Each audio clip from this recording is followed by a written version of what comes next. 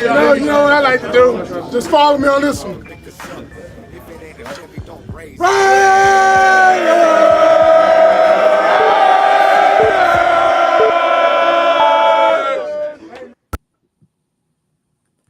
What's good? What's good, Nation?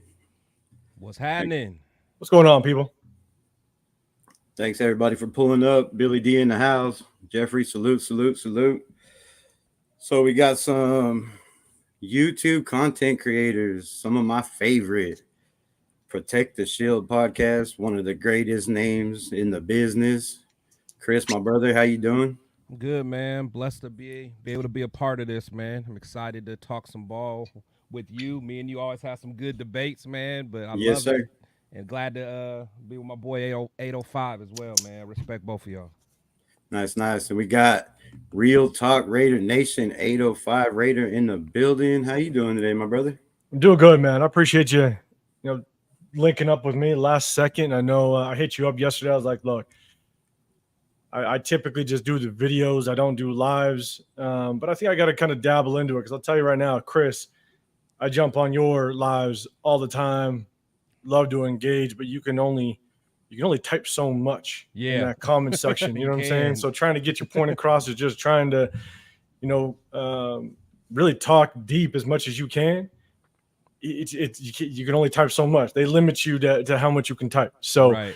I think I might be trying to jump on a little bit and be able to just kind of extend a little bit more on my thoughts. And it's going to be fun, man. I'm excited. But I appreciate both of y'all to allow me to get up on this. Hey, I appreciate both of y'all for pulling up, man, especially if you don't go live, man. I thank you for gracing us with your presence, and hopefully we can put on a great show for the nation. You know it's going to be fire. It always is. There's a lot of topics to talk about. That's for damn sure. So it's fun. The chat's always banging, but rundown. Let me play this real quick. Y'all tell me what you think.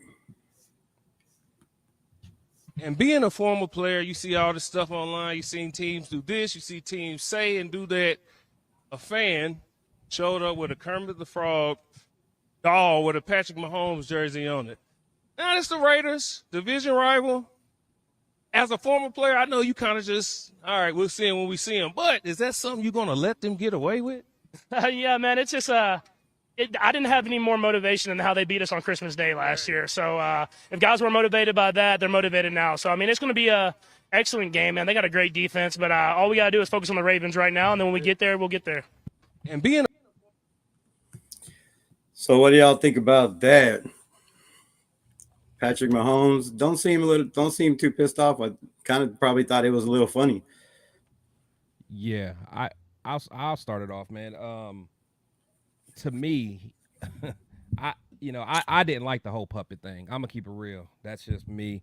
I don't think it was necessary. I mean, it was funny. It's funny like for fans to do it, but for players to get involved, to me, it's a little corny. Especially considering that we don't, as players, don't have the right. They don't have the resume to talk crazy to Mahomes. I mean, at the end of the day.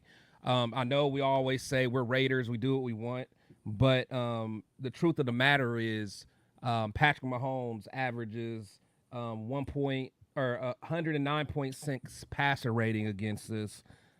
He has over 3,500 passing yards, 30 touchdowns against us, 4 interceptions.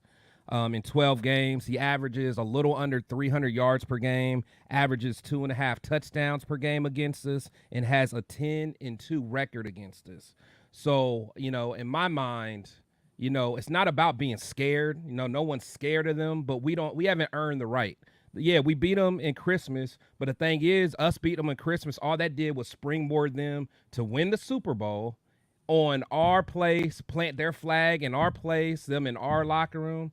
Like, I don't know, man. It's just, to me, it's very corny to me, man, honestly. And if I was Mahomes, like, it's not a big deal because only we are making a big deal about that Christmas game. They didn't win the Super Bowl. So I just don't get, some of our fans saying, oh, well, don't be scared. We're not scared of them. It's not about being scared. We just haven't earned the right to say it. That's just me. Yeah, I'll touch on it real quick. So, I've always taken the stance. I said this on one of my past videos. It's like, don't talk about it, be about it. Right? That's what you got to bring to the table. But let's be real. Everybody, I don't care if you played youth ball, high school ball, college ball, right? You're always going to have that one team that never has done anything that's going into the season, barely winning any games. They're going to talk trash. It's part of the game. Teams talk trash. I think AP's allowed these guys to kind of be who they are, and kind of, I guess, some of these antics might come up. I'm not a fan of it because when I played, I left mine on the field. One of the things that I would always do, and it was the only thing I would do, is when that away team's bus is pulling up and it's coming by your locker room, I'm standing outside just staring at it. That's it. I wanted them to know who I was. I was there, and I'm ready to play. But I didn't talk too much until I got into the field. But that type of antic right there, I mean, you're poking the bear, and I'm cool with it as long as you back it up. It's really that simple to me. I'm cool with it as long as you can bring to the table enough to turn that into shutting Mahomes up. Right. I understand we had the Christmas game, and we all loved the Christmas game. It made Christmas a million times better. Obviously, I know it did in my house. But at the end of the day, if you're going to do that, you better bring it. It's that simple. Yep. So, and you know that KC already had that game circled on that schedule because they've been talking about highlighted everything now. 100%. You know what I'm saying? You're living rent free in their heads right now. Oh, we've been in their nightmares in the entire offseason, which has been amazing. Because that's all they can talk about this offseason. And so they've already had it circled. They've had it starred. But I'll tell you right now, they just highlighted that game. And so you poke the bear, and I'm all for it. You do your thing. Whatever gets you hyped, whatever gets you up for competition, for a game, you do you. But you better be ready to back it up. It's really that simple.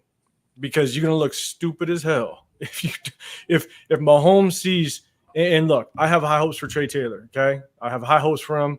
I hope that he can contribute this season. But my thing is, Patrick Mahomes is going to be staring at him if he gets on that field. And Patrick Mahomes, he's going to embarrass you. You know what I'm saying? So you better not let him. It's really that simple. So, again, I'm all for it. I'm all for you doing your thing, whatever gets you up for the moment, but you better seize the moment if that's what you're going to do. Yeah, I kind of agree. I think Q said it best on his interview. He said, poking the bear is one thing. You have to respect the Chiefs and Patrick Mahomes, but we don't have to fear them. So by him doing that, yeah, he's a young kid. Yeah, he got caught up in the moment, like somebody said in the chat. It's just he just got caught up in the moment. Yeah, let's change that a little bit so everybody's not tripping. I think he just got caught up in the moment. He was having fun, but Antonio Pierce, Tom Telesco, and the whole staff have been preaching, be yourself, be yourself, be yourself. You can't get on a kid for being himself. If he's a character and he's being himself, that's him being himself. So you can't tell somebody be yourself, do you, and then get upset when they be themselves and do you. There should have been guidelines and stipulations saying, hey, look, don't be calling nobody a bitch. Don't be saying no crazy stuff. I mean, the whole thing was funny. It was absolutely hilarious, in my opinion. And that's just kind of the Raider way that AP's bringing back. We're trying to rub it in her face. We're trying to poke the bear. They want to poke the bear. Max Crosby pokes the bear all game long. He's in his head. That's why that dude's screaming, I'm here, I'm here, I'm here. So, I think it's just a kid being a young kid. He got caught up in the moment. I'm sure he didn't think it was going to go viral like it did and it'd be a big deal. But, AP talked about it, said he nipped it in the bud. But I just say you can't preach, be yourself, and then get on players for being themselves. That don't seem right. And I just hope it doesn't have any effect on the kid, because I'm sure now he's like, man, what did I do? And you're trying to make a roster battle. If it was Max Crosby doing that, it would have been a whole different scenario. Everybody would have loved it. Nobody would have said nothing, in my opinion. Max wouldn't do that. I know Max. I'm just saying, if it was a veteran or somebody doing that, I mean, the whole bitch thing was taking it a little too far, but the I'm here was absolutely hilarious in my opinion. I think the one thing is that we got to remember, right? These are young kids. They're 21, 22, 23 years old. And we live in this social media day where cameras are all over the place. So he kind of had his, media talked about it like crazy back in the day when when Max Crosby gave Michael Mayer his welcome to the league moment, right? Welcome to the NFL moment where we put him down. That's kind of Trey Taylor's welcome to the league moment. Like, you were at Air Force. You weren't on prime time every weekend. Media wasn't surrounding you left and right. You were at Air Force. And so I think it's just a young kid that didn't realize just how quickly things can get out of hand. And I think that's kind of out of character. He probably did just get caught up in the moment. Yeah. Based on what I've researched with him, I don't think that's who he is. And so I think it's just a learning experience. Unfortunately, that learning experience had to involve, arguably the best quarterback in the league right now, and so Super Bowl champ, the whole nine. And so unfortunately, he just got caught up in a pretty deep moment. So yeah, hopefully AP, like he said in his presser, right? He nipped it. It's done. I think there is a fine line between, showing your confidence and getting ready for the moment and acting stupid. I do think that was just acting stupid a little bit. But, look, he's a young kid. Hopefully he learns, and hopefully we can get past it by beating up the Chiefs when we meet them. And where were the veterans in that moment? And the main thing focus has to be on the fan, handing it to a rookie kid like that, filming it, posting it. That's all that's really not right. He's been there before. He's been to practice before. He knows what goes on in those situations. To just hand them that and take a picture, but to record it, it shouldn't have been recorded. They should have just had fun on the field and did them. It shouldn't have been posted online and went viral, I think. Yeah, we'll see how Mark Davis thinks about it. AP thinks about it, because you do kind of run the risk when you bring props like that and stuff, and it kind of goes all over the place. And if it's attention that AP, Mark Davis, Tom Telesco, they're like, hey, we don't need that you might find yourself removed. You know what I'm saying? You're jeopardizing the fact that you have a privilege of going to training camp, especially going to Costa Mesa where only specific people got invites. You know what I'm saying? You got to respect the fact that you were invited there. And so, yeah, there's definitely some ownership of the players to conduct themselves a certain way, but you just run that risk. So, but at the end of the day, you do you. You know what I'm saying? Yeah, I think that me personally, I'm not putting it on the fans. I'm not. Fans are what they are. Fans. We're fanatics about this team. The thing is, fans don't have to be professional. That's not part of what we do. We can talk shit. We can yell at the opposing team. We can talk about their mother. We can talk about whatever we want. We can, that's what fans, are. But as a player, you got to be able to rise above that. At the end of the day, you can't let a fan dictate your move. The rookies, they go through a whole process. I think they spend a couple days where they're taught these type of things. Like, hey, you're a rookie. Welcome to the NFL. These are things you have to look out for, whether it's dealing with, the fans, friends asking for money. They go through a whole workshop about that. And again, I'm not mad at the kid because, he made a mistake and you could tell he's going to learn from it. But I guess I just don't understand this narrative of, this is just the Raider way. I don't see that as a Raider way, because I look at I forget which game it was. Maybe it was a Christmas game or maybe it was a Chargers game. They were partying after, and there was a lot of cameras. I think Max was going live and they were just celebrating, listening to music. And I think he panned over to, I think it was Nesta Jade. And then I think he was saying F the Chargers and Max was like, nah, we don't do that. You know what I'm saying? We don't do that. And this is Max. Max could talk more trash than anybody. On the field, you talk all the trash you want, but you're not going to give another team this bulletin board mess. And Max wasn't having it. So you could tell he wasn't for it. You can tell by AP's reaction on his presser, he wasn't for it. They nipped it in the bud. So I just think as fans, we got to understand that as fans, we can say whatever we want. I love the puppet myself. I love the Kermit the Frog puppet just as a puppet. I love it. Hey, But as far as giving did you it see to the a guy's player, shirt? Did you see the guy's shirt? which Yeah, kissing the ref. yeah, Absolutely. Josh, yeah, man. and I Josh was is gonna funny, pull man. that Josh, up too on here, but I figured I wouldn't take it that far, and I was gonna play the video, but I didn't want to get Trey Taylor in any more trouble than he already was, and I respect the kid, and I know I mean, people it's out there now. still So posting it's it and no blasting issue. it everywhere, but I just Yeah, wanted to respect it's no issue. It's my funny Raider as brethren. heck, man. It's funny as heck, but it's just one of them things like, he, behind closed doors, he can laugh about it, but you just got to be more cognizant of just phones everywhere. But like I said, that whole when you preach be yourself, and then players be themselves, and then they have to get reprimanded for it, or it becomes a big deal. Like it's kind of, you can't preach one thing and then tell people you can't be yourself. Like they want them to be themselves. But that's he was just extreme, having though. fun being himself. That's just his personality, which I didn't think he had personality like that.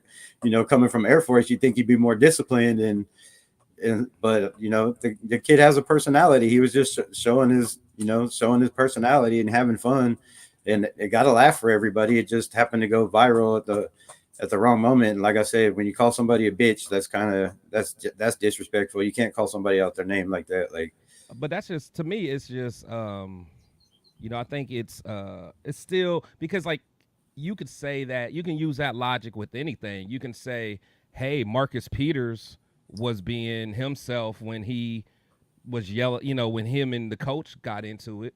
You can say that. Like if you can be like, oh, well, I want Marcus Peters to be Marcus Peters, but hey, when he's on the sideline yelling at the coach, that's not like, oh, well, you be you. You're just being, no. You got to have some kind of boundaries. Like, no, you're not going to talk to the coach like that. You're out of here the next day. You know what I'm saying? So it's like, I get what you're saying, but there still has to be some kind of boundaries, because like, what if we scored a touchdown and we grabbed he grabbed his Johnson and flicked off the sideline? Like, okay, yeah, you want to have personality and be a badass, but there's still lines. Like, come on, that ain't cool.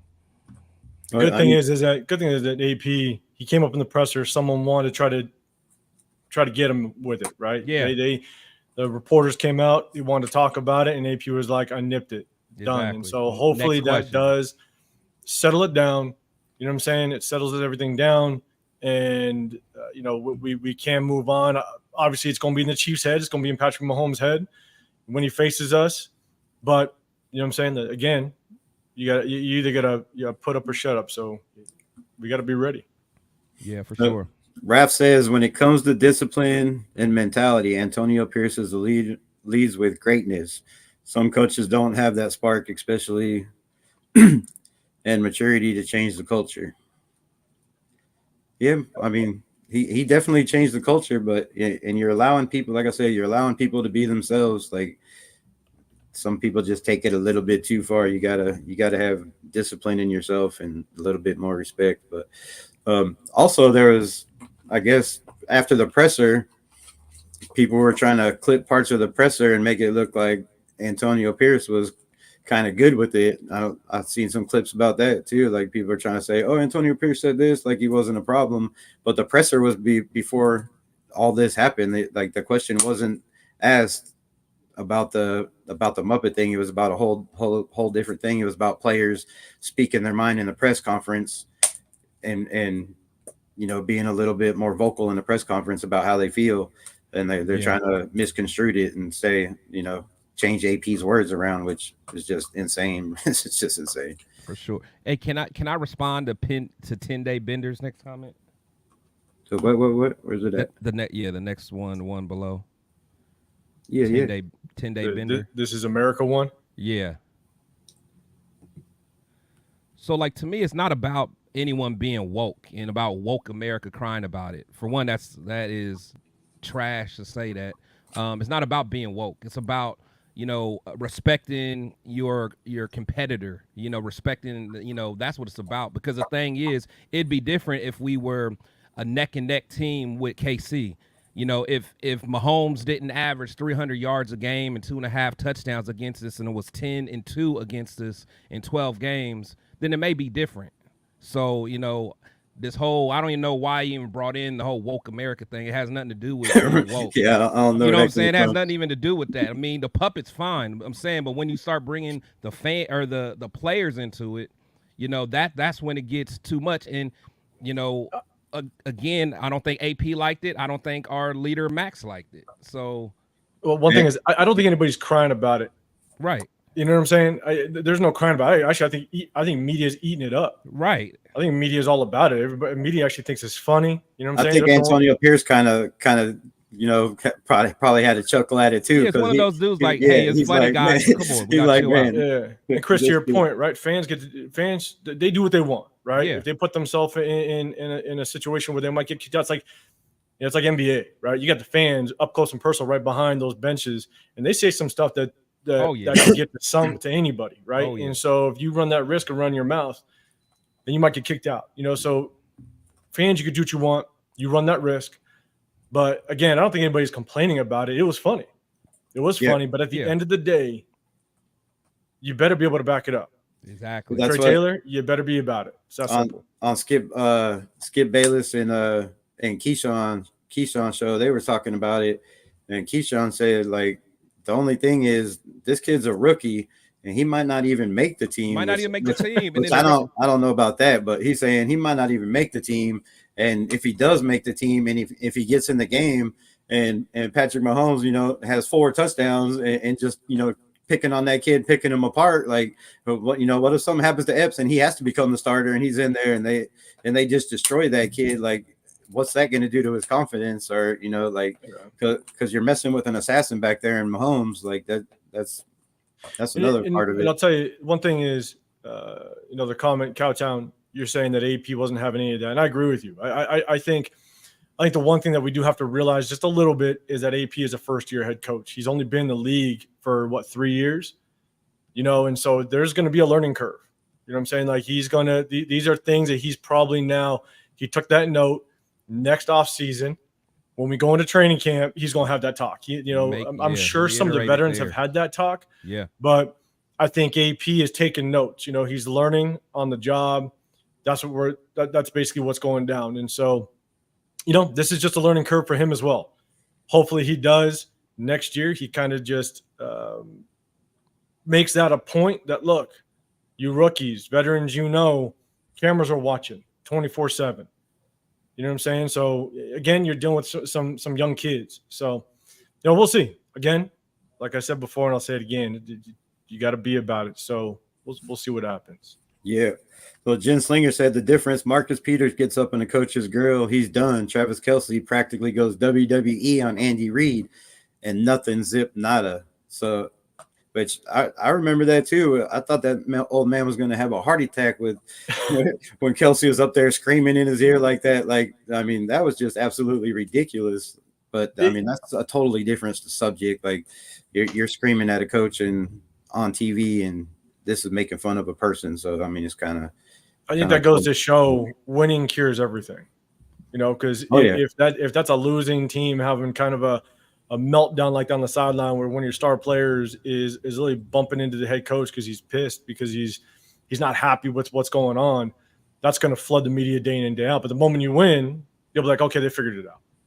No problem. Yeah. They chopped it up. They hashed it out. Yeah. So winning cures everything. So at the end of the day, if we beat the Chiefs, everybody is going to stand on what happened in training camp. They're going to be like, look, they came out and they did it. So, you know, we'll see. And like the comment says right here, you know, Max and the players were smoking stogies in KC's locker room. Like, that's disrespectful as hell. Like, I mean, that's about as disrespectful as you can get, smoking up in somebody's locker room. Like, I mean, about as disrespectful as planting the flag in our stadium, but they'll pay for that. Yeah. But yeah, so I mean, you know, Max is a vet, and that's disrespect on that part too. Smoking, you know, stogies in opposing people's locker room. I'm sure nobody likes that at all. Like, rubbing it in their face, they're gonna have to smell it for the next couple of days that they got spanked on Christmas Day. But I will say though, I think that is the AP way though. They're letting them do their thing. letting them know. What's cool, you know, that's one of the biggest things that, in my opinion, you know, playing the game for quite a while. You know, when you win, that celebration in the locker room's got to be it's gotta. That's how you kind of come together as a team. Yeah. When you celebrate those wins, you know what I'm saying? Like that's when that camaraderie really starts to gel. Like that's the feeling you get going into the following week because you're going to grind that next week. You're going to battle. You can prepare. You're going to go through films. You're going to go through the weight room. You're going to be on the field. You know, it's like when you celebrate, that's what fuels the fire for the next week. And I think AP letting them celebrate the way they want to, I think is good. You know, hopefully in the future, he just kind of lets the media out. Just, hey, media, you get out, let these boys do what they do. Because they got to be themselves. Yeah. You know what I'm saying? So, and that's one of the best things about football is tasting that victory. Absolutely. And you want to be able to celebrate it any way you want. And so, yeah, I feel you, you know. But there's a lot when it comes to, you know, training camp, a lot of battles going on. You just put it up, a lot of battles going on, which is exciting. Yeah, I think, you know, the last thing I'll say about it, you know, celebrating with your teammates, you know, that's one thing, you know, in the locker room together.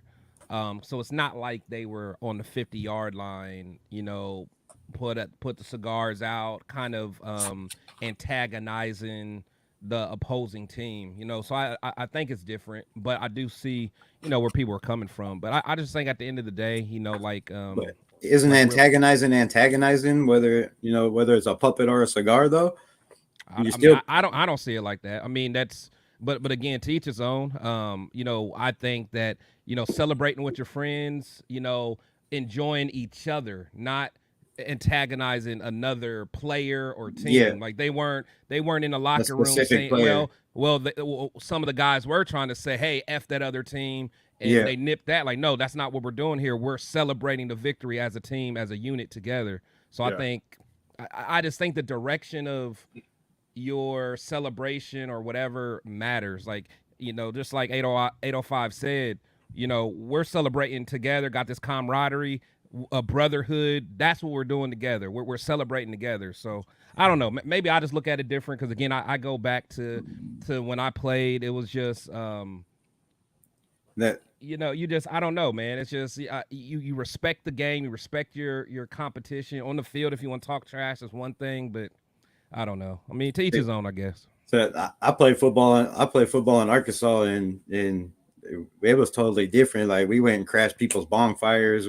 When we had, you know, complete football team fights. I mean, we go to the movies, but that's and, high school. and other teams would show up. So like, I mean, we was constantly antagonizing and fighting and poking the bear in high school. So I mean, but that's high school. And he's a young kid in college. You kind of do that stuff too, and he's a rookie. So I mean, you got to learn from your mistakes. But we'll move on from that topic. So quarterback battle. It was said, I haven't seen the video, but I heard Hondo say, I guess Aiden O'Connell kind of ran one in the red zone, took it himself and was like, I already ran two. That's my touchdown, talking smack, running his mouth. And I guess the defense and everybody was just piled in the end zone, was hugging him. And so, I mean, I don't know. I got a feeling they digging on AOC. If he starts talking trash, bro, it might be lights out for that battle. Let's hear it real quick, chat. Who do you think is going to be the starter week one? Who do you think's got the edge right now? You know, I'll say one of the, and again, chat, anybody correct me if I'm wrong, but I did hear a report that he did run two in, and one he actually audibled to a draw, to a quarterback draw, and if he's audibling to, if he's making adjustments at the line for himself, actually run, if that's real, you know, that's confidence. Just that's confidence. He knows that he can do something with his feet. Now, I don't know if it's on the half-yard line. You know what I'm saying? They said it was 1 yard. Yeah, I don't know. Yeah, you know what I'm saying? Yard, 2 yards. But still. But either way, you know, this is the thing, is there's all this talk about mobile quarterback and all that. Minshew's more mobile than Aiden, and I get that. Like, he is, without question. But there's a difference between mobile and just having pocket presence. You know, I look at a guy like Brock Purdy. Brock Purdy isn't considered necessarily mobile. He's not the Lamar Jacksons. But Brock Purdy has surprisingly good pocket presence. Yeah. And you can buy time. You can buy an extra half a second to a second, even two, just by simple drifts in the pocket. if you have that pocket presence, if you have that vision to understand where the rush is coming from, and a lot of that has to do with understanding the system. That's the thing. Last year, Aiden O'Connell didn't have an offensive coordinator. He didn't understand the system, nor should he have, because he didn't have enough time to learn it. And so understanding the protections, understanding where the rush is coming from, not only during the week do you have to understand what the defense is doing, what the defense is trying to do, right? They're going to try to match up a certain way. When they see certain looks and formations, they're going to come. They're going to bring pressure a certain way. And one of the things is that Aiden O'Connell got thrown into it. He got thrown into the mix without an offensive coordinator. Bo Hardegree should have never been calling plays, and he had overnight to learn a complete system. And not only learn a complete system, but now he has to he needs to just find out his timing with his receivers. Well, they threw half the book away. They said it was like this and it was down to this. So they only had like 7-8 page book he had to work with and kind of mix match plays. So yeah. And so not only does he have to learn the system, he has to understand his timing. His timing with receivers, that's one of the hardest things to do in the NFL, even at the college level, because all these receivers run their routes differently. Their speed is different. Speed's different. The way they break their routes are different. You look at Devontae Adams. Devontae Adams can run a slant 5 different ways on you, all dependent on how that defender lines up on him or how they're going to zone him up. 100%. And so Aiden O'Connell has to understand that. And that's the thing, is you're not going to be able to understand, one, the offensive strategy 100%. You're not going to have the timing down with your receivers. And during the week, you got to figure out what is that defense looking to do against certain formations, against certain personnel. And so, to me, Aiden O'Connell being able to have that pocket presence was going to be extremely hard for him last year. And so that's why I think he took a lot of sacks. Now, our offensive line was beat up as well. Colton Miller missed a ton of games. Theron Mumford was still, he did well, but we still need to see how he does this year. And so Aiden O'Connell, he took a lot of sacks because I don't think his pocket presence was there because he didn't understand the system, which is no fault to his own. So I'd like to see what he does. I want to see how he progresses. Now he has a full offseason with Luke Getsy. He's got a full offseason to kind of get some timing down with his receivers, and he's going to have preseason. AP said that these players are going to start. These players are going to play. The starters are going to be out there. And so preseason is going to tell us a lot, which I'm excited. This is probably one of the more excited off seasons I think we've had. And I think it's going to be a really exciting preseason to watch because so many starters are going to be out there. And I'll tell you right now, if Aiden O'Connell and Gardner Minshew are out there, our starting O-line better be out there because you better protect them. No way you're going to have an injury in preseason. So, absolutely. It's going to be interesting. But I said my piece for a second, so I'll hand it off while I take a drink. Cheers to you, man. Cheers to you. So yeah, that's my sentiment exactly. Like you said, it's all about timing and chemistry. And when you're a third string quarterback in the NFL, you're practicing on the second field, nowhere near the starting offensive 10%. The starting running backs, the starting receivers. You're getting no timing, no reps with those. You're basically holding a clipboard for Hoyer and Jimmy G. They're taking all the reps. So for you to come in the fire like he did, get sacked 7 times in one game, then get pulled out and then come back in and brought back into the system that he didn't even know. And they're like, you're starting quarterback from now on. And you have to learn this whole nother system that even Devontae Adams said on Netflix on the receiver. He went to Dick Daniels and said, look, we have to dumb this down. We have to dumb down our expectations because there's not all these players you didn't draft. They're not all Harvard grads. They're not all smart. Yeah, they're not smart enough to grasp your playbook. Is basically what Devontae was saying. We have players on our team that are not smart enough to grasp the chemistry playbook that he was trying to put. And AOC picked that up in a short amount of time, and then had to mix it up to Hardegree's part of that, and he adapted to that as the season went on. He got better. You got 9 touchdowns, 1 interception in your last 5 games as a 4th-string quarterback in 2 different systems. That's remarkable to me. Like, I don't see how people overlook that. Like, and they say he didn't win any games. The Jets game, we were down 9-3. He came back and won that game with a scramble, roll out, ducking through players, and hit Jacoby Myers with a dime and put it where only he could catch it, knowing he's 6'4" and the guy he's defending is 6 foot. So, you know, I've seen the kid put receivers in position to make plays. I've seen him change the calls at the line of scrimmage. I've seen him read defenses. I've seen him lead receivers open. His accuracy is outstanding. His arm is outstanding. Like, the kid has all the essentials. He has it between the ears. He picked up the playbook just fine. He's, you know, so I think he has all the potential, and the sky's the limit for that kid. And I think Antonio Pierce has said it. Tom Telesco has said it over and over again. Tom Telesco went out of his way in a presser when they were talking about drafting rookie quarterbacks, and he went out of his way to say, we also have Aiden O'Connell, who I like a lot. Now, for him to go out of his way and say, we also have a quarterback on this roster that I've seen a lot of potential, and he did a lot of amazing things in the position he was put in, and that was Tom Telesco's exact words. So I believe they have faith in this quarterback, and they paid Gardner $25 million to come in and be a backup. Gardner even said in his own press conference, I'm here to compete. They told me the job is not mine. It's Aiden O'Connell's. It's my job to fight for. So, like, I think Gardner has that speech down, though, for being a backup his entire career. Yeah, but he knows. He even said it himself. Like, if I'm the starter, that means I raise the bar that much higher. So he knows he has to step his game up way more than he has been, and throwing 2 turnovers in the red zone in practice is not helping your scenario. Like, everybody loves the mobility, but the turnover. AOC threw a lot of. I think he threw about 2 interceptions. Yeah, so it's like turnovers let's be objective. I know.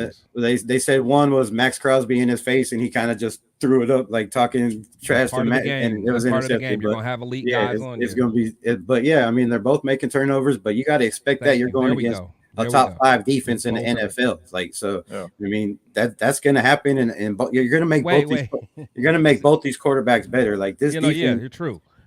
Going against these guys, you're going to make whoever's back there better. Even you know, Carter Bradley and Anthony Brown, like, they're going to get better going against these guys, just like Mumford's going to get better going against Crosby. Like, yeah, no, I agree. It's just we just got to be careful as fans. We got to be careful because Rebel, you know, I respect you so much, man, but it's like when you were just talking about Gardner throwing the interceptions, it was, you know, his fault. He shouldn't have been doing it. But then when AOC throws the interceptions, it's because he's against an elite defense. No, I said No, I said they both threw turnovers, and they're both making stupid decisions. But you know, I'm just saying, they both are going to develop. They're going to develop. You know, my thing is, and they're both going to make mistakes, especially, you know, one's been in the league 6 years, so he's got that on him. Like you said, he's already changing plays at the line of scrimmage, and now you got AOC changing plays at the line of scrimmage. Like, it's going to be a battle who comes down to it. But I think AP has preached not turning the ball over. So whoever has the less turnovers and takes the bull by the horns and runs with this job is who's going to be the starter. Like, he's not going to have somebody out there running around trying to make magical plays and turning the ball over, because that's not going to help us win. It's going to put more pressure on our defense, and our defense needs to, you know, be off the field as much as possible.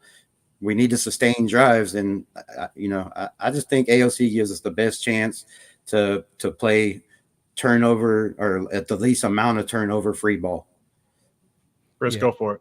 Yeah, I respect it. I think, you know, I want AOC to do well, and you know, I always say this time and time again. However, you know, one thing that Devontae has said, you know, you know, people try to put certain things in his mouth, but you know, he makes it clear that, you know, he may think Aiden has an upper hand right now. That's because he's being asked a question.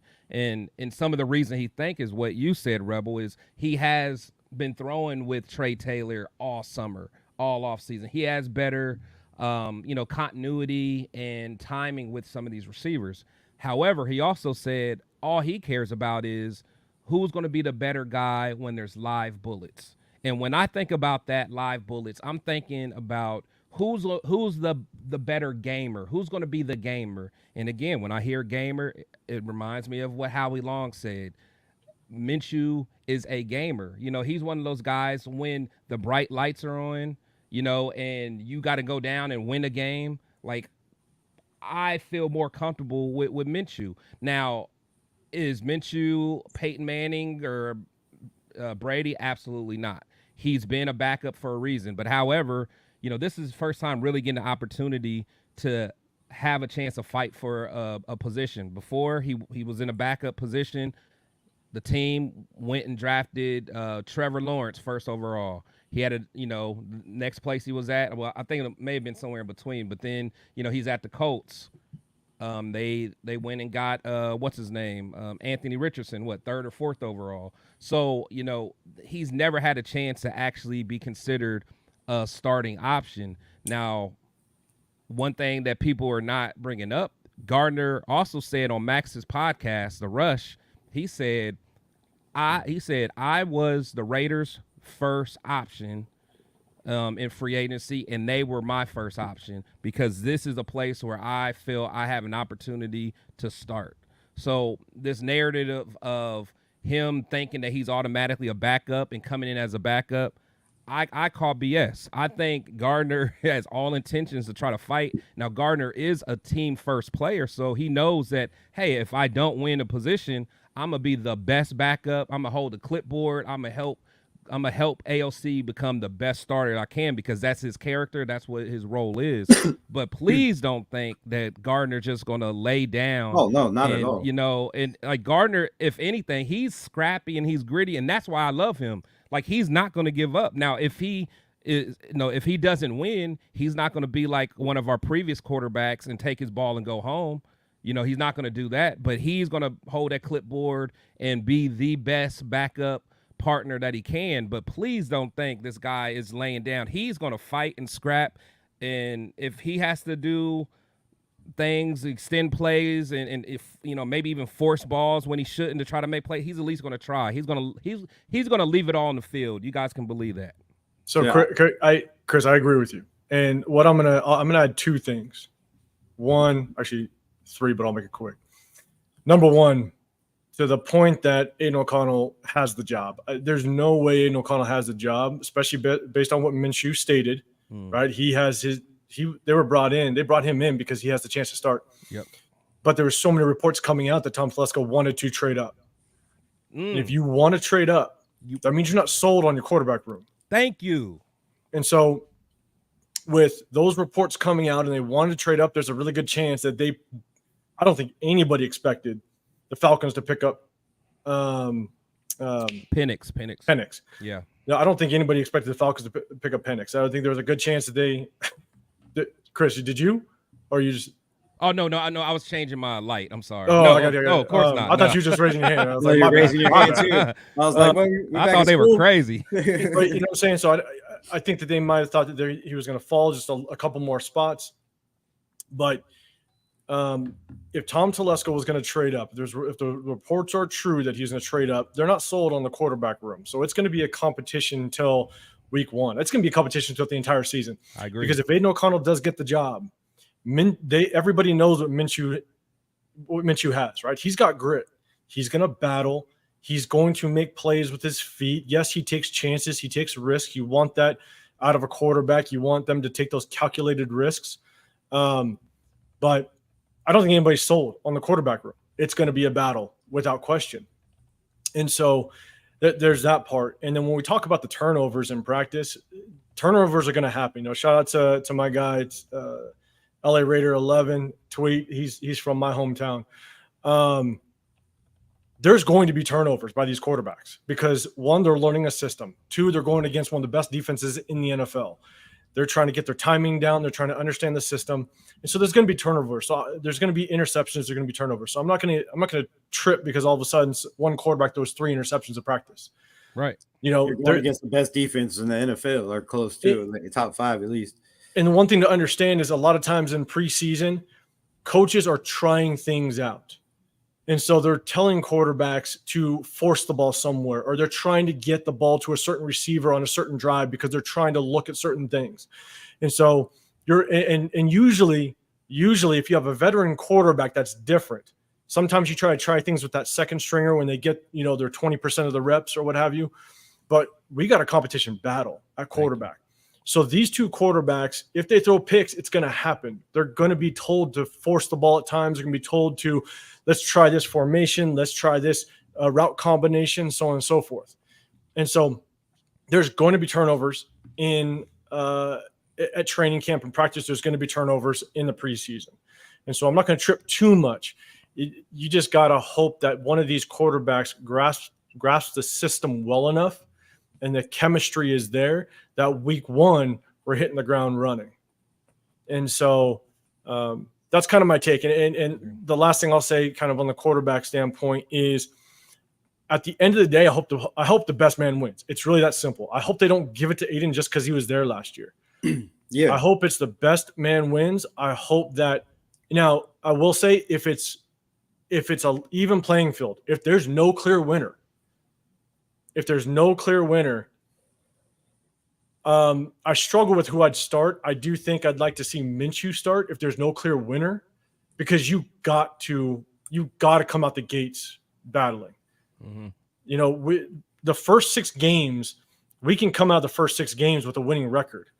After that 6th game, I believe it's after the Rams game, and I did kind of a whole schedule breakdown on my channel. After that Rams game, we kind of hit that gauntlet. That's when we hit Cincinnati. That's when we hit the Chiefs, the Dolphins, stuff like that. I think in those first 6 games, we got to come out with a winning record. And so if there's kind of an even playing ground when it comes to quarterback after preseason, after training camp, I think you go with Minshew because we got to hit this ground running. If we don't have a winning record in those first 6, if we're all of a sudden 2-4, a lot of people are going to start talking. Devontae Adams isn't going to be happy, if the quarterback play isn't there. And the biggest thing is I'm always a believer of I'm looking at this year as Aiden O'Connell's rookie year. That's what I'm looking at it as, because he had no offensive coordinator last year. This is his rookie year to me. And with that being said, I'm always a fan of rookies sitting, rookies learning. If he's not 100% ready, or if he's not 90% ready, and you got a viable backup, a veteran that can come in and help you kind of get the momentum going, let Aiden O'Connell sit. Let him sit for a little bit. Let him continue to learn, and maybe next year he could be the guy. But I think we need to go with whoever gives us the best chance to kind of win right out the gates, if it's an even playing field. And if AP did decide, or Luke Getsy decide to throw in Aiden O'Connell, it's an even playing field. The worst thing you could do is start a young quarterback and then bench him. Yeah, and definitely. So, in my opinion, I think at the end of the day, if it's an even playing field, I'd like to go with Minshew because, man, we need to come out the box. But AOC has been benched before. Like, he started and then got benched and then came back in and played better than he did before.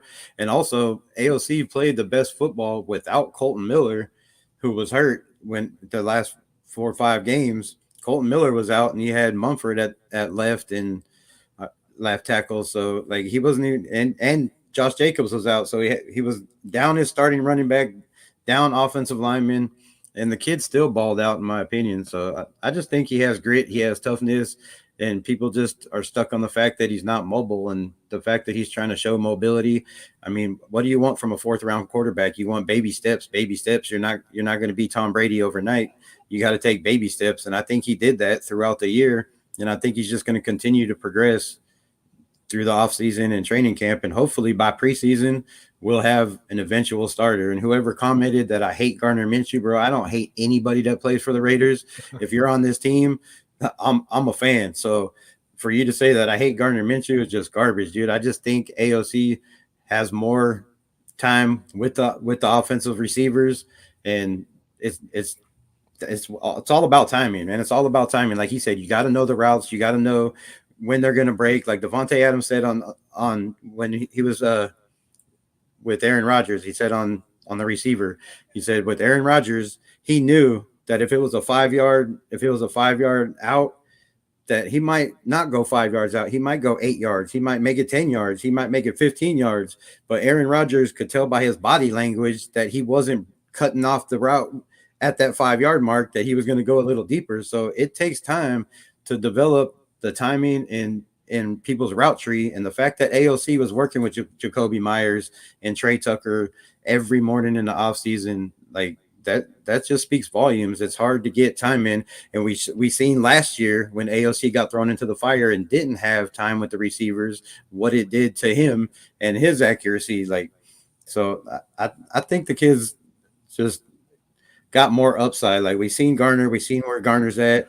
We haven't seen what Garner can do in this system. Yes, I understand that, but we know Garner throws an average 8, 9, 10 touchdowns. I think he had one year where he had 12 or 15, but he also has the same amount of turnovers. And when you have 9 touchdowns and 8 fumbles or 9 interceptions and 8 fumbles to 13 touchdowns, how many of those touchdowns are being taken away from your turnovers that the other team is, scoring on? So that gets thrown into the mix too. Sometimes running around and trying to create plays and causing turnovers definitely is not going to help your team. And Garner only averaged 1 touchdown a game last year. Like, that's not a very high average. We need 20, 24 points a game. Like, that's just not a high average. So, like I said, may the best man win. I don't care who it is. Even if Anthony Brown was the quarterback, as long as we win games, it doesn't matter. But I just think the kid's been there. He knows the receivers, he knows the players, and it's his job to lose. And once you're living your dream as an NFL quarterback, that you his whole life, that's what he wanted to do, is be in this spot. He knows he's in this spot. And he even said on the rush, I'm not supposed to be here right now. And him knowing that he's not supposed to be here right now is going to make it that much harder for him to be beat out. Like, he knows that this is his opportunity and he might not have another one. And when you're in that spot to lose it, you're not Gardner Minshew trying to take it. You already got it. You just know you got to keep doing what you're doing to maintain that spot. That's just my opinion on that. One thing, Leo put up a comment. If it's an even playing ground, why start Minshew? If Minshew clearly hasn't beaten Aiden O'Connell. Yeah, and my thing is where's Leo at? Because of our defense. We put in a veteran quarterback that understands how to move the ball, understands how to sustain drives. He can win that play clock battle, which was one of the worst things we had with Mike McDaniels. That was horrible. You bring in a veteran presence to kind of help this offense move along. I think that's what we need to counter this defense. Because this defense is going to win us 7 games. Thank you. With a veteran quarterback behind center, I just think that gives us that chance to win basically 3-4 extra games. That gives us a 10-win season, And so, to me, again, if it's just an even playing ground, again, because I see this as Aiden O'Connell's rookie year, I'd much rather sit him and let him learn so we can get the full potential out of him instead of just throwing him into the fire. I would love to see a veteran under center to kind of counter this defense, because I think that this defense is just there's a good chance this defense, holds offenses to an average of 10 points a game. I mean, we could be that good. There's some pieces, and maybe we can kind of touch on it. But I think there's pieces to this defense that has to show out and have breakout seasons. And that'll be the difference between us being a top 10 defense versus a top 5 defense. And so, but if we can be that top 5 defense, all we need is a veteran under center, because we do have so many weapons around that quarterback that if it's an even playing ground coming out of week 1 or coming out of the preseason, me personally, I would go with Minshew. So I think if it's an even playing ground, they're going to go with AOC, just for the fact I think AOC Antonio Pierce has a soft spot in his heart for AOC. I think he does. You can shake your head, but listen, that kid, he has a soft spot. Look, man. He helped that if he didn't put AOC in and he went with Jimmy G, the way he was turning the ball over, Antonio Pierce, I believe, would not have a job right now. We wouldn't have won the games we won. We wouldn't have been 8-9. We probably would have been 4-13 instead of 8 and 9. And Antonio Pierce would not have that job. The way Aiden O'Connell came in and played and kept us in games and sustained drives and kept the offense. Yeah, the Minnesota game. Yeah, the Kansas City game. But we were up in that game. He was asked to do exactly what he was asked to do. When you're up 20-7 on the Super Bowl champions and you have Patrick Mahomes, you're not going to let a rookie quarterback throw the ball. You're going to run the ball and run out the clock and make sure Patrick Mahomes doesn't have a chance to come back and beat you.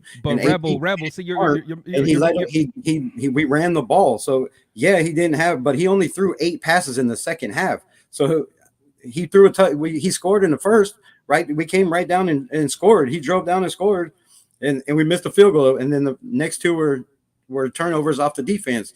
But he came down and scored right away, and then he was asked to turn the ball over and to run the ball because we had a lead, and you don't give Patrick Mahomes the ball back. Look, when we gave him the ball back, they came and they scored a touchdown again, made it 14-20. If he would have had more time and had the ball, they probably could have came back and won that game. It's Patrick Mahomes. So he did exactly what he was asked in the Kansas City game. Do not turn the ball over, do not make mistakes, and just sustain drives and run the clock. So that's what he was asked to do. Like, I think Antonio Pierce has a soft spot in his heart because he knows if Aiden wouldn't have came out and played the way he played, and he wouldn't have a job if we didn't go 8 and 9. That's just my opinion. Chris, I'll let you go, but I hope we're not. I'm just gonna say this. I hope we're not making decisions off of soft spots. Me that's too. all I want to say. That sounded so crazy, didn't it? But Chris, go for it. Yeah, my bad. That sounded so crazy talking about AOP. I'll say something after. Talking about AP in a soft spot. That is just AP is a man's AP ain't man. soft. Yeah, that is like I couldn't believe he said that. Like, I'm just playing Rebel. Yeah, I mean a soft spot is wild, but we talk about that the Chiefs game. We can package it up any way we want to. It's not like they just kept running the ball. I mean, the thing is, he tried to pass the ball. He almost beat Jamarcus Russell's record for most incomplete passes in a row. So let's not act like AP was just like, hey, man, you know what? We're playing the Super Bowl champs. Just don't turn the ball over. So we're just going to just hand off the whole time. No, we called pass plays. Pass plays came from upstairs into the huddle. That's what AOC was supposed to do, and he couldn't complete the passes. We have to call it how it is. I mean, I love the spin on it, but that's just not what happened. He tried to pass the ball, and it was incomplete time after time again, where it was almost as bad as the Jamarcus Russell days. I mean, there's no other explanation about it. And a lot of us, he only had 8 attempts in the second half. Okay, but what did he do in the second quarter? Because the issue started in the second quarter. That we when we're looking at this holistically, man, it can't be cookie cutter, man. We got to look at the whole thing. Yeah, I mean, by time in the third quarter, like, man, this dude can't complete a pass.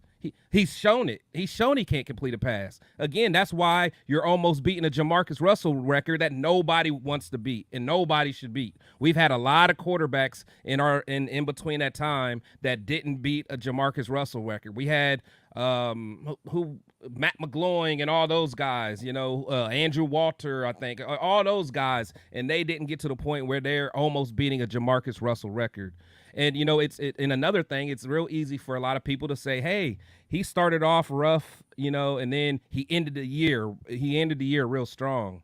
I mean, he didn't necessarily get better because that Vikings game was towards the end and that Chiefs game was towards the end. So it'd be different if those were in the beginning of his stint and then towards the end it just progressively got better. That wasn't the case. It did not progressively get better. And that's just the facts of it. And again, I want him to do well, but it's like we have to be objective.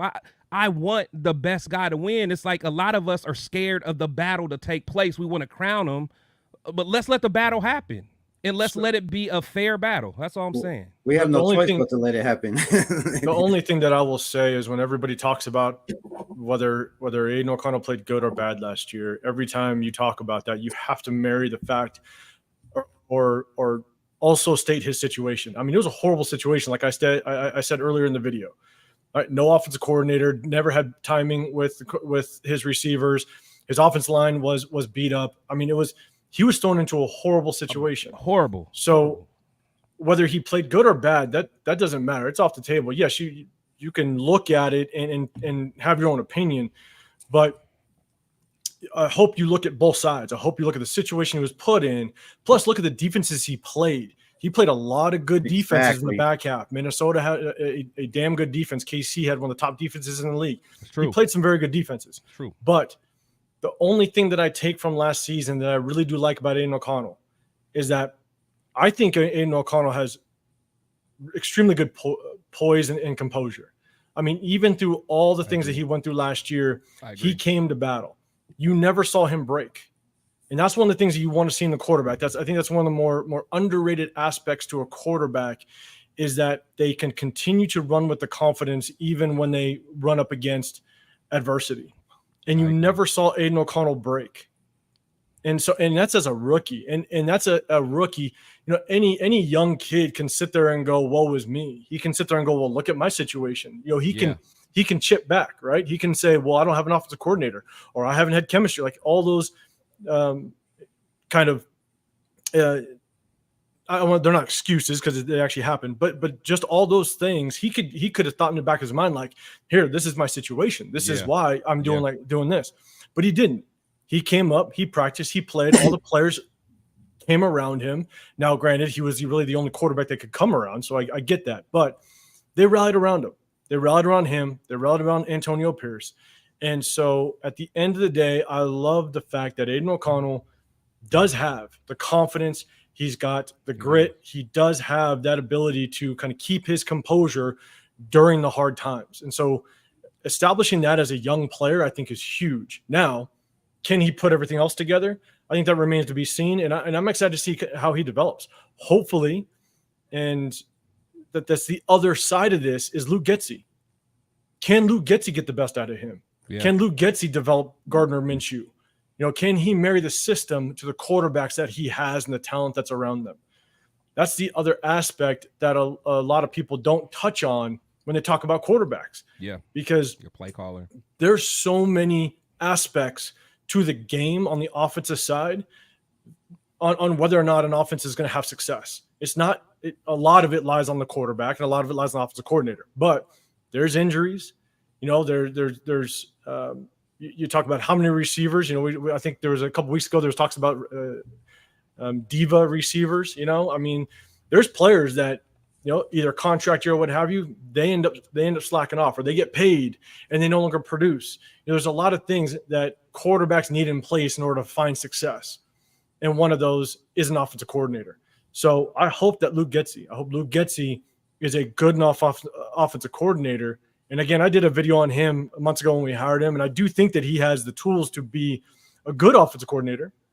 Let's just hope he marries it with the talent that we have and the quarterbacks that we have. So, yeah, that's my take.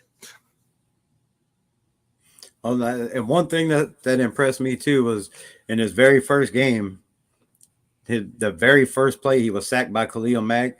The second play, he come to the line, read the defense, pointed out the linebacker, changed the play, and hit Jacoby Myers for like a 23-yard slant up the middle. Like that's just forgetting, like, his mental toughness and fortitude is, I think, what AP and Tom Telesco are impressed with, and his intelligence. Like, he went to Purdue, man. It's not a dumb college. Like, the kid has smarts. He has brains.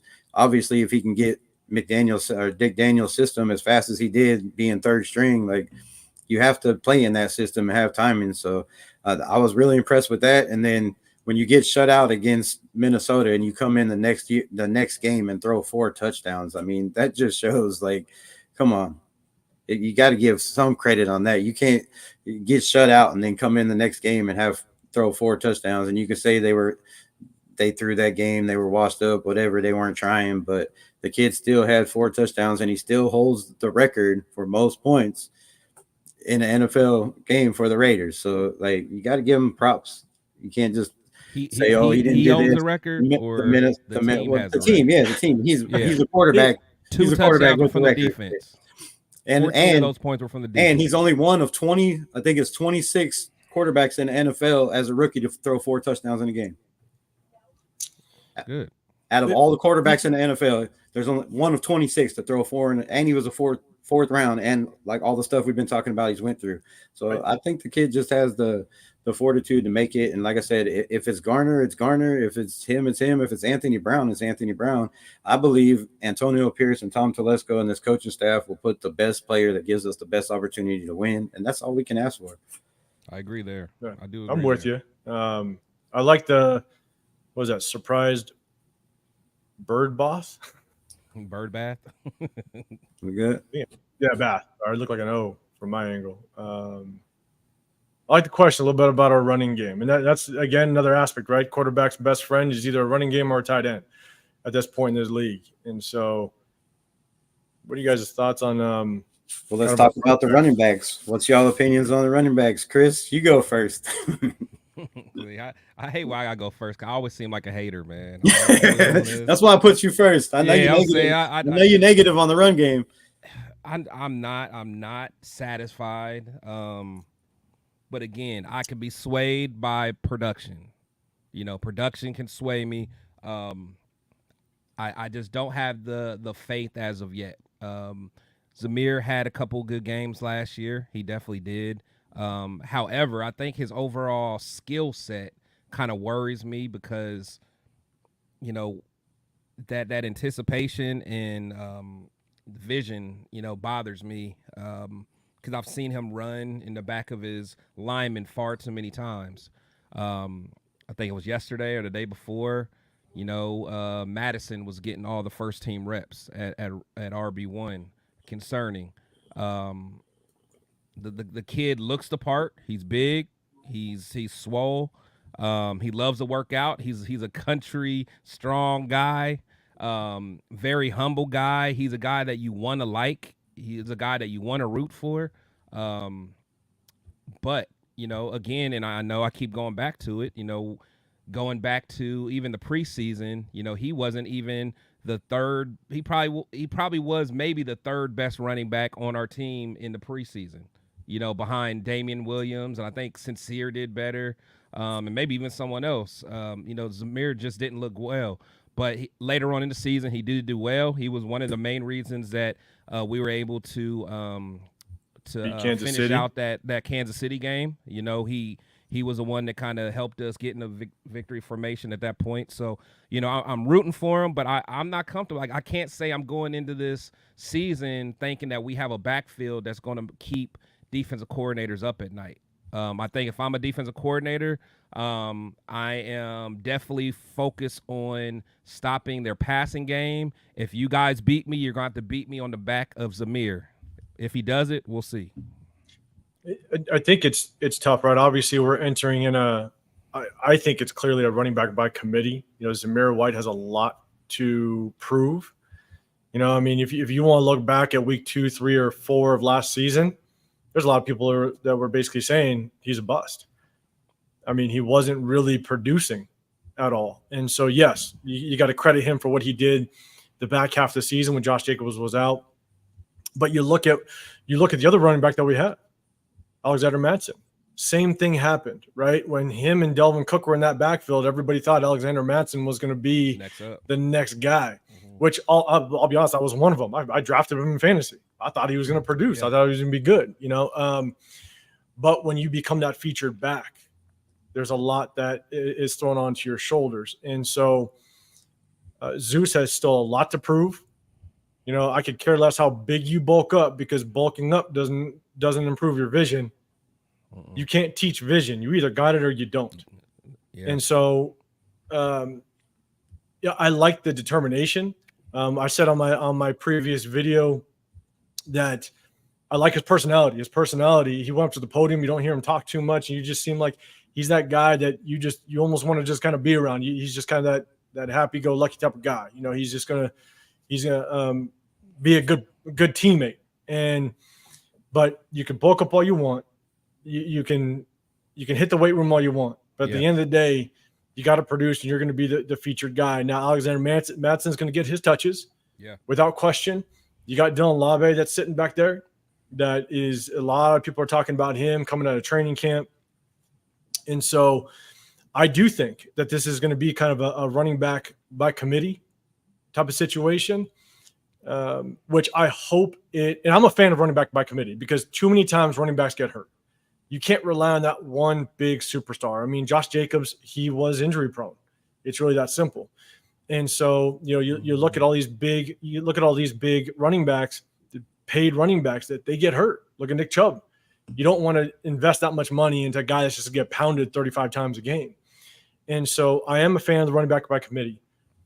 But in our situation, because we didn't invest a lot into a quarterback, because we didn't go out and get a right tackle, we're putting a lot of pressure on Thayer Mumford. I do hope this running back by committee strategy does work out. I hope Zeus can prove he can be kind of that 20 carry type of game or type of guy and average 4.5. So that's what I hope. But I think the verdict is still out. He still has a lot to prove. And I also think it was a really good move by Tom Telesco AP to bring in Alexander Mattson, because I think Alexander Mattson still thinks he could be a number one guy. I think he still has the tools to take over a backfield. And so he's going to – Zeus has competition sitting right behind him. If Zeus don't produce, then they might put in Alexander Mattson. And then who knows? Who knows what this Dylan Labe kid can actually come in and do. So I'm again, like I said before, I'm excited for what preseason's going to bring. If a lot of these players play and we see a lot of action going on, I'm excited to see kind of how this backfield plays out. But I do think Zeus gets the nod to start, and I hope it does. I hope it works out. But I am a fan of the running back by committee strategy. I believe it's going to be running back by committee also. I think for Zamir White to have big games and get going, if you look at his stats and you look at his numbers, every game he had a decent game in, he had over 20 carries. So if you can give him 20 carries, how many carries does that leave for the rest of the squad? And are they just going to be catching the ball out of the backfield? They can short yardage, third down, goal line. But if you got to give them 20, 25 carries, I just don't see too many other running backs getting as many carries unless Labe comes out and comes on and just shines out. But for Zamir to get going, to me, it just seems like I said, you got to have over 20 carries a game. If you give him over 20 carries a game, he's had over 100 yards every time. So when he's not getting the ball 20 times a game, he's got 40, 50, 60 yards. So you're going to have to feed him for him to get going. I think he gets better as time goes. And as far as Madison goes, like, he had that chance to be a number one role when Dalvin Cook got injured, and I mean, what do you have? 700 yards rushing, no touchdowns, 300 something yards receiving, 3 touchdowns, 3 fumbles. So, I mean, to have him as the number one is kind of scary. So, I mean, I think you got to go with Zeus until one of these guys step up, kind of like the quarterback situation, step up and say, hey, I'm taking this spot, or shines out, because really you don't have a choice. And I think his vision got better last year. And you can see if you watch his tape in the beginning of the games, Zeus was running, like he said, running into the bags. You got your guy blocking, and he's turning them this way, and he's running into the guy where he's turning them instead of running to the opposite shoulder. So I think his vision got better down the stretch, and that's why he had a lot more decent games. But I think it also had to do with the carries. So I think he's got, you got some young backs on this. Sincere McCormick that's been trying to make this team for a long time. It comes down to what he does in camp, or, Britton Brown, Dylan Labe. So I think we have the backs to go running back by committee. It just depends on how many we keep and how many touches we're trying to give Zeus a game. Well, Assassin's Creed, he put up a comment, which I think is one of the more underrated things that not a lot of people are talking about when it comes to what Tom Telesco and Antonio Pierce has done. I've said it for it's kind of been a motto I've had for a long time, is competitions create kings. Yep. And that's what Tom Telesco, even in some of the positions that we have solidified starters, there is still competition. You look at Malcolm Kuntz. Malcolm Kuntz had a stud year last year, right? Well, you got Tyree Wilson that's sitting right there. Tyree Wilson is going to get some reps off that edge, right? They re-signed Isaiah Polamau. Isaiah Polamau is going to be a it's kind of a prove it deal, I think, because that's going to determine, do you extend Trayvon Moehrig? Do you extend or do you continue to roll with Marcus Epps? Isaiah Pola-Mao is going to have to really prove that he can build on what he showed last year. And then I think with Michael Gallup leaving, that's going to bring in some of these undrafted free agents, some of these rookies like a Tulu Griffin, like a Ramel Keaton, that's going to battle with some of these receivers. Like Davante Adams and Jacoby Myers, they're going to start. Don't get me wrong. But there's competition. There's young cats coming in and trying to battle, especially on the offensive line. And now you got running backs. There's a massive Dylan Labe and Amir Abdullah. That's going to be a good battle. We're going to see kind of how that plays out. And so competition at the quarterback position, so they have created so much competition across the board that I think it's going to develop a team that's hungry, a team that knows that even throughout the season, it doesn't matter if you get that nod week 1, the entire season, you better not slip. And that's why I said when we talked about quarterbacks, it doesn't matter if Aiden O'Connell or Minshew starts. Yeah. You slip, there's someone that could step up. Someone's taking that spot. So I think there's going to be just this hunger all season long to not only be the starter, but retain your spot. And so that's one, I think, underestimated or not talked about enough topic of what AP and Telesco has created on this team is there's a crap ton of competition, which is exciting.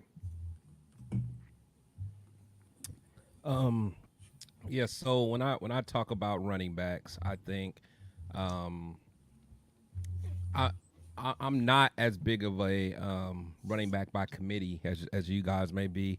However, like me and Gravy was talking about it yesterday. Like I'm down for the dual running back. And honestly, like when I think of Cleveland, they're always a good example for me. Like the Nick Chubb, Kareem Hunt, duo, or even when that was scary. Detroit. Yeah, you think of the Mark Ingram and Kamara, like when they had their 1-2 punch. Like I'm okay with a 1-2 punch, but when you start wanting to do a true committee, if you really think about it, like who has that really worked for besides the Patriots? If you really think about it, there's going to be a few, and you'll probably think of some, but like I just don't feel rushers. That. I'll just say that I don't know if when I say running back by committee, I kind of look at that as the 1-2 punch as well, where you're not going to have where you don't have necessarily where like the true bell cow back. Yeah, like it might be a little offset, right? Like 20 to 15. Yeah, 20 carries to 15, stuff like that. So I'm with carrying 30 times. I agree with you. I think when I say running back by committee, I kind of think the same thing. Kind of that 1-2 punch. Two guys that can come in and kind of spell each other, but at the same time, yeah, I'm not saying like this carousel running backs where it's four different guys coming in. When I hear them say committee, and whenever we talk about committee, then I start hearing, the fans start talking about the Sincere McCormicks and Brenton. Like, I don't want to go that deep into. Like, I want us a nice 1-2 punch, and then you could have a third down guy, something like that. But I don't want to have to be going into the 4th and 5th running back so they can get a couple touches because, when you look at the running back position, it's all about, and Rebel kind of alluded to it earlier, it's like you got to get the carries. You know what I'm saying? Like, you got to get in your zone, man. Yeah, you got to get in your zone. Like, you're not going to break every time, just like if you watch Barry Sanders play, Barry Sanders will go 17 plays with getting a yard or less. And then that 18th play, he's out of there. Like, you just got to keep feeding the beast. Like a running back getting 7 carries a game, and then Marshawn Lynch used to do the same. Yeah, you know what I'm saying? So that's my thing. So when people start talking about the committee, I kind of like, but like if when you guys say committee, if you guys really mean a 1-2 punch, then I'm all for that. See, Chris, you just changed my terminology. I like it. It's no longer running back by committee. It's 1-2 punch. That's what we're going to rock with. Because the thing is, when most people talked about the committee, a lot of them were talking about the Patriots back when they had Woodhead and like they literally would go 4 or 5 deep in that backfield because they didn't have a true number 1 guy. And I'm like, I don't want no parts of that. The Bears ran. I mean, yeah, you're gonna throw in Justin Fields, but the Bears ran running back by committee, and they were the last 2 years Getsy was there, and they were first in run offense and second the last year. So the Bears were, had two but guys the that Bears mostly were got it. the Bears were forced into that though, because at one point they had both their starters Roshan Johnson and Khalil Herbert. Yeah, but they had like 4 backs that had like over 100 carries, 100 touches, I think. So. Yeah, then Khalil Herbert was out for like a while. I think it was like 8 games or something like that. Then Roshan Johnson went out for about 4 or 5 games. So they had to go deep in that bag. They had to go picked deep up in that bag. Foreman, I think they picked up. Yeah, because even when they played us, I mean, like they had 2 backs that got most of the carries. And again, I'm cool with that. I'm cool with that all day, But like I said, like if we're going into a game and Sincere's getting 5 carries and Brenton Brown's getting 5 carries and Zamir's getting 11 and Madison's getting 9, like I don't want no parts of that. And I'm with you with that 1-2 punch because that's kind of what I was alluding to, is the fact that I don't want to put a big price tag on one running back. No, I get that. You know what I'm saying? And so it's kind of having 2 backs. I can kind of split those carries. It could be where one is more of your, inside the 20s type of running back, but then you got that bruiser that's going to come in. It's kind of like that Mark Ingram, Kamara situation. Yeah, I love that. They did it beautifully with them 2. Yeah, so having that type of tandem, and that's one of the things. I was mainly a defensive player in my older years, but then I mainly focused on the defensive side when I coached, and that was one of the hardest things as a defensive coordinator to scheme for, is if you had 2 separate running backs that could come in, and one was more that bruiser versus one was more that scat back, the guy that can kind of put moves on you, and he's what they call it 10 yards in the cloud of dust back in the day, right? Like when you had to scheme for both those type of running backs, it was different. I mean, you basically had a whole different playbook, a whole different call sheet depending on for 2 different running backs. And you also had different sets of personnel. The moment that running back came in, you knew if he gets the ball, it could be in 2 different ways. That quick running back, that Alvin Kamara type running back, he can get that handoff coming out the backfield, but then they motion him out into the slot. They can hit him with the swing routes, the screens, and you need a little more speed on the field.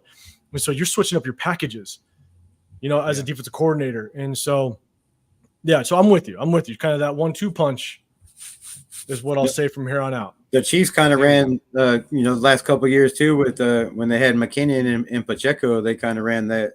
Yeah, that was a good one. They got the same amount of carries, back and forth, and like the Lions too. They had 2 running backs with 1,000 yards. So I mean, it can be done, but my belief is in the NFL, you have to have a power back and you have to have a scat back. Every team needs a scat back. You got to have that dude that can run out to the outside, that can run outside or middle when he's in there. Yeah, you don't know if he's going inside or outside, and you're not just focusing, this guy's in, they're going to the outside or they're passing it to him. So I think we have that in Labe, and I think the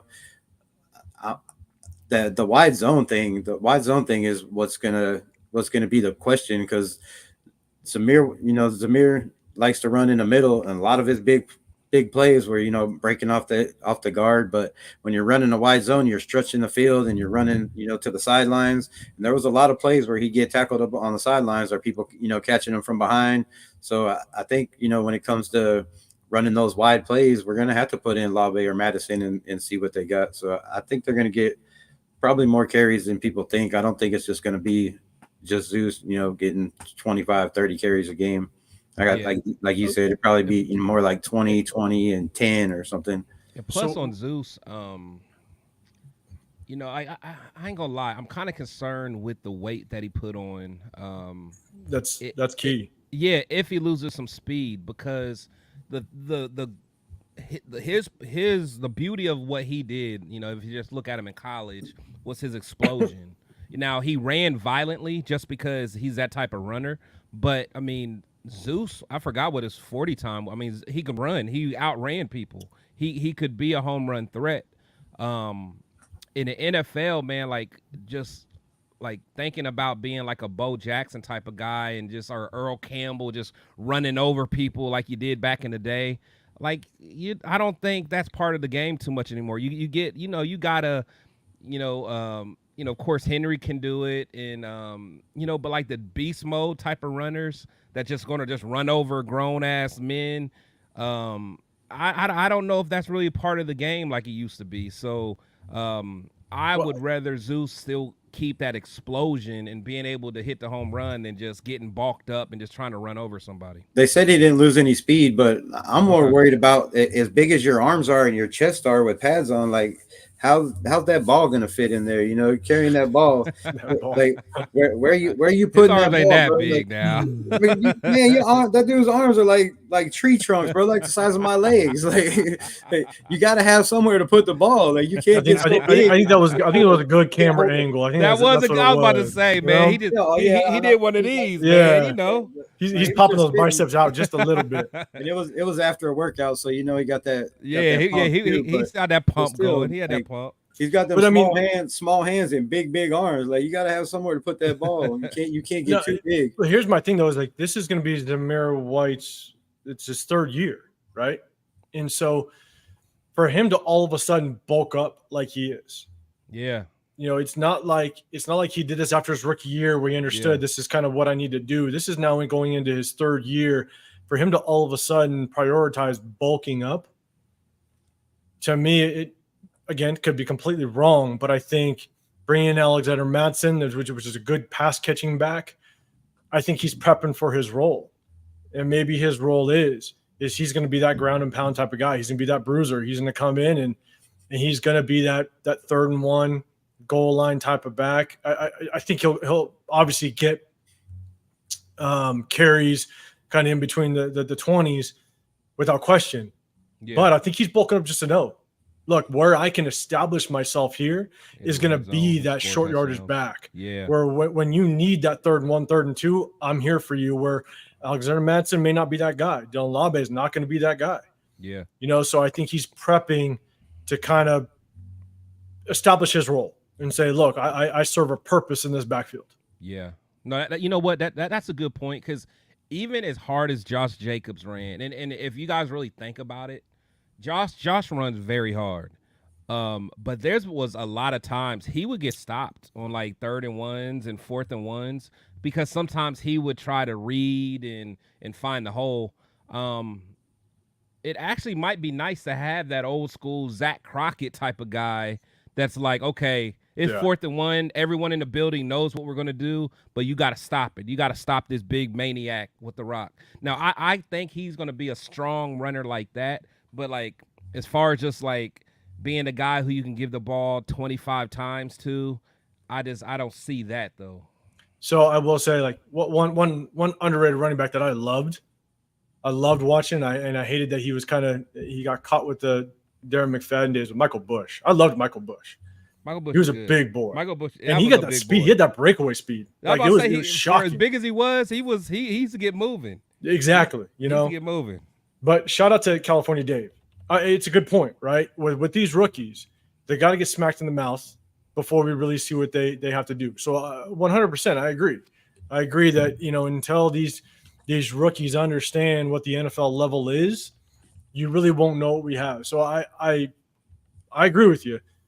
Just I'm excited to see kind of how he battles with that running back group, how he battles with Amir Abdullah. We re-signed Amir Abdullah for a 1-year contract. And you draft Dylan Labe. Everybody's comparing him to what Tom Telesco found in Austin Eckler. And so I'm not saying he's Austin Eckler, but he kind of has some of those traits. He's not that bigger running back, but he's quick. He can catch out of the backfield. Eckler was strong, though. Eckler was strong. He was one that like Labe looks strong though. Have you seen Labe's physique, bro? That dude no, he is. No, but Eckler was like known for like probably squatting some of the most as a running back. But no, I get what you're saying though. I agree. But that's why I'm excited to see the competition. And I 100% agree. Once the pads comes on, you separate the men from the boys. That is, when you talk about the football season, you're excited about first day of practice. You're excited about the first game. you were excited about pads. Yeah. You know, that day those pads strap on. Yeah, you circled that day. It's going Oh, down. you circle that. You got to highlight it with the men from boys, man. 100%. Men from boys. You know, and that's when it's like you know, in college you have it a lot, but that was the fun part. Just a quick little story, not to derail us too much, but I remember back in the day, you know, I transferred over to safety after high school, but you know, in high school I played linebacker, and I loved watching some of the track guys or some like the fast guys that thought they can come out and play 7-on-7, you know, and they'd find some success just because you couldn't put your hands on them too much. Put your hands on them, and they would just run those post corner routes, you know, double moves, all that stuff, and they would just they think they were everything. It's all fun and games. All but fun you and games. circle that day. Basketball. You circle that day, pads come on, and the moment Somebody they come gets through hurt. that middle, and the thing is, the moment they come through that middle, you know it's illegal, but I'm gonna pop you just because all the talk you're doing during 7-on-7, we're gonna have fun today. And so, but to your point, California Day, but to your point, like 100%, the moment the pads come on, then these rookies will understand what the NFL is, and it's like it doesn't matter how good you are. Michael Mayer, one of the best tight ends coming out of college football that year, Max Crosby gave him his welcome to the NFL moment. So no one's susceptible, or no one is protected, you know, behind the shoulder pads. The moment you put those on in the NFL, the real boys come out. So it's going to be fun. So California Day, I 100% agree with you. We got to see what he does with pads on. So that's why competition is going to be fun to watch.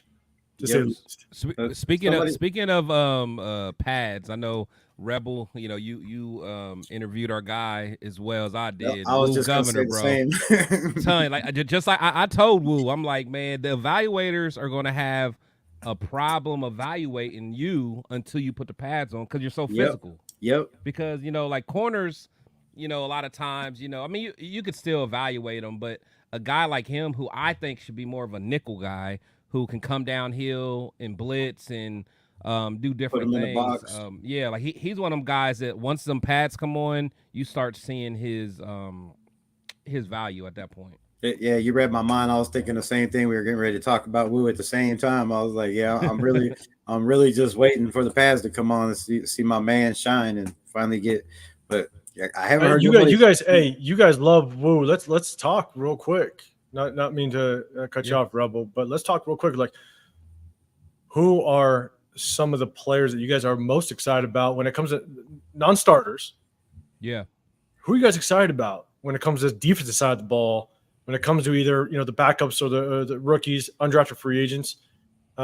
Who are you excited about? And before we do that, Chris, it looks like you are dipping back into that 1,800, aren't you? Oh yeah, man. Yeah, I started yesterday, man. You know, you was talking about my Zima. I got mine. Little Abalor, little Scotch. I'm a big Scotch guy, so I either got my Jack and Cokes or Scotch. See, Scotch burned a little too much, man. I'm not grown enough for that, man. I'm trying to act like I'm grown. Let's put it that way. Hey, there you go.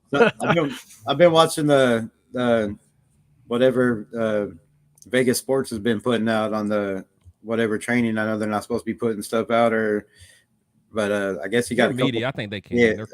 I think he's independent, so I don't know if it's different, but I think he's been putting out some stuff, and I seen with the Ellerson Smith, the 92 defensive end. Yeah. Man, that kid he was showing out. Like they were double teaming him with they put Tyree and somebody else next to him, and he just like shoved I think it was a sled. I think it was Amari Burney. No, it was two on one, Burney. Like a blocking drill. I think it was Amari and Tyree, and he just destroyed both of them, dude. Like he pushed that dude so far, he was stumbling backwards like 4 or 5 steps, and Max was over there like yeah.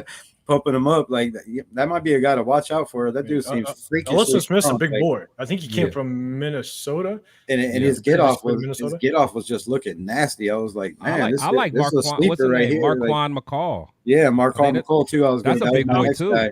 So when we picked up John Jenkins, I was excited that we brought back John Jenkins. Yeah, I like John. But when we picked up Marquand McCall last year, he's a big boy. He's 6'3", 380 or something like that. I mean, he's a heavy boy. And 6'3" may not be tall, but one of the things is that when you have that low center of gravity on the You're defensive hard to line, block. You're hard to block. and you understand how to use it, like it's dangerous. I mean, I remember I played with a guy that played in front of me. He wasn't very big. He was a little heavy. Again, playing linebacker. I'll be right back. Y'all hold it down. Playing linebacker. Like, he wasn't very tall, but he was a little heavy. But the way that he would be able to position his shoulders, his body against some of these taller linemen, was just, I mean, it was one of those things where after a handful of reps, I was like, man, I ain't got to worry about you. No. That old line's going to have to scheme to you. And so, he's 6'3", he's 380, but I'll tell you right now. I think he's a little smaller than that, though. I think he's like around 350-ish. I don't think he's if he's 380, I'd love it. I don't think he's that big. I think when we signed him, I looked him up and it said 380. Could be different. Oh, wow. Okay. I didn't think it was that big, but shit. Hell yeah. 380. Yeah. Because he can move enough. Yeah. You know what I'm saying? And so if you understand how to use your leverage to your advantage, I mean, you could that's dangerous. Yeah. To say the least, And so, no, I was excited. But you know what? At the end of the day, we brought back John Jenkins, which I was excited we brought back John Jenkins. I was excited we brought back Adam Butler. Oh, my God. I think Adam Butler. Yeah. I like him a lot. As soon as we re-signed it, I jumped on, had to talk about it because I was excited about both, because I think we signed them same day. Yeah. Or back to back. Yeah. Yeah. And so I was excited. Yeah. Me too. But then it kind of throws into the mix, and not to jump around, but it throws into the mix just kind of how Tyree Wilson is going to develop into this system. I mean, he had so much success. I thought it was a brilliant move by Patrick Graham to move him inside. Because he had to. What else could he do? I had my concerns when we drafted Tyree Wilson. I had my concerns right out the box because Tyree Wilson, I had this comparison with him with Jadeveon Clowney.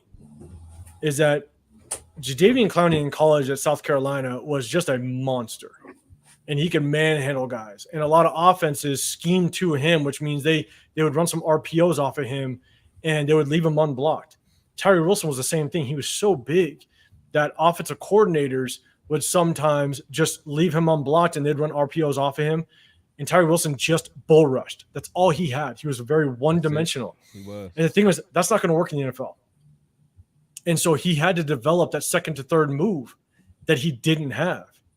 And so that was my concern. I was hoping that it could develop. A lot of us didn't know how bad that foot issue was, so, but as we stand today, as it stands today, it's going to be it. I hope that they start him out on the interior, because that's where he excelled last year.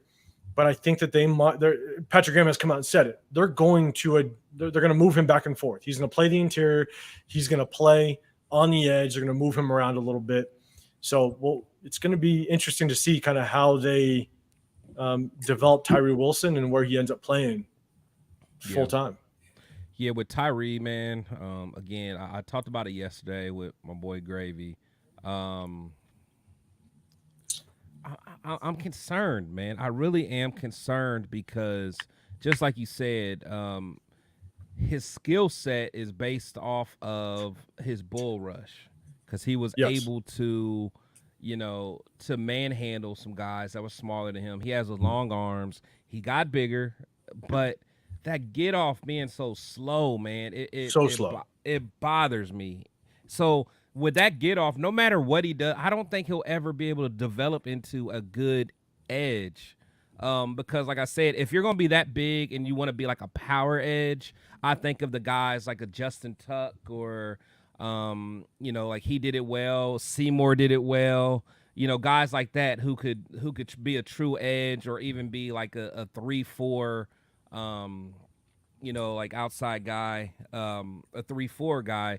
But it's like he almost has to be inside. Go ahead. Let me pose this question, and it stems around Malcolm Kuntz, and I teeter on this back and forth. Right, the one thing that Max Crosby has needed since he started his career with the Raiders is someone opposite of him. He had Yannick Ngakoue the 1 year, right? Yeah, yeah. Because he's got so many pressures on the quarterback, but he can't finish. And it's not because of his own, it's not because of his fault. It's because the edge rusher and mostly D line opposite of Max doesn't get enough pressure where the quarterback has an exit. Yeah. The quarterback can bail out. Good point. We haven't had the best defensive backs, so the quarterbacks can get that ball out quickly.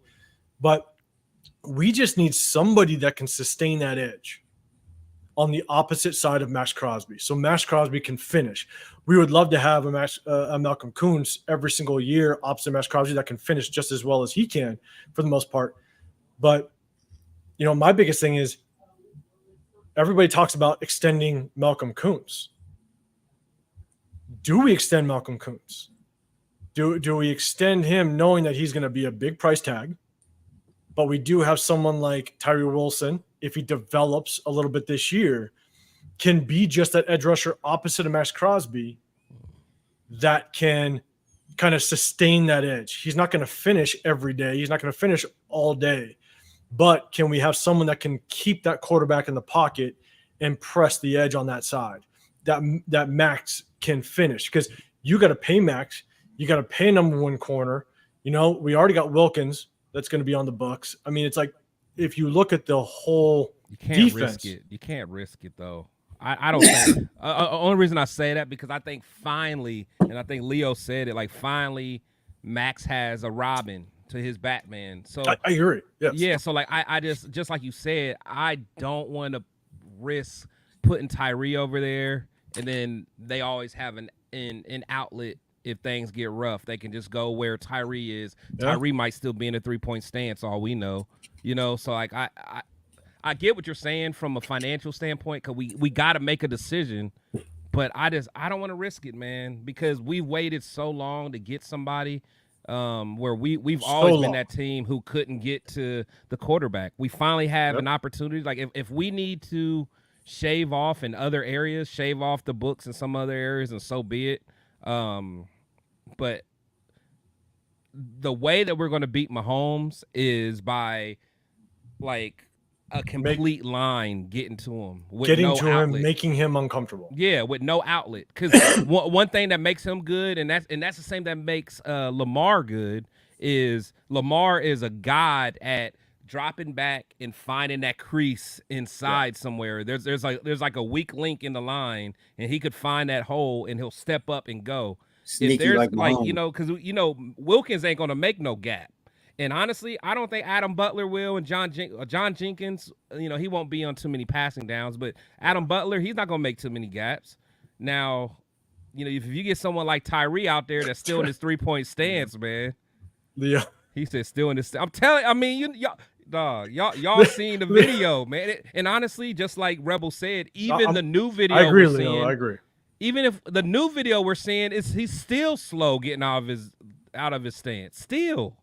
I was watching video that they were posting, and he was going up against Tyree pushing the sled, going up against Wilkins pushing the sled, and he beat him by just a little edge. So I think we run so much 4-2-5 last year that if you just leave them in the middle next to Wilkins with Kuntz and Crosby and let them eat on the outside, it's just going to be nasty for opposing offensive lines. When he's on the outside, he's good at stopping the run. We were horrible at stopping the run last year, and with Wilkins and him stopping the run. And if I know you don't want to put him in, on third down or run downs, because they know what's coming. But I think we need. I wouldn't trade him. I definitely keep him on the roster. I think he's. Somebody said in the chat, trade him. No, don't trade him. No. Yeah, I definitely think. Trade him at this point. I don't know if he's ever going to live up to his potential of a 7th round pick. I don't know if that's ever going to happen, but I know he's progressing and he's getting better, and he's finally over the injury, so he's going to get faster.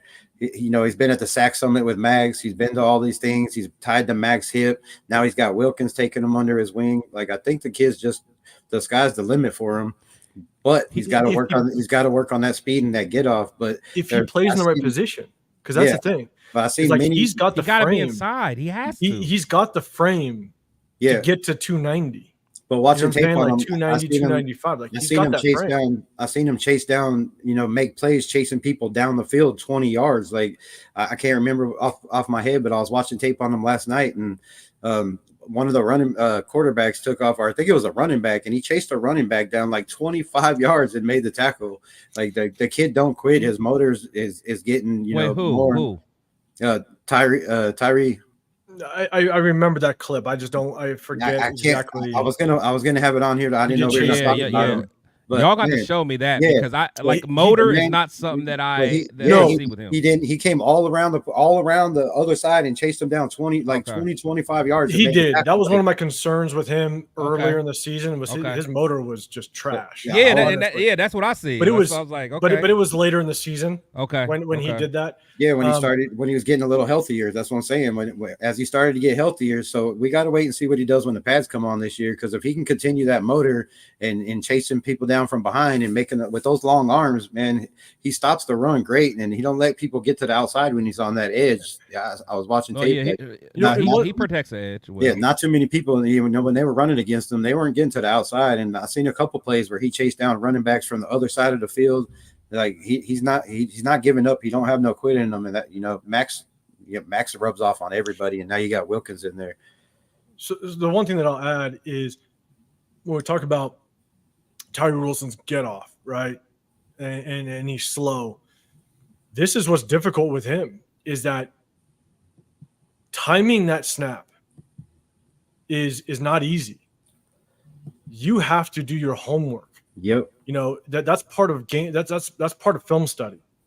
You got to understand the cadence. You got to understand what the offense is trying to do, and that's going to help you. You look at Max. I believe it was last year when he timed that snap on the goal line, jumped over the offensive line. Yeah. That's a combination of game film, watching game film, studying your opponent, understanding what they're trying to do in certain situations, but then also having the instincts. If you have the instincts, it's like Troy Polamalu back in the day. My God, like he Jack had the Jones greatest is at that. But that's instincts. Yeah, that's understanding your opponent. That's doing your homework during your homework. the week. Yeah, watching tape like Jack Jones. That's why he had those 2 interceptions. Timing, bro. He knew what was coming. LeVar Arrington was good at that too. But guys that get the jump on the ball like Max Crosby, when he gets a jump on the ball, that's because you understand what you're seeing in front of you. And that's the biggest thing for me is that, Tyree, he just doesn't have those instincts. He doesn't have – if you're just like you're always taught, even at the young age, you're always taught, watch the ball, watch the ball, watch the ball. Yes, 100%. That's 90% of it. But the great ones understand the instincts. They can time it. And that's where I think Tyree Wilson just kind of falls off a little bit. So I'm concerned that he doesn't have the instincts to be able to be that great pass rusher, to time it, and be that guy opposite of Max Crosby. So, but financially, it makes sense because you might have to sign on Nate Hobbs. A couple years, Jack Jones is coming up. You got now. Somebody said Jack Jones is this year. Trayvon Moore. No, I think we signed him for a 2-year. 2 years. This next year. Yeah. Oh, okay. So that's what I thought too. When I saw on the grave yesterday, he was saying, okay. I believe they'll probably use some of that cap money and sign him this year in the midseason if he continues to just show out and ball. I'm believing, but there's a lot of people on this roster that we're gonna have to make huge decisions. Like that's why I've been saying just sign Malcolm Kuntz now before the bag gets bigger and bigger, because I believe he's gonna have a huge year with when you got Max getting double teamed and now Wilkins getting double teamed. Quarterbacks are going to be running a lot more to that side. They're not going to be running at Max. So when Max is coming at them full speed, they only got one way to go, up the middle to Wilkins or to the left to the other side to Kuntz.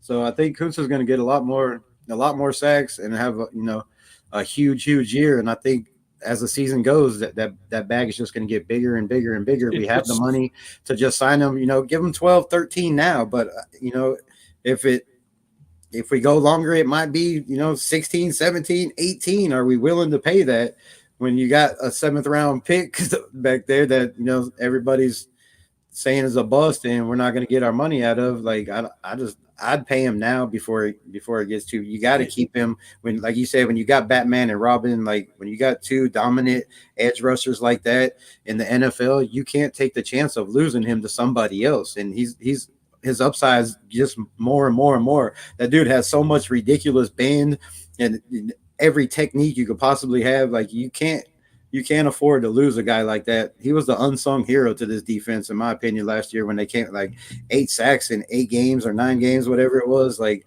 dude, that's just absolutely ridiculous. They unleashed the beast, and I think you gotta bring him on, and Hobbs too. I mean, you can't afford to get Hobbs, Trayvon Merrick, Epps, those guys. I mean, we signed a lot of. It's a lot of guys. We honestly. signed a lot of young guys. A lot of guys. I don't see too many guys. I don't see anybody on this roster that can play. But this is why a lot of people they talk about we have to sign, X amount of players, right? Because you got Trayvon Morig, you got Spillane, you got Hobbs, you got Malcolm Kuntz. So it's probably the 4 top guys this season that you got to take a look at. And the hard part is, what's your end goal? Is your end goal instant success, where you get yourself in cap casualty in the next couple of years, or is it sustained success? Yeah. Well, AP has said for the long haul. AP has said over and over again, I'm not building this team to win a Super Bowl this year or just make the playoffs. I'm building this team to make the playoffs every single year consistently. I want to be that team that competes for a Super Bowl every year, and the only way to do that is to be in the playoffs every year. So I don't think we're trying to go right now. Everybody keeps saying when this win now. I don't think we have to win now. I think he's going to be here for a while. And I think definitely we want to win now, but I don't think that's the all-in goal. I don't think they're thinking Super Bowl this year. They're thinking build this team and get the pieces that we need for the puzzle for the long haul. But that's the thing, though. With that mindset, if that's the true mindset, then what do we really want to do with Devontae? Now, me personally, you know what I'm saying? Hey, Chris, pour yourself up the words. Yeah, in fact, I will. Man, I just bought this yesterday, man. I know you did. Tell me we was gonna be drinking. I don't even drink, but I would have brought a beer or something. Damn. When I hit you with that question yesterday in your live, I think I saw 3 different colors in your cup. Yeah. It looked like that was a brand new bottle. It was. I cracked it up yesterday. I like your style. Just cast it out, man. Oh God, dude, go put it on the shelf. Yeah. But no, so yeah, and honestly, I am the biggest advocate of I don't want to hear no kind of Tay slander, no kind of trading Tay. But if I got to understand the goal. If the goal is a long term, not fighting now, then you have to make a decision with Tay. But me personally, I don't think we're that far. I think we can compete, and I know that the windows are always short for teams. I think we're almost a quarterback away from really being ready now. So like, I don't want to hear no strategy of, like a 5-year strategy. Like I want to hear what's your 1 to 3 year strategy. So like when you got someone like Devontae, like I don't know, man. Like I don't want to hear a coach talk about it's not right now. Like I'm ready to win now. I don't know about you guys, man. And I don't think we have to blow it up. I just think we have to make a couple smart decisions, get a guy at quarterback that can do what he needs to do. But I don't know. So what's y'all's thought? So I don't think that, the mindset's win now. I'm just saying the statement he made was he's trying to build this team for, to be in the playoffs every single year, but they're definitely trying to win right now. I don't think he said, if you don't love this game, then shame on you. If you don't want, they're trying to win now. That's the goal of every football team. If you're not trying to make it to the Super Bowl this year, then why are you even here? Like, yeah, no, and that's what I'm saying. This is like, I feel like we're built to, because the thing is, if we wait a couple years, Max is going to need another contract. There's going to be just other guys, That's the key. The key is you have to win in your moment. Right. When the moment is there, when that window is there, a lot of teams, it's like, look at the Rams. Yeah.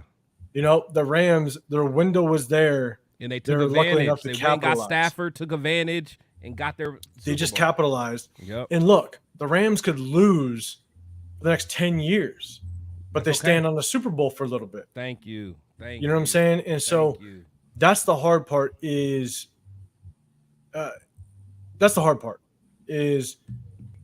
we have a window right now. If we have and I think that's why Telesco tried to trade up, in all honesty, Yeah, to get knowing that the quarterback. window's probably about 1 to 2 years. That's what I'm saying. You know what I'm saying? Well, yeah, And because so, the players that we have that need to be signed on this cap are going to take a lot of money. Like, I know the cap's going to probably extend next year, but I mean, the money we have on the books is good that we're not behind. There's a lot of teams in cap hell and we're not.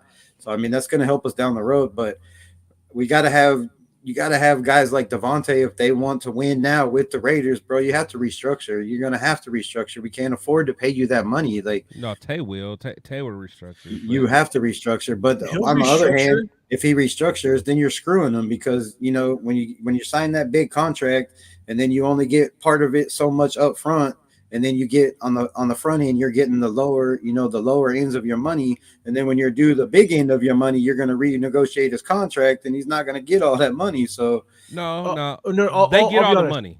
Well, go ahead. They get all the money, but the thing is, like, Yeah. you're only screwing them if we're talking about like a second contract for some of these big guys, right? That's where you make your money. Tays made his money, and you could look strictly at his contract. That doesn't include endorsements, all that stuff. Yeah. Right. Tays made his money.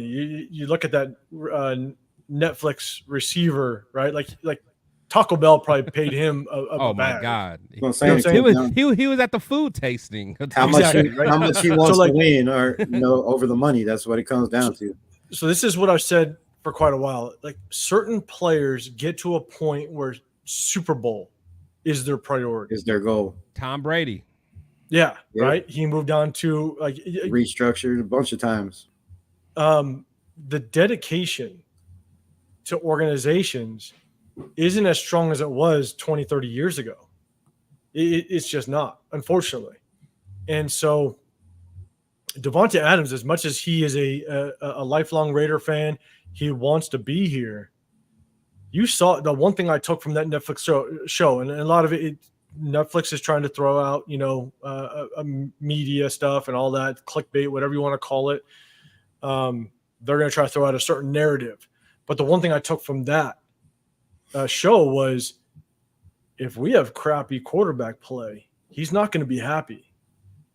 He's going to want a championship. He's going to want his numbers. He did make a comment, which maybe some people kind of passed it, is, wins and losses don't mean too much to him for the most part.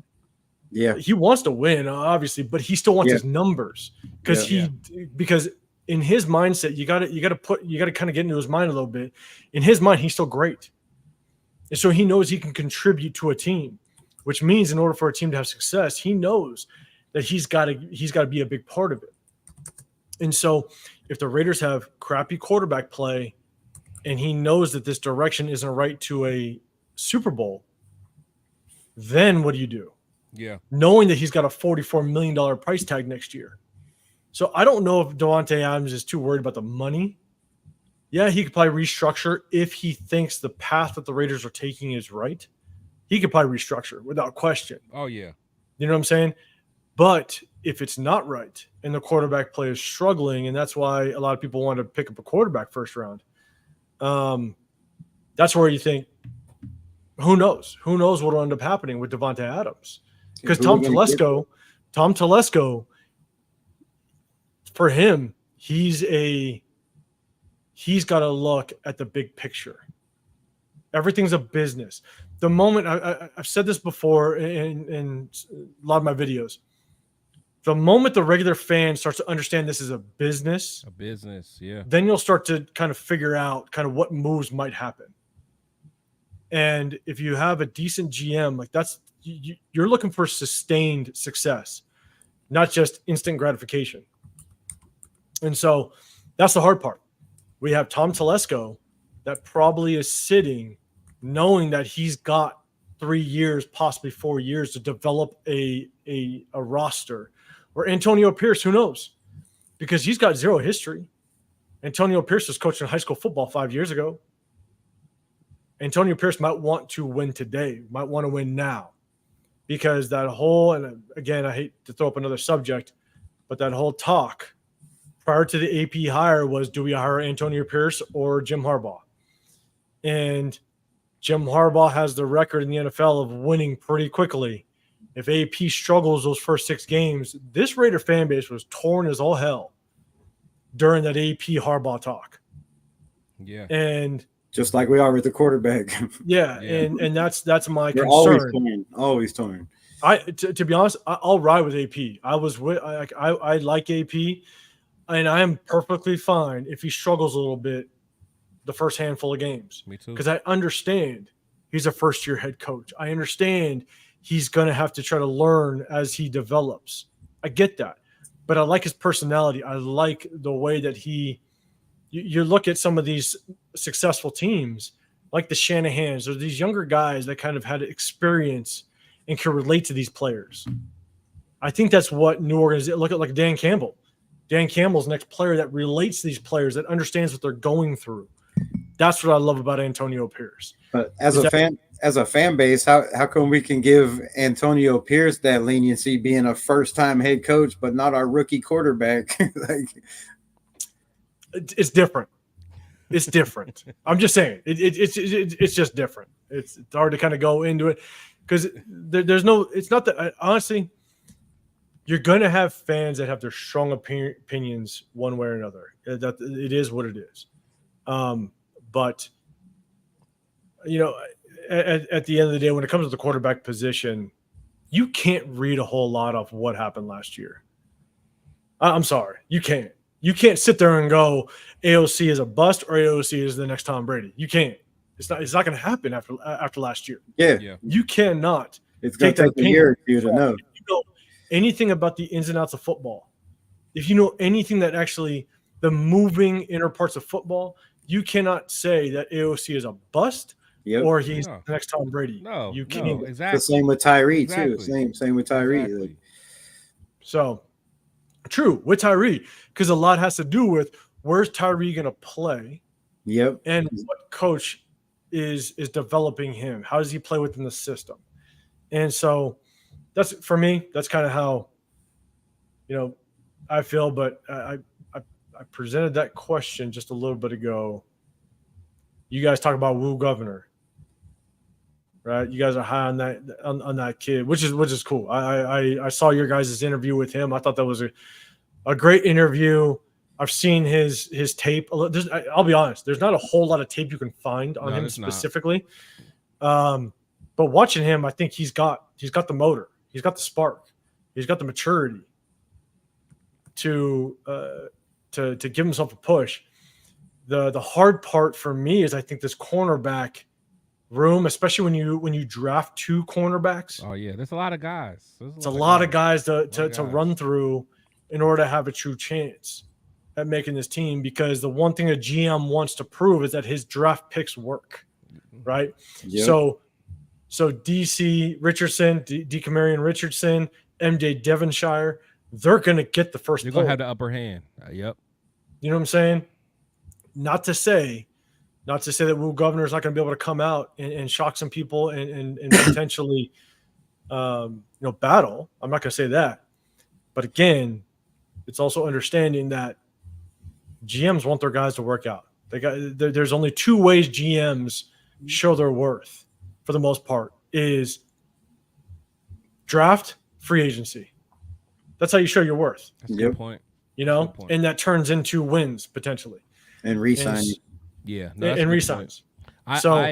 Keeping people in-house is big, like especially I'm glad Tom Telesco is big on keeping people in-house because we have a lot of players that we need to find a way to keep in-house. Yeah, I think so when it comes to Woo Governor, I think for him specifically, I like his attitude. Like I feel like he has a personality and attitude that AP would love. and it's authentic. It bleeds out of him. And even if you just watch his game, you know, he's not the biggest guy, not the fastest guy, but you know, when I was talking to him about his inspiration, you know, which is a honey badger, I see a lot of the honey badger's game in him. I do. I see a lot because yeah, I agree. Yeah, because he can move around, you know, and he's just like a pest, and he's bringing it every play, and like stuff like that.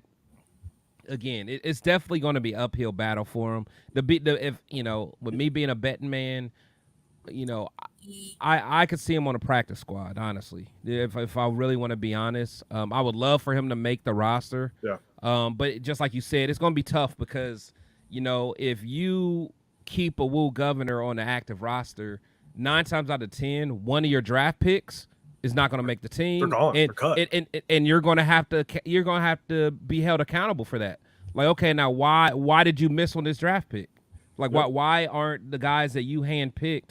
Why are they not on the team? As much as it's great to say, hey, but I did find a undrafted guy, but like, hey, you need to hit on your draft pick. Your draft picks need. But then you missed on these guys behind them. Exactly. Right. So no, but that's a hell of a point. Like, and I feel the same way with you know, with defensive tackles too. Like I think that you know, even though, you know, we have a new regime, but like the Byron Youngs of the world that got drafted, you know, why is he on the team if we feel that these guys behind him can get more snaps? So I don't know. We'll see.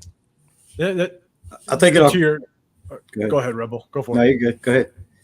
I think to your point, Chris, it's hard, right? Because that's the one of the things when you talk about undrafted free agents or even late round guys, you have to understand kind of what pathway do they have to making this team. If they're solidified starters, right? That's why I've been I struggle to say that Ramel Keaton was going to make this squad. Yeah, a lot of people were high on Ramel Keaton, and prior to Michael Gallup announcing his retirement, I said, look at the pathway Ramel Keaton has to take to make the squad. Right? He's got Michael Gallup to get through. He's got Devontae Adams and Jacoby Myers. Like, they're solidified starters. And then we picked up Brock Bowers. Brock Bowers is going to get on. You got Jalen Guyton. You got Jalen Guyton. Yeah. But you still have Brock Bowers. So in it's looking at the offensive scheme, right? Luke Getsy is going to run 2 tight end sets. I've heard that they're running a lot of 13 personnel with 3 tight ends with Harrison Bryant. You know, so if they start running a lot of 2-3 tight end sets, that's going to minimize the amount of receivers that you actually need. And so that's just a harder pathway for a guy like Ramel Keaton to make the 53-man roster.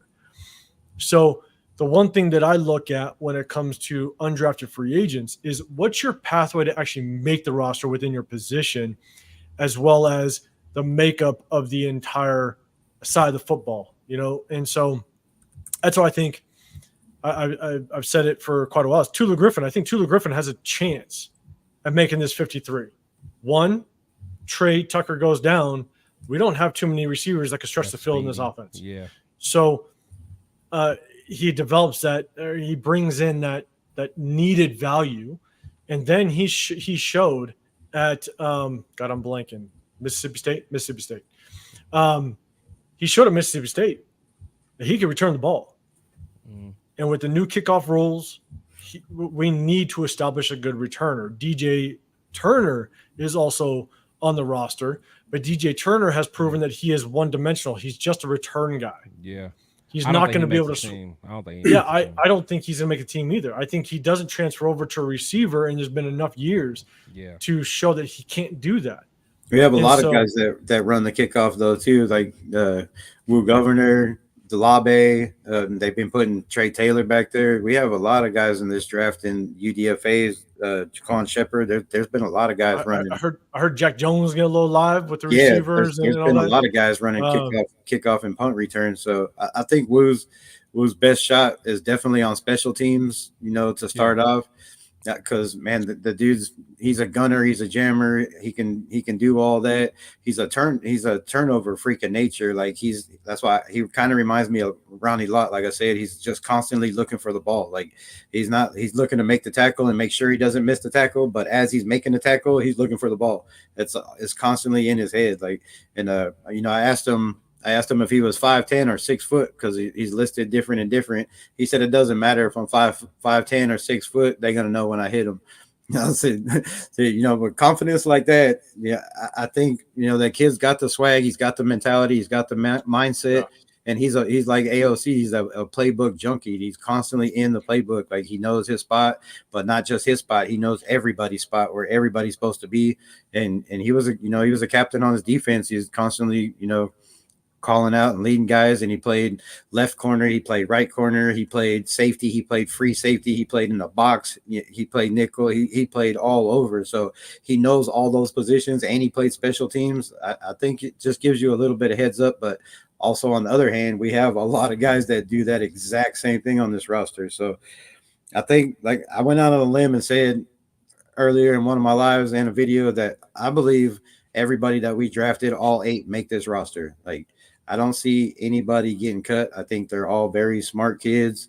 They all have high motors. They all have high knowledge of the game, and they don't make a lot of mistakes. So, I think they all have a good chance to make this roster. And I think there's a couple guys on this team that were the other regime, like they say, Chris Smith, Byron Young, Justice Silva, Brandon Faison, Cornell Armstrong. There's a lot of guys. So I don't know how many corners. What do you guys think? How many corners do you think we're keeping? If you look at the corners, right, you got Jack Jones that's solidified himself. I'll read them.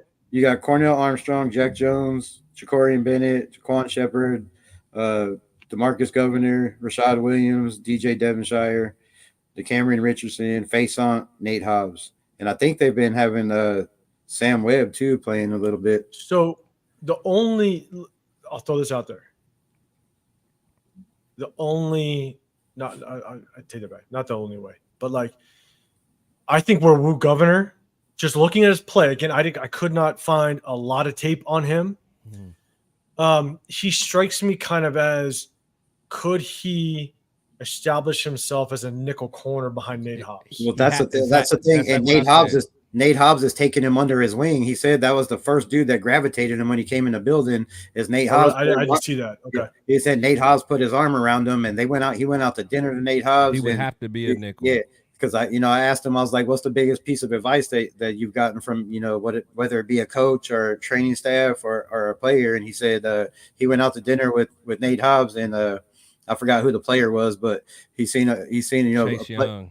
Oh yeah, Chase Young. He's like, "Oh my God, don't be mad, but that's Chase Young." And Nate Hobbs said, "And you're Wu Governor." And he was like, that was a wake up moment. And he also said, he made a play during practice, and he just kind of, I guess he made a big play and just kind of walked off. And Nate Hobbs went over there and was like, "Man, celebrate. Like, you just made a play in the NFL. You're an undrafted free agent. Like, don't take that lightly, celebrate that shit." So, he's got that mentality. He's not out there going, "Yeah, I just made a play," yelling and screaming. Like, he's got that mindset. He's very, very well raised kid. He's very well disciplined. And I had a lot of people in my comments that I guess are family to his, or best friends with his father, talk very, very highly of his character, his work ethic. So, and also he said there's been times where he has beat Max Crosby in the building. Yeah, I heard that. There's been days where he's been the first one in the building and the last one to leave. So, I mean, the coaching staff's going to see that when you got kids that are willing to put in that time and that work and know the playbook. AP's preached and preached and preached. I want people that know their position and can play multiple positions. And he's one of those guys that he's going to know his spot. He's going to know his role. He's going to know the other players around him's role. And you can put him anywhere and he'll be ready. So I think that gives him a big heads up. So when you talk about how many corners we're going to keep, right? You got Jack Jones. DC Richardson's going to make the team. We did pick up MJ Devonshire, which I like MJ Devonshire. I think again he's kind of a dual threat guy, right? Can play corner, can help in the return game because he showed that he can return the ball as well. Jacorian Bennett, Hobbs. So I think we possibly keep 6. Yeah. So if we keep 6, we go Jack Jones, Jacorian Bennett, DJ Devonshire, Brandon Nate Hobbs. No face on. What we got? Face on or DeCamerion Richardson? Do we keep face on because of the veteran? That's what I'm saying. If we keep DCAM, then the only person who's going to have to be out would be Brandon Faison, Jaquan Shepard, and Cornell Armstrong. I think one of the rookies. I hate to say it, one of the rookies won't make it. You think one of them? I think one of them. I think one of them won't make it, and I also don't. Richardson? I don't think Faison's going to make it. You thinking DeCamerion Richardson? Because from what I hear, I think MJ Devonshire has pretty much opened some eyes on this team. And I think DC Richardson makes it just because he was a 4th rounder. Mm-hmm. So you think DeCamerion's going to make it too? So then that leaves. I think Devonshire might be questionable, Possibly, but he can play. That leaves Faison. I don't think Faison will do it, and I don't think Hobbs, just because they're not really part of the new regime. I like Hobbs. Did you say Hobbs? No, I'm sorry, not Hobbs. Nah. Too much. My bad, John. Yeah, I was like, what? I was checking to see that. I was checking. Crazy. I was seeing if it was empty. My bad. Sam Webb. That's what I meant. Sam Webb. Okay. Yeah, Sam Webb. Yeah. I don't think Sam Webb makes it because he wasn't part of the current regime. But me personally, I like Sam Webb. Honestly, I like Sam Webb, and I like Tyler Hall last year as well. Like I would have loved to keep Tyler Hall, but I don't think Sam Webb makes it. I don't think Faison makes it. I think that one of the 2 rookies won't make it. That's my prediction. But then it rolls into the question of salary cap. We have the 6th most salary cap in the league as it stands right now. There's a lot of talks of us bringing in another corner just in case that number 2 isn't solidified. Number 2 is solidified, man. I hear you. But Jacorian Bennett. But you know what I'm saying? Like, but if there is, because here's my thing: if we don't spend that salary cap, which I think, what is it, 34 million? Yeah. If we don't spend 34 million, that salary cap next year is going to increase. Yes. It increase every year. We can start I have signing a theory. these players back. I have a theory as to what Tom Telesco is cooking up. Okay. But if we don't spend that salary cap, and because you can roll over that money. Yeah.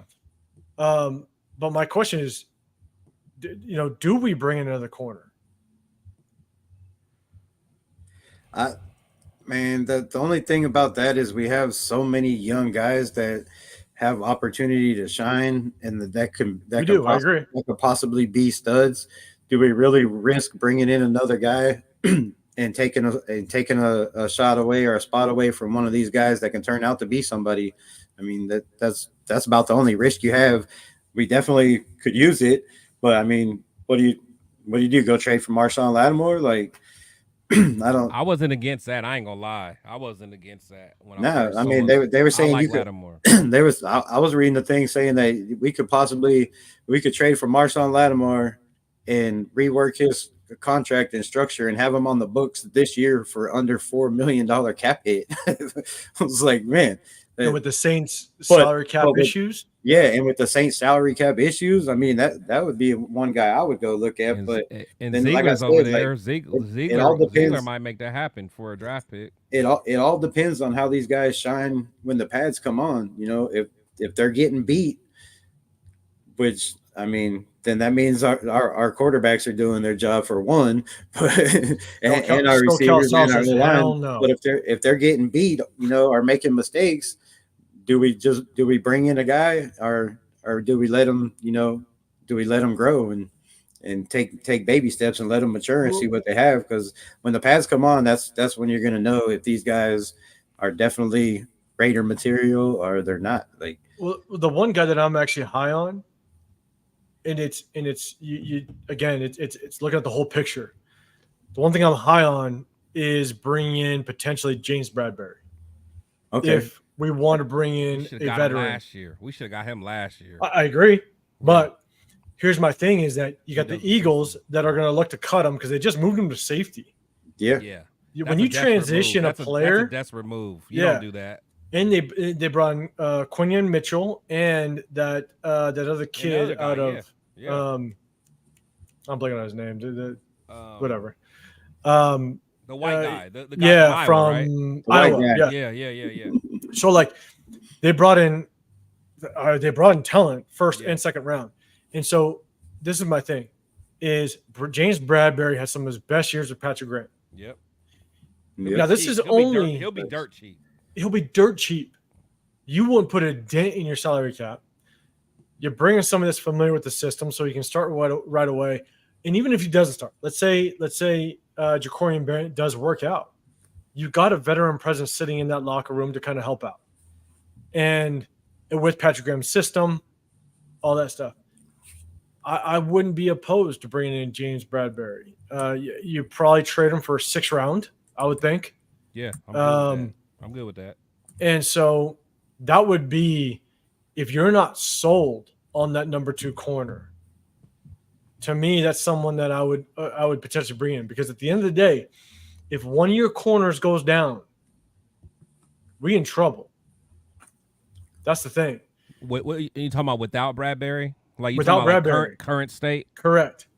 Yeah. But we don't know. But Cooper DeJean, somebody said. Yeah. And they also got my man that I thought was going to go 13 was Quinion Mitchell. Man, I was singing that dude was crazy. I was not big on him. Huge. I thought Quinion Mitchell was the best corner in the draft. Like Philadelphia got a steal with those 2 kids. Like they're going to be nasty back there. I think Philly got a steal where they got him.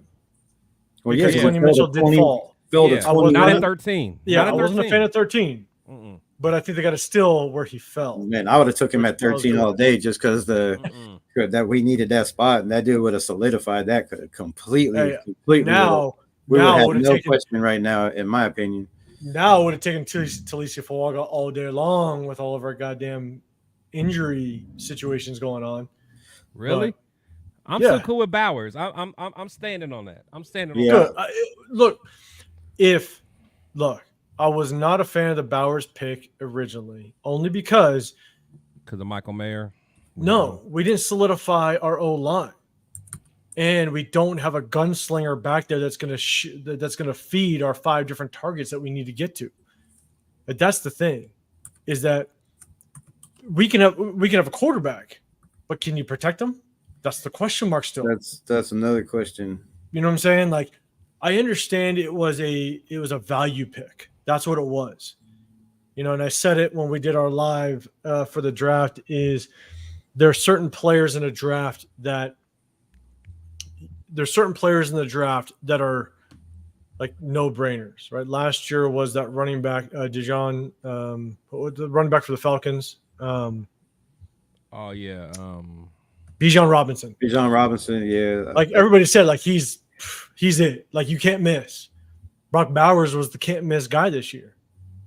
And so I guess I kind of understand it, but at the same time, I hope they would have put the pieces in place to make sure we get the ball to him, 4 or 5 times a game to let him cook, right? And so again, that's here nor there.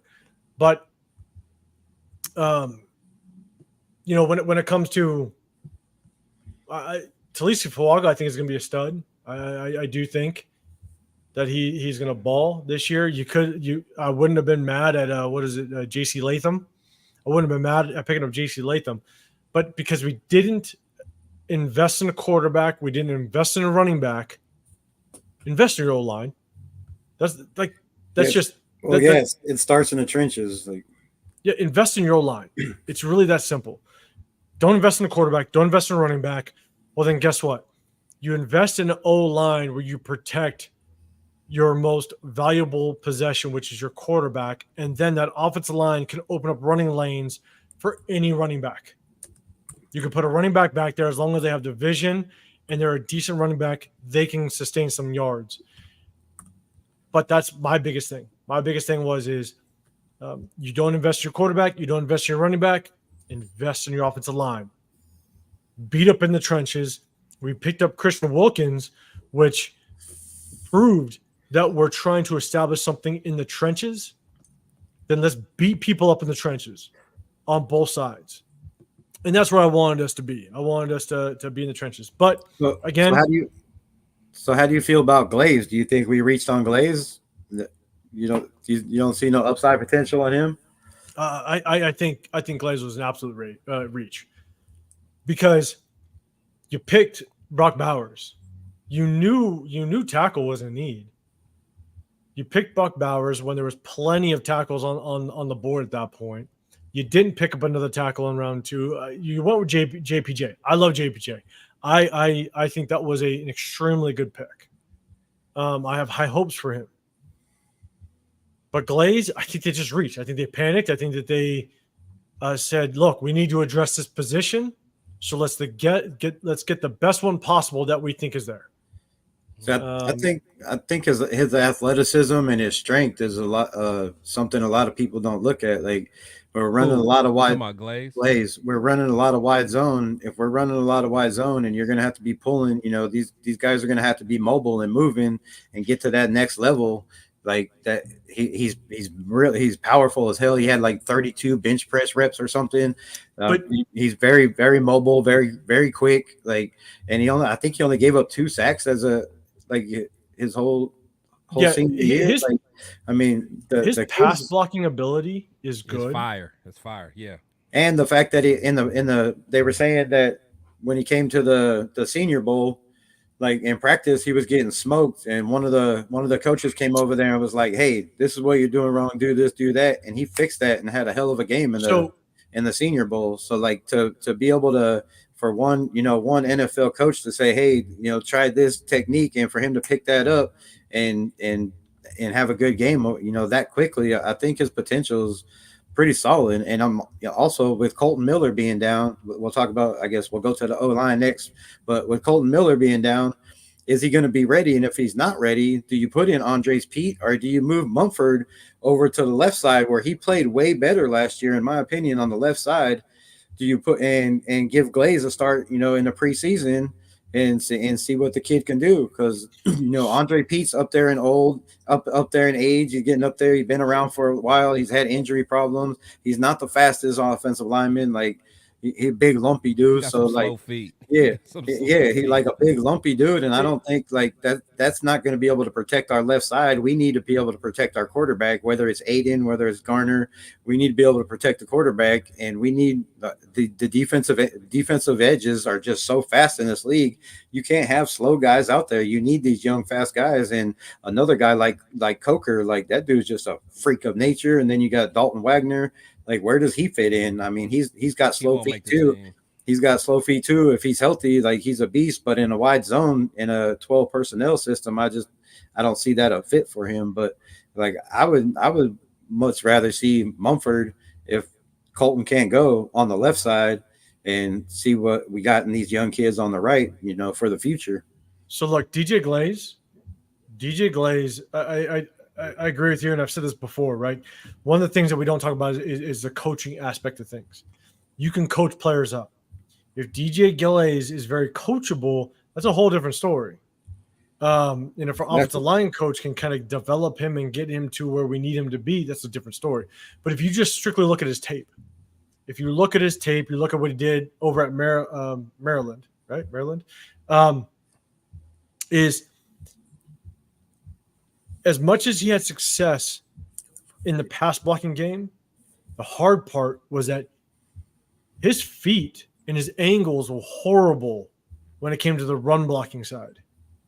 That's the part that I struggled with, is that when you talk about offensive linemen, you can talk about this in a lot of positions, but when you talk about offensive linemen, they have to be able to attack down linebackers at specific angles. And he took pretty bad angles, which forced him to miss blocks. It was that simple. And so that's where I struggled. And the reason why I wasn't a big fan of the pick was because you look at what Luke Getsy likes to do. Luke Getsy likes to run the ball. And you slot in a guy that just struggles when it comes to the run game, just isn't ideal. Talisi Fuaga just crushes guys in the run game. And so that's why I was high on him. That's why I really liked the fact that the potential was available at number 13. So that's the hard part. The hard part is that we don't know exactly how these guys are going to truly develop. I think Dalton Wagner, I don't think he's going to make the team. I know we were high on him. A lot of guys were kind of high on him. Yeah, in McDaniel's system, it would have been better, and if he was healthy, he would have been all right in that power run. But in this system, I just don't think. But also on the other hand, you got to look at the coaches we have in too. We got Phil Bond, he was with the 49ers, and that, what you do with that. James Gregg, he was with the Niners, and what they do with that offensive line. These guys have multiple 20 years experience with offensive linemen, and they have created some Pro Bowl linemen. So we have the coaching staff to work with these young guys. And if you're coachable and you got people that are great and knowledgeable at building, like I think James Craig and Phil Bond both in college were taking tight ends and turning them into tackles. And I think two of them made it in the NFL and became all time, all pros in the NFL. So if you got a guy that's freakish, strong, and athletic like that, and coachable, and we got with the staff we got, I think we might want to let that kid try to get some reps. And there was a film breakdown on East Coast Gridiron and Graph, and man, I can't with a former offensive lineman of ours. I can't even remember who it was. Denzel Good. And they did the tape breakdown on that kid. And I was like, man, he shows a whole lot of signs of, of being able to solidify that spot if he gets enough reps. You got to have reps. You got to have reps. Yeah. Real quick, Chris, you said you're not a big fan, but you just don't think Dalton Wagner is going to make the team. Why do you think? He has incredibly bad feet that I think. Now in a power scheme, he would have more of a chance because he can just maul his guy or, just focus on those ISO blocks. But, when you're doing more zone stuff, you got to be able to move a little bit, honestly. And that's honestly, like, as much as I like Illuminar, like, he had his mental breakdowns at points and his mental lapses. But even Illuminar is like, that offensive line has to be able to move a little bit. That's why, like, honestly, Colton Miller and even, some of us don't like Andre James, but he's a zone type of guy because he can move. Dalton just can't move. I just don't like his footwork. I'm with you on that. Yeah, I just don't like it. So he's definitely a bulldozer. Like, he has a long arms, and I mean he can do different reach blocks. But if you're asking him to kind of move out in space, I just I was huge on Dalton Wagner. Like, you can see my Razorback in the background. I'm from Arkansas. I'm a Razorback fan, but he killed it in college out here. But when he was healthy. But it was a power system. He didn't have to get to the linebacker in the next level or get upfield. He basically was just standing still, holding his ground. Like, he's strong as hell. Like, the kid's an ox in the run game, man. You'd see him just bulldoze people. But I just don't think he fits this system, unfortunately. I think that's why I think Andrew Coker has a great chance of making this team. See, me too. I like that kid too. Because he's Delmar Glaze. I mean, I like Delmar Glaze too. Like, yeah, I think Delmar Glaze, he's a third rounder. I think he's going to make the team no matter what. But and there's a chance. I don't know this for a fact, but Delmar Glaze might transition down to a guard. You just never know. I think he's more suitable for a guard. But you look at Andrew Coker, and you look at Dalton Wagner.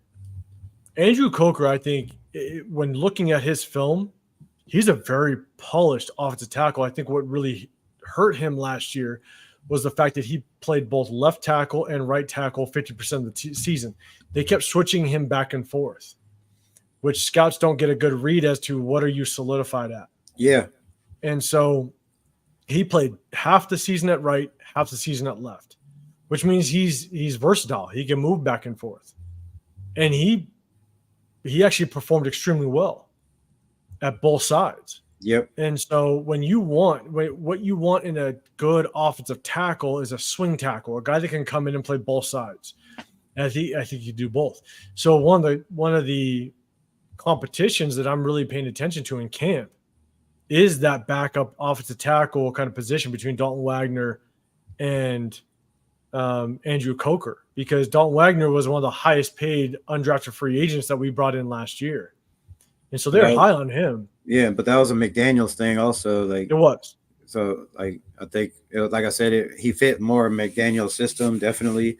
And they just didn't want to lose him to put him on the practice squad and have somebody take a chance of picking him up. So they paid him and put him on IR. But I don't know. I don't see him making it. We have too many athletic and, like you said, versatile guys that can play left and right side. They can play swing. They can play guard. You know, we have so many guys that have played guard, center, and tackle. Like, so I think those guys are going to stand out more. You know, AP and Tom Telesco are constantly preaching, mobility. Like, you got to have, you got to be mobile, and you got to be able to play different spots. They want to plug you in when you need to be plugged in. So I just don't see Dalton Wagner being that kind of guy. Yeah, I'm with you, man. I definitely think Dalton Wagner is he's gonna have to battle 100% to make this squad. What about Jalen McKenzie? What do y'all? I don't know really much about Jalen McKenzie. Yeah, I haven't watched too much on him. I don't know much about Jalen McKenzie, to be dead honest with you. So, no, man. I mean, we talked a lot about, we just talked about offensive line. We talked about quarterbacks. We kind of reached across the board, honestly, which was good. Yeah. Yeah. At the end of the day, what either preseason, open practice games, what games are you guys trying to get to this season? Me personally, so I'm already locked in for week 1, 2, and 4. So my September is going to be fun. And 1, 2, and 4. Yeah. So so I'm going to the Chargers, the Ravens, and the Browns.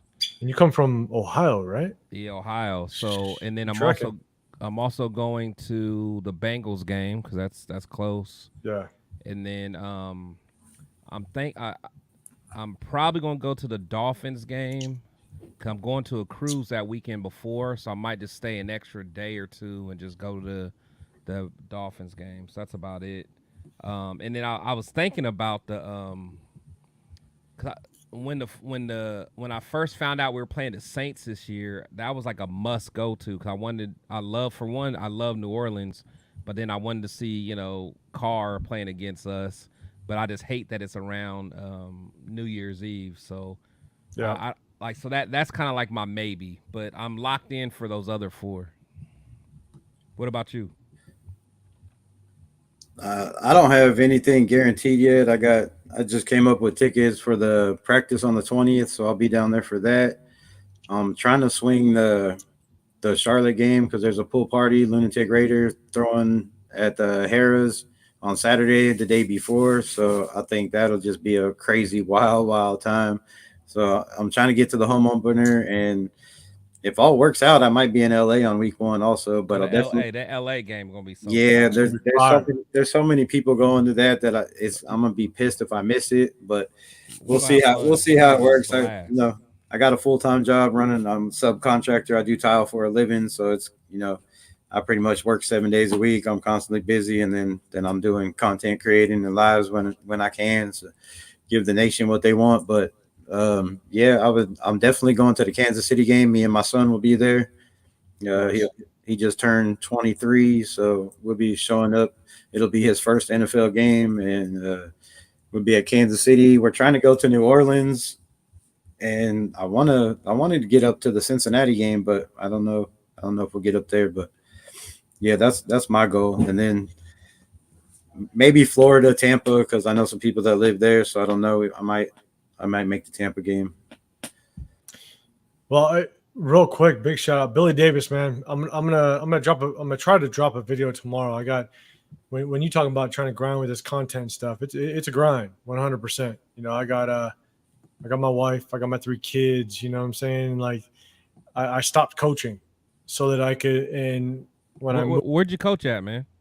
So I coached in California. I also coached in Texas, and Okay. so I went around and I stopped coaching in 2019 because I wanted to give my wife, my kids. I was coaching outside of my full-time job, and so I wanted to give my kids their time. Because when I coached, it was, my wife doesn't really know sports, let alone the coaching side of it. And she would walk in my room and she'd be like, haven't you watched this film like 10 times? I'm like, yeah. I gotta watch it 100 more. You know what I'm saying? And so it's like when her and I first started getting together, she was like, why are you watching so much film? I'm like, this is just what I do. I'm a film junkie. And so I kind of started. It was after the Bills game last year. I was like, you know what? I was getting that itch to coach. I'm actually in the Vegas area. I'm actually in Henderson, Nevada, and we moved here in 2020. And I just jumped on. I was like, look, like I had that itch to coach, but I didn't want to put that time in anymore. Yeah. So I was, let me jump on and let's do this. Yeah. Let me speak my piece. I was fed up, to be dead honest with you.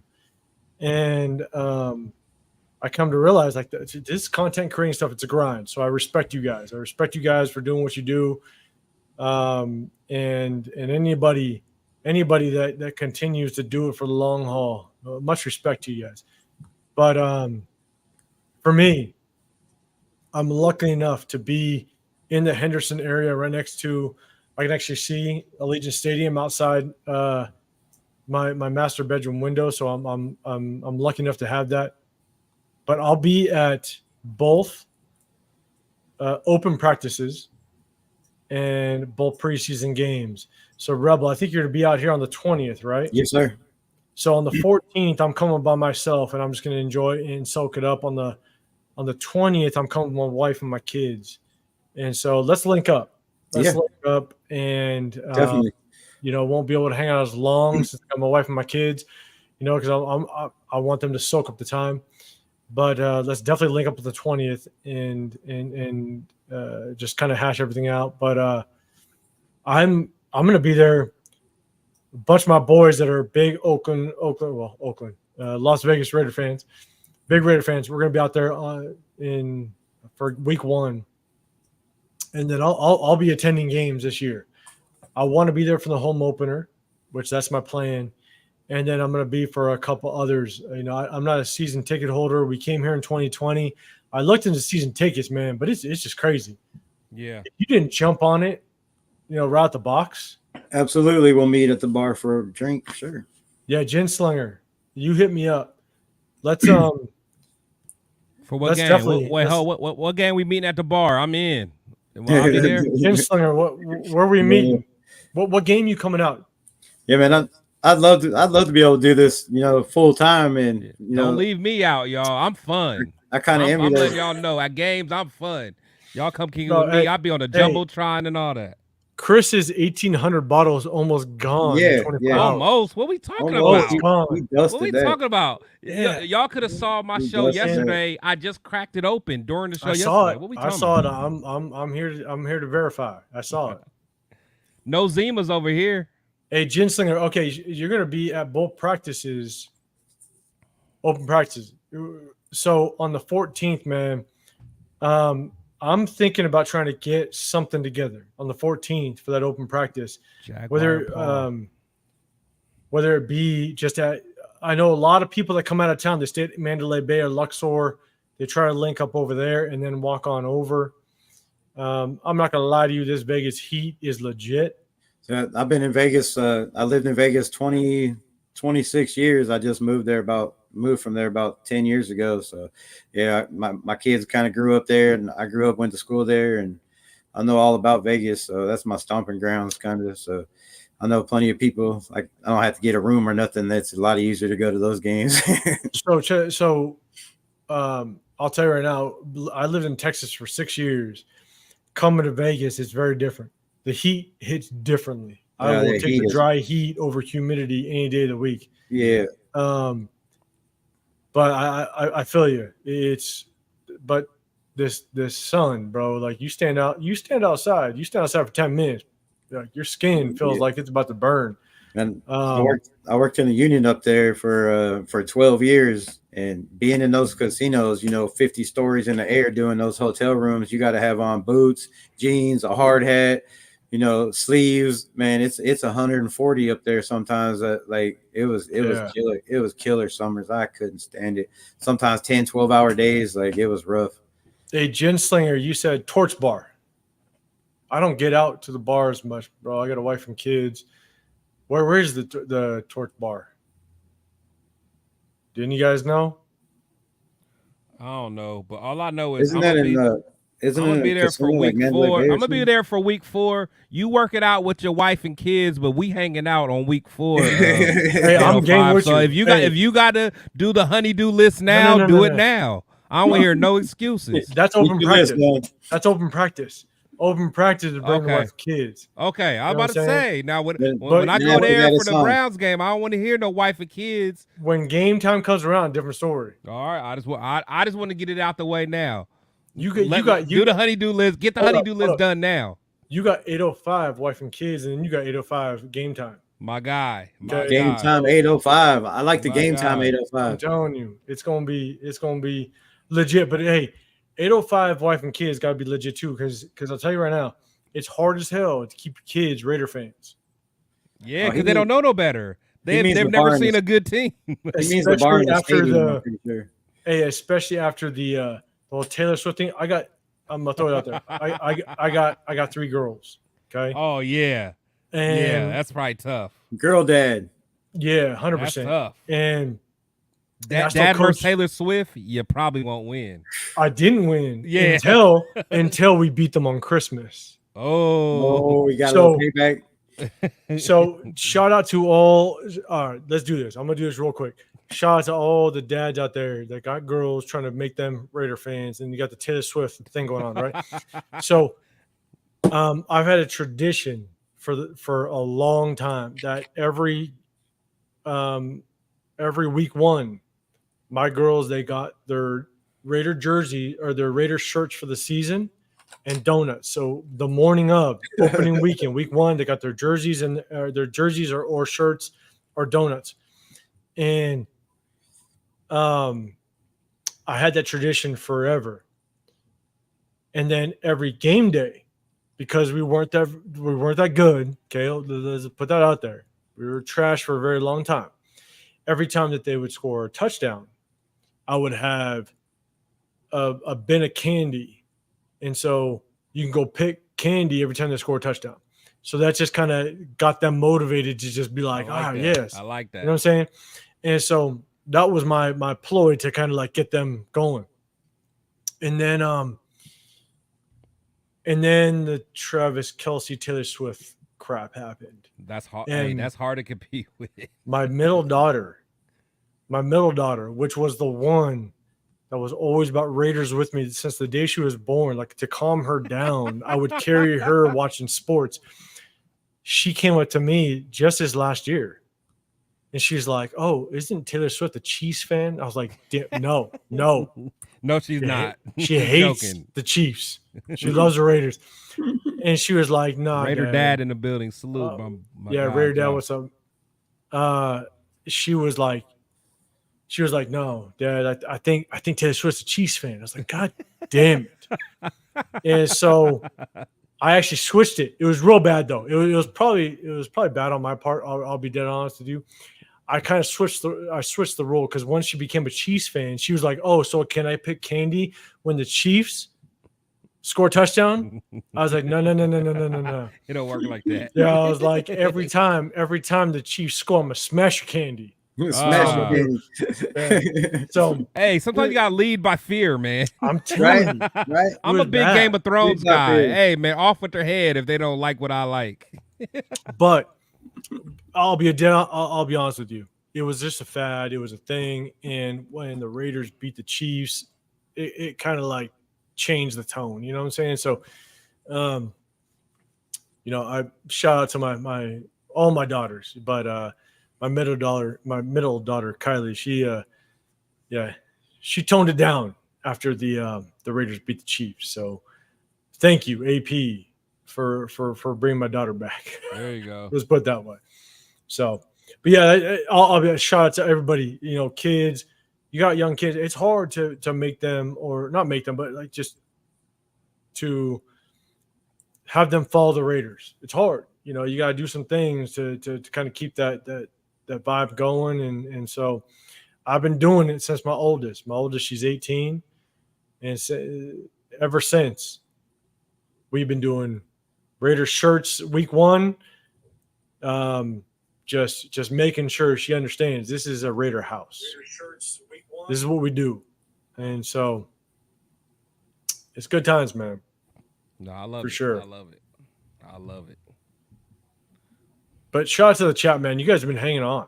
Oh yeah, the chat. Look, we almost Right, 3 shout hours out, deep in the shout chat. The chat in here, man, talking crazy, and I love it. I apologize. It's probably the scotch and the tequila talking. Right. Hey, Hey, Chris, to you. if you're watching on one man, channel, I live for this.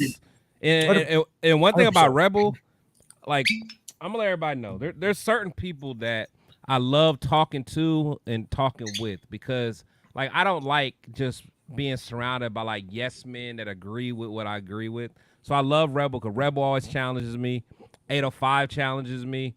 I mean, there's a lot that challenge me, but Gravy challenged me like that. Like that's my type of stuff. I love it. And no matter what, like me and Rebel disagree a lot, but we can always come together as Raider fans.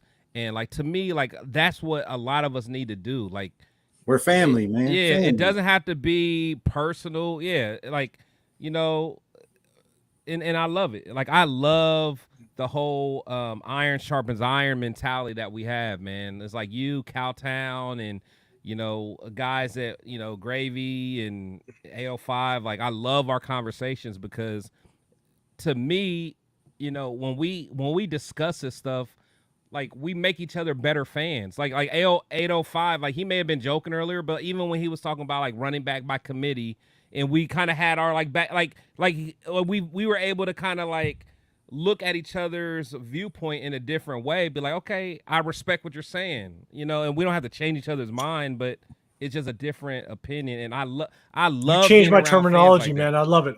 And I've had terminology for years. Yeah. You changed it. I love it. Yeah, and 100%. that's what it's about, man. That's why like I love talking to certain people, and this is me and Rebel's first time being on, but me and Rebel have went face to face in the chats for hours before, man. And it's always love, man. Cause we love this team, black and silver, and I love this fan base for sure, man. Hey, real quick, hold on. Sorry, Ginslinger. You said that you're in this area too. Tonight at 7:00, there's the Vegas Nighthawks indoor football game going on. I know this ain't Raider created, but I'm just throwing it out there. Ginslinger, are you paying attention to that too? Because we got the first ever playoff game for the Vegas Nighthawks indoor football team here. That's just down my street. Are you about that too? Let me know. Let me know if you're paying attention to that, because You hit about me up. that life? He wants to know if you about that life. You can I'm have a telling you, beer like, I at am the all Nighthawks about game or football. whatever it's called. I'm all about football. I'm all about football. Yeah. right? So let me know if you're interested in that, because I'm serious. Like, hit me up, message me on _805 Raider on IG, everything. Just let me know if you're in this area. I'm down to go check it out. 100%. And also, speaking of love, if you're watching on any of our channels, hop back and forth. I think everybody's got their own stream up, so jump back and forth, like, I'll be right back. subscribe, show some love, drop a comment. For sure. Shield Squad, I always tell everybody, I think I got the most fire supporters, man, because they are so fire. But I want y'all to support everybody, man. Support Rebel, support 805, whatever, 805. Support everybody, man. Like there's certain Raider content creators that's not all about the people, but I guarantee I am, and I always will be. Right. Rebel is my guy. He has always supported me. and again, me and Rebel, we argue like brothers, man. We literally argue are, like man. We brothers, but it's family. all love, man. We're and I will, family, man. if Rebel ever asks me to be on the show, I will be there 1,000% of the time. You know what I'm saying? And I'm not appreciate gonna let that, my nobody brother. talk crazy about Rebel. So, man, shout out to you and keep doing what you're doing. And I appreciate you, allowing me to come on your show and talk about this, man. Yeah, definitely, man. I appreciate you showing up for sure. Like, I'm glad I could figure out how to let everybody go on and stream their own stuff. It would have been nice to get everybody's views. They had to come see me, but hey, I ain't gonna lie. I told 805 like when you first asked me to come on, I wasn't even gonna stream it on my own because I was like I wanted you to get the views. Maybe this can help. Maybe this can help. Yeah. Like everybody that's on mine, go check out Rebel Raiders, man, and go on my boy 805 and like go support all three. Give them a like, give them all subscribe, man. If you're not followed already, follow, like, share. 805's channel bigger than all of ours. Shit. Yeah, yes, sir. Yeah, I mean, honestly, man, that's I messaged Chris right before we jumped on and said, hey, are you going live and stuff? And Chris, to his credit, he said, hey, I wasn't going to go live because I want to help out Rebel. And I was like, man, I didn't even think about it. I'm new to this game. I appreciate it. I didn't start this channel until I want Rebel to get all the views for real. Yeah, you know what I'm saying? I didn't think about that, to be dead honest with you. We can do it next time if you want. I don't care, like, you don't mind, but that's why I hit up Chris. I was like, man, do you know how to stream your own channel? Because 808 was trying to stream to his, so you might as well both, But it's good. Hey, as long as we can bring awareness to all of our channels, Yeah. Like my channel is not that big, but like at least I stream more than you guys, so therefore I may have more people. But like 805, he gets the people from his videos. He has more, and then. At the end of the day, it all helps us all. Like, my thing is, who cares? Like, my boy UEP said, put the links so we can follow. So, I don't know. Yeah, D-Menace already on it. My boy D-Menace dropped him a couple times. Yeah, D-Menace put that on there. Leo, if you in there, if you can, man, just drop the links for my brothers, man. And, man, this is all family, man. Look, I want everybody to eat. It is. Yes, sir. That's the thing is, like, with all the stuff been going on between Carr and all that stuff, and whether we hire AP or Jim Harbaugh, the biggest thing is like it's always gonna be divided, right? I look at this, I look at the Raider Nation, and I've said this before and I'll say it again. I look at the Raider Nation kind of like as your kids almost, and you're willing to tell them, hey, you're not doing something good. You got to put them in a place at times, but you love them to death. Yep. You know what I'm saying? Like, it's okay to be critical. It's okay to say, look, like, I don't agree with what you're doing, but I love you to death. So you can still be a diehard fan. You can still bleed silver and black, but you still can be critical as long as it's constructive criticism. Yeah. And when I was a coach, the biggest thing that I did was, as long as I make a decision that I can explain, I'm okay with. I'll explain the decisions I make. As long as you can explain it. Yeah. That's it. If you just say this is it and you're done with it, then I don't respect your That's good leadership. That's good leadership. I will always be able, any time a player or anybody came up to me and wanted to discuss with me what my decision was or why I made a decision, I had to stand behind the fact that I can explain it, and I'll explain it. Love that. Any viewpoint that I have when it comes to the Raiders, I don't just come out and say it. Like, I will explain why I have that. Now, does that mean I'm right? Not all the time, because like Chris, to your point, what you did to me today, like I've coached this game for 23 years. I've played it for 15 years, but your point of just different terminology. Right, more of a 1-2 punch as opposed to a running back by committee. Yeah, like I'm gonna change my terminology. I'm gonna change that just the way I say it, because I see what you're saying, right? Yeah. When you say running back by committee, that might mean you might have 6 running backs rotating. Yeah, and that is not. And I feel you. Yeah, 100%. As much as experience that I have playing, coaching this game, you still learn. And if you're willing to learn, if you're willing to kind of expand your horizons, that's how you become better at just establishing your position. And so I'm with you. When we talk about Raider fans, there's a lot of hate out there. But when you have your opinion, just hopefully you explain your opinion. You stand behind it. Yeah. You know what I'm saying? So I'm telling you guys, hey, it's been fun. This is my first live I've done by myself since starting my channel. And you guys made it a good experience. So I can't complain. Appreciate it, man. I have fun. Hey, man, I want to collab with you some more, man, because I feel like we have good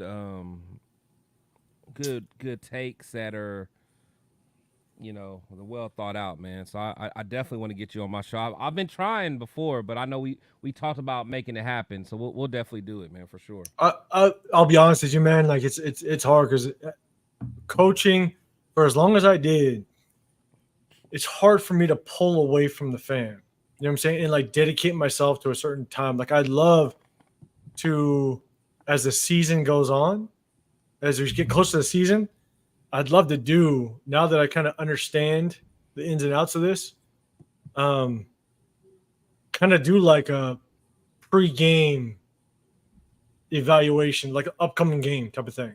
Yeah.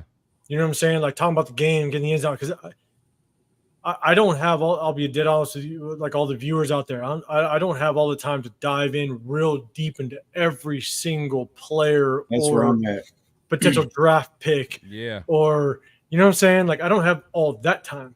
But when it comes to the technical side of things, when it comes to breaking down film, you got it. Oh, I do it all day, every day. You got it. I love that. Shout out to the chat, man. My boy, my brother in the building, AGNB. Day. All gas, no brakes day. Oh, gosh. Is that what that stands for? All gas, no brakes, man. That's my boy. I love it. That's my boy. And my 2 cents. No hey, brakes. My 2 cents. Mr. Outside. This is my first live, or first live solo. I did it during the draft. My 2 cents. Hey, shout out to you, man, because you always interact back and forth.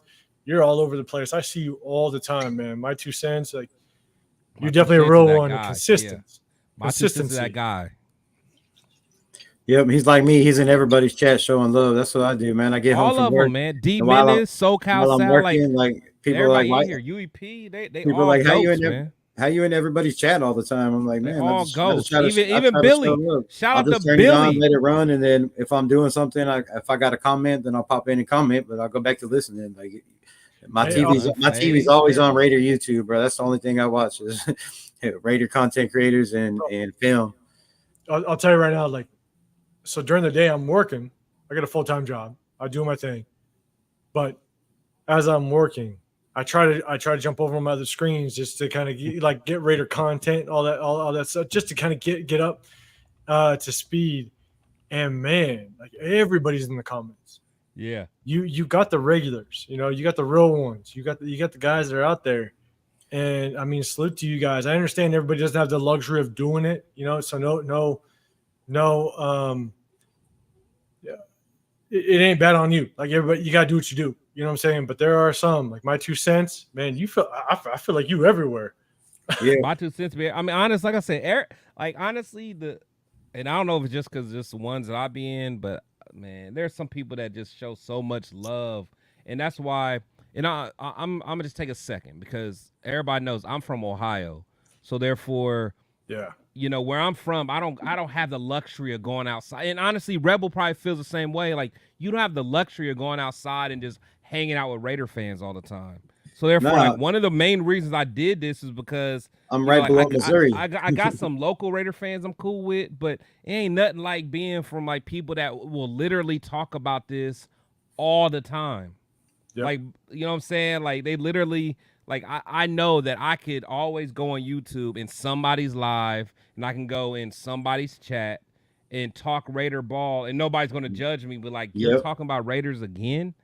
Like, yes, we're talking about because that's what we believe. Because not only are we talking again, the person I'm talking to has a damn tattoo on his forearm. What we talking about? 100%. You know what I'm saying? Like, yes, we're talking about the Raiders, man. shout out to Leave that shit. Gunslinger, man. Leave He's that shit. like Gunslinger. Yeah, you're right. Like, I don't want to be around no yes men. Like, yeah, there's been times that Rebel talks, I roll my eyes because I'm like, here he go again. But Rebel like, we disagree on things, but that's my brother, man. Like, I we appreciate may you, disagree, but Sure. at the end of the day, on week 1, whether it's AOC or Gardner, we're gonna be side by side in arms as brothers, rooting for our team, man. That's what. Oh yeah, definitely, man. And for everybody in the chat, like, I know I ain't consistent, but man, I will get there. I'm gonna get set days where I'm going live. I've been working on it, trying to get that schedule going. But I'm doing what I could do for now, and hopefully I can get that backing and following where I pop up and I got 20 people waiting. It'd be nice.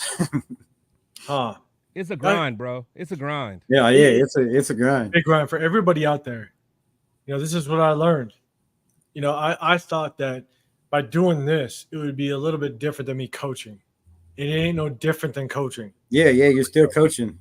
I'm still, a lot of the guys that I coached with way back in the day, they were stoked that I was starting a channel. They were like, "Hey, I'm gonna be a part of it. I can't wait to see your content." And they're not Raider fans. They just love to hear my take on just what the Raiders are doing and the ins and outs of it. But I'll be honest, as much as I'm a diehard Raider fan, and Chris and Rebel, you guys might be able to agree to this. I'm a diehard Raider fan, but to be a content creator, you got to know the ins and outs of other teams. Exactly. You have to know kind of what free agents are coming up, what's going on with other teams that could affect our team. You know what I'm saying? You got to dive almost so much deeper into the draft situation. We talk about free agents. We talk about signing new players or re-signing players, right? The Malcolm Kuntzes, the Nate Hobbs, all that. In order to know whether or not it's a good re-signing, you got to know what's coming up the next draft. Yep. You got to know the market and, what's out there also. Yeah, you got to know so much more than what just the everyday fans might know. And so I prided myself always. And it's funny, when I started this channel, my wife, she was like, "You got to do it. You got to do it because you know so much about the Raiders." Right. And I do. I know a lot about the Raiders, the Raider history, the whole nine.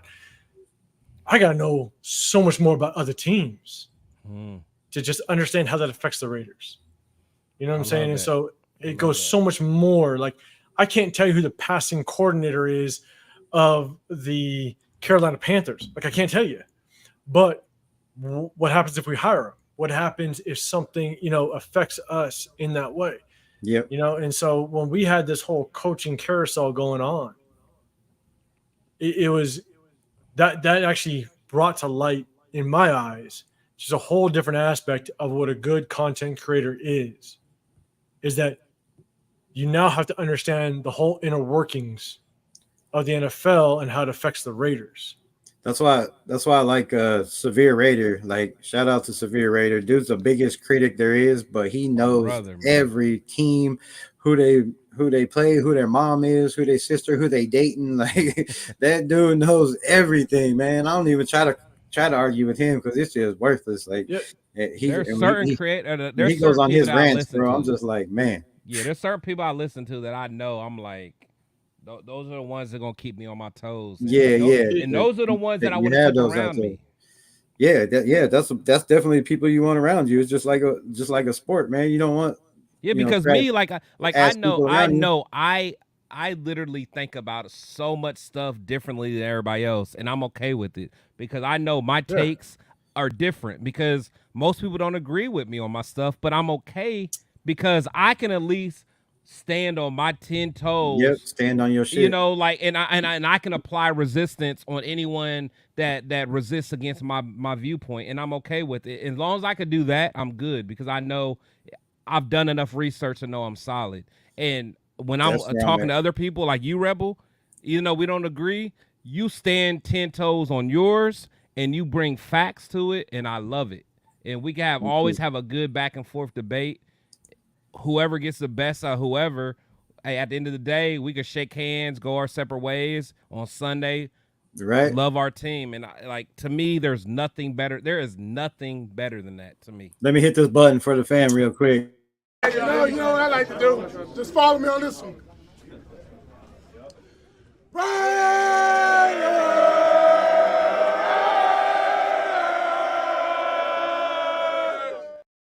God damn it. Hey, okay.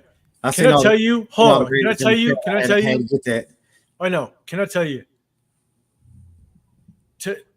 To hear that in a Raiders locker room, It gives me chills, bro. it does. Like I was about to Every say, time. Should I play it gives again? me chills up my spine, the arms, the whole nine. Right, like to know that there's a Raider head coach in the building that embraces and lives the Raider culture is crazy to me.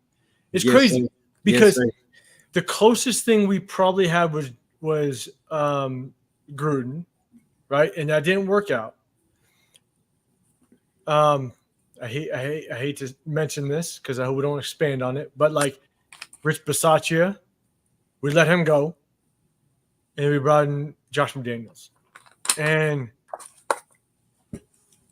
I hated the fact like I had high hopes for Gruden. There was a lot of reasons why I did not like Gruden as time went on. A lot of reasons, and I'm not going to get into it. But to have a coach, and this is why I was on AP's train. This is why I was okay with AP. And I was okay if he struggles the first 6 games. I'm okay. Yeah. There's a learning curve. I get it. I'm not going to be one of those fans that after the first 6 games, if we're 2-4, we're throwing in the towel. I'm not going to be one of those fans. That's not going to be me. But AP is bringing what this Raider fan base and players need. This locker room needs. It's not just the players. The one thing you have to understand, and I know you guys do, but a lot of the viewers and all that stuff, the alumni is a big part of this Raider franchise. This alumni carries this Raider history. And AP is going to bring that. Josh McDaniels didn't bring that.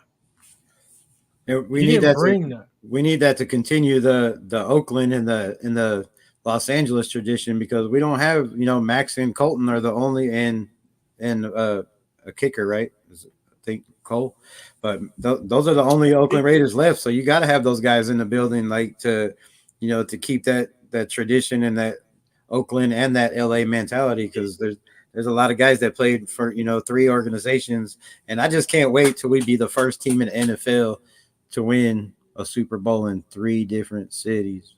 So I'm gonna tell you right now, it's the ones that understand taking the BART to Oakland Stadium. Talk. You know what I'm saying? It's the ones that understand you took that BART to Oakland Stadium, you got off that BART, you walked that tunnel. Nothing like it. There's nothing like it. And this is why I struggle to – I understand the move to Las Vegas, but I struggle with the move to Las Vegas. I understand it. Don't get me wrong. And, Chris, you rocked with your girl Spicy Talk a few weeks ago, and I mentioned something about the whole move to Las Vegas. Yeah. Okay? And there's way too much. There was way too much to talk about in just a chat. But I'll tell you right now, if you experience that ride with the BART to Oakland and you walked that tunnel and you got to chant Raiders and all it took was one person to set off thousands of people. It's still all it takes anywhere. No, it doesn't, though. I'll tell you what, like if you go to a game this year, they don't do it like that. Go to an Allegiant game. I've gone to 2 games every year since the Raiders have moved to Allegiant. The chants don't ring at all. I tried it. I tried the first the first 2 years.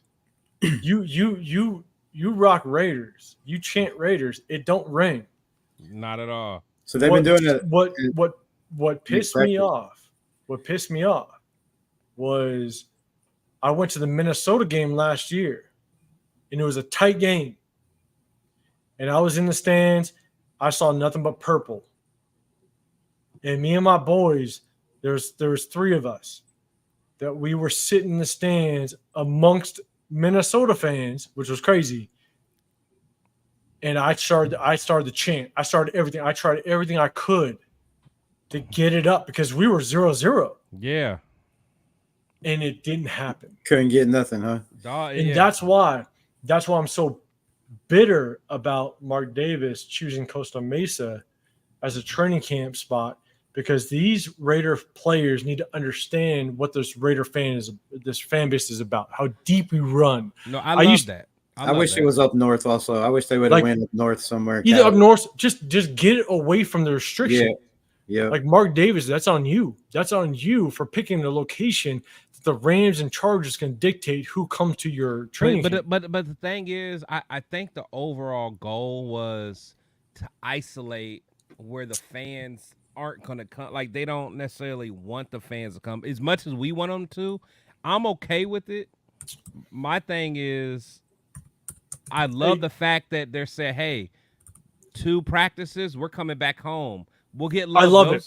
Yeah, 100%. we'll get love. But my thing is, let us get away from civilization and just get this brotherhood together. Get that brotherhood, that bonding time. But they're already tighter than back pockets on skinny jeans. Like this team tight as this team tight as hell, bro. I love it. Back pockets or front pockets, right? Like our front pockets on skinny jeans, any kind of pockets on skinny jeans. This team tighter than. I mean, so here's my thing though: is all I know is I need a sponsorship from 1800, bro. Or I'll shoot it out. This is my thing though: is so you moved. I'm sorry, but we're over 3 hours. We in 3:15. Okay. Fuck it. Hey, I don't even care about the time no more, bro. Okay, hold on, guys. We on whatever. We on Raiders. Hey, I'm about to go back to the liquor store and come back and keep going. Let's get it. I'm gonna text do the another wife. one later. I'm gonna text the wife. Make sure I'm okay. Yeah. So Y'all talking about smoke then? Damn. let's do this. I was okay with the Las Vegas move. I understood it. I understood that Oakland was not going to support them. I've been to so many Oakland Raider games that, when you're peeing in troughs, it's not good. Right? Okay? Yes. So I understood it. But at the same time, your move to Las Vegas, you have to be a destination where free agents want to come. Free agents want to be there. Jesus, talk to him. And man. so, by going to Costa Mesa, where you can't have their diehard Raider fan base there, these new players like Christian Wilkins is not going to understand how diehard this Raider fan base is in Costa Mesa. You're going to have 140 fans there. Okay, cool. They're going to make some noise.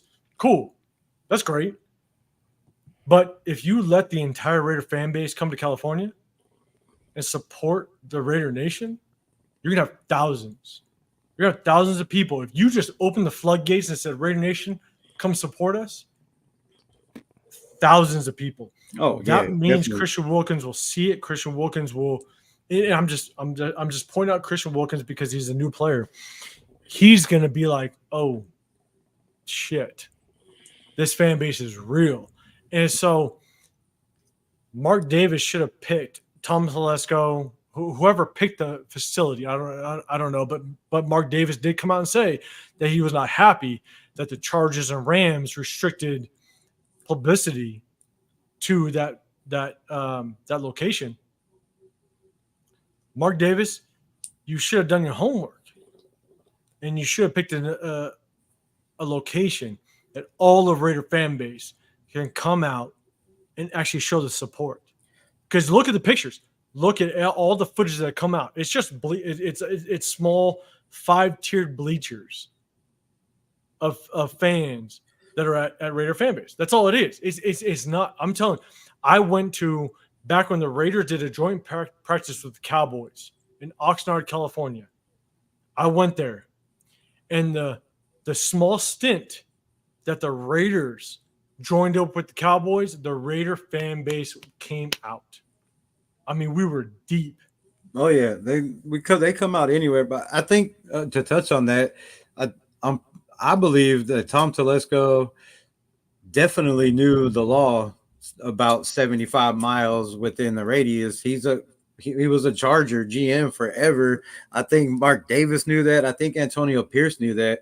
I think they knew that and was using that as an excuse to keep Raider Nation away because they didn't want the distraction like we had with the Muppet deal. And they were trying to bring that bond together. Like I think they knew what they were doing and they didn't want Raider fan involved. That's why they offered to have those practices on the 14th and the 20th so more fans can be involved. And they're just letting tickets see. I think that was the whole plan, in my opinion. If Rebel, if you're right, it's the dumbest move that. Well, yeah, because you want to keep the fan base happy, like. Because this is my thing, and I'm not saying you're wrong. I'm just saying if you're right. The biggest thing is that I've been to multiple games at Allegiant Stadium. Every year, I've gone 2 games every year. These Raider players don't understand what the Raider fan base is in Oakland. They don't understand it. No, you're right. You're right there. You're right. Yeah, because all of our games have been away teams selling out. Like they have 2 home games. Nobody wanted to come. Both in LA. They have 2 home games. Both in LA. One against the Chargers in LA. One against LA. Yeah. That's it. One against the Rams. Yeah, but you know what though? You know what though? Like if you listen to some of but the thing is, the players know we still travel. Like if you were at that Saints game. Honestly, there's been plenty of games that we done took over. Like the French Quarter, like the Saints game we take over. I mean, there's a lot of games we take over, but I get what you're saying. Like if you haven't had a chance to see how the Oakland fans show up, it's different. Because if I'm a new Raider fan and I look in the stands against the Steelers and I see terrible towels in your home. It's a different. I get or the it. Queens, and all you see is red. Yeah, no, I get it. I get it because I get 1,000%. But because Chris, you play college ball. Yeah, whether it be high school or college ball, it matters. You look forward to your home game. Yeah, you're like, where's my people? We don't have a home field advantage. Yeah, we haven't had a home field advantage, like especially since Dick Daniels. You get strapped up, ready to know. I agree. I'm playing in front of my home crowd. I got my home people. I got everybody rooting for me. But in Allegiant, unfortunately, it's not that way. That's another thing. It's so loud that the quarterback. I don't think it'll ever change though. Quarterbacks can't hear the play. Do y'all think it'll ever change? Even if we win, even if we start winning, do you think it'll change where we have a legitimate home field advantage? I think it's going to change. Like Chris, I lived in Vegas for 26 years, and I know they're diehard UNLV fans. Like there was nothing there. There was no Aces. There was no Knights. There was nothing. Like it was UNLV. So the fans are going to come out in dwarves. Look how they support the Knights. Look how they support the Aces. But they win. They've already got a championships. Like so. I mean, if we start getting to the playoffs, But another thing you got to look at is when we play other teams, it's a way for those other fans to come to Vegas and take their vacation time and come to Vegas and support their team.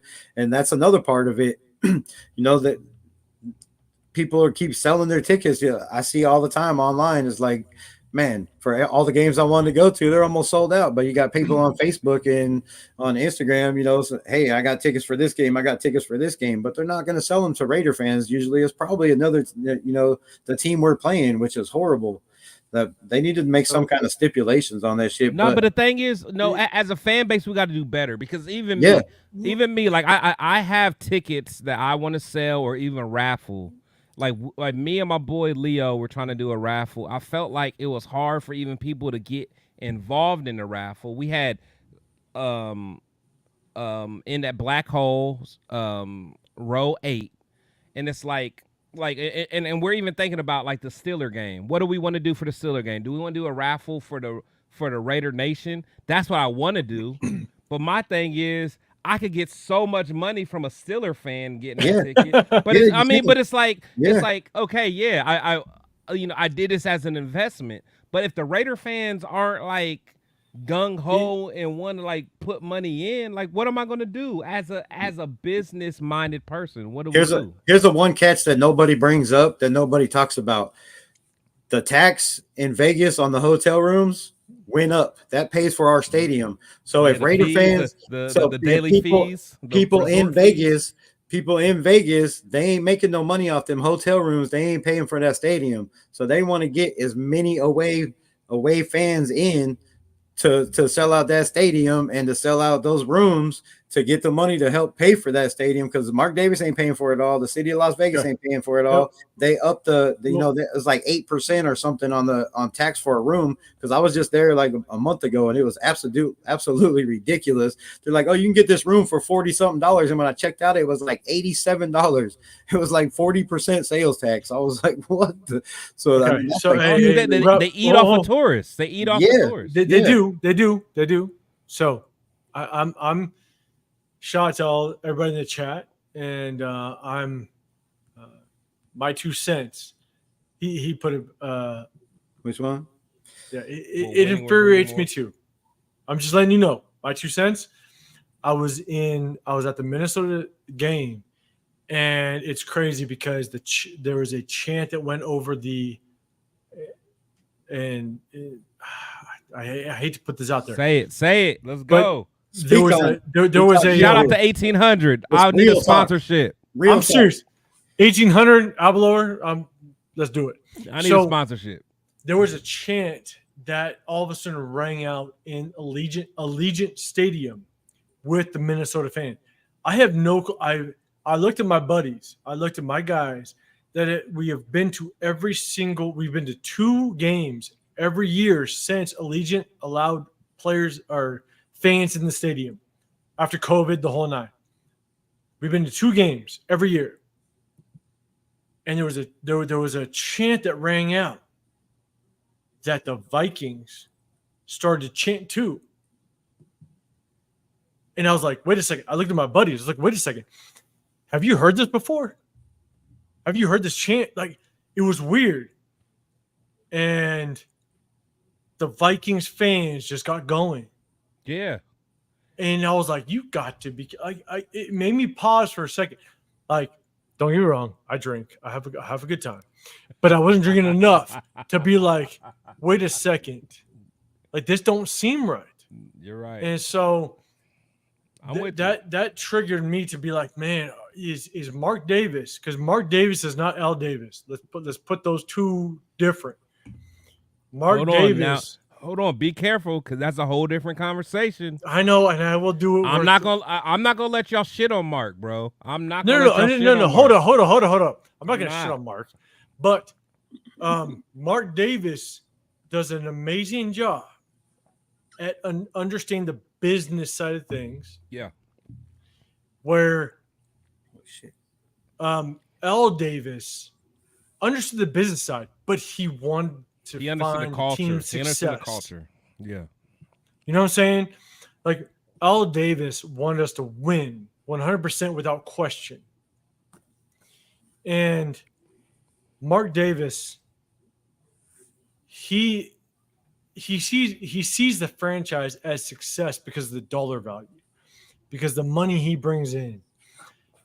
I will say, this is why I questioned whether or not he would get rid of Mark of Josh McDaniels. So everybody talks about, God damn it, I'm telling you, Chris, you ready to drink? Hey, I have nothing left to drink, bro. God damn, man, go get your drink. Hey, go get your Zimas. I know. That's next. I had to do it. That's next, bro. That's next. Okay, so I got like some. Never mind. Go ahead.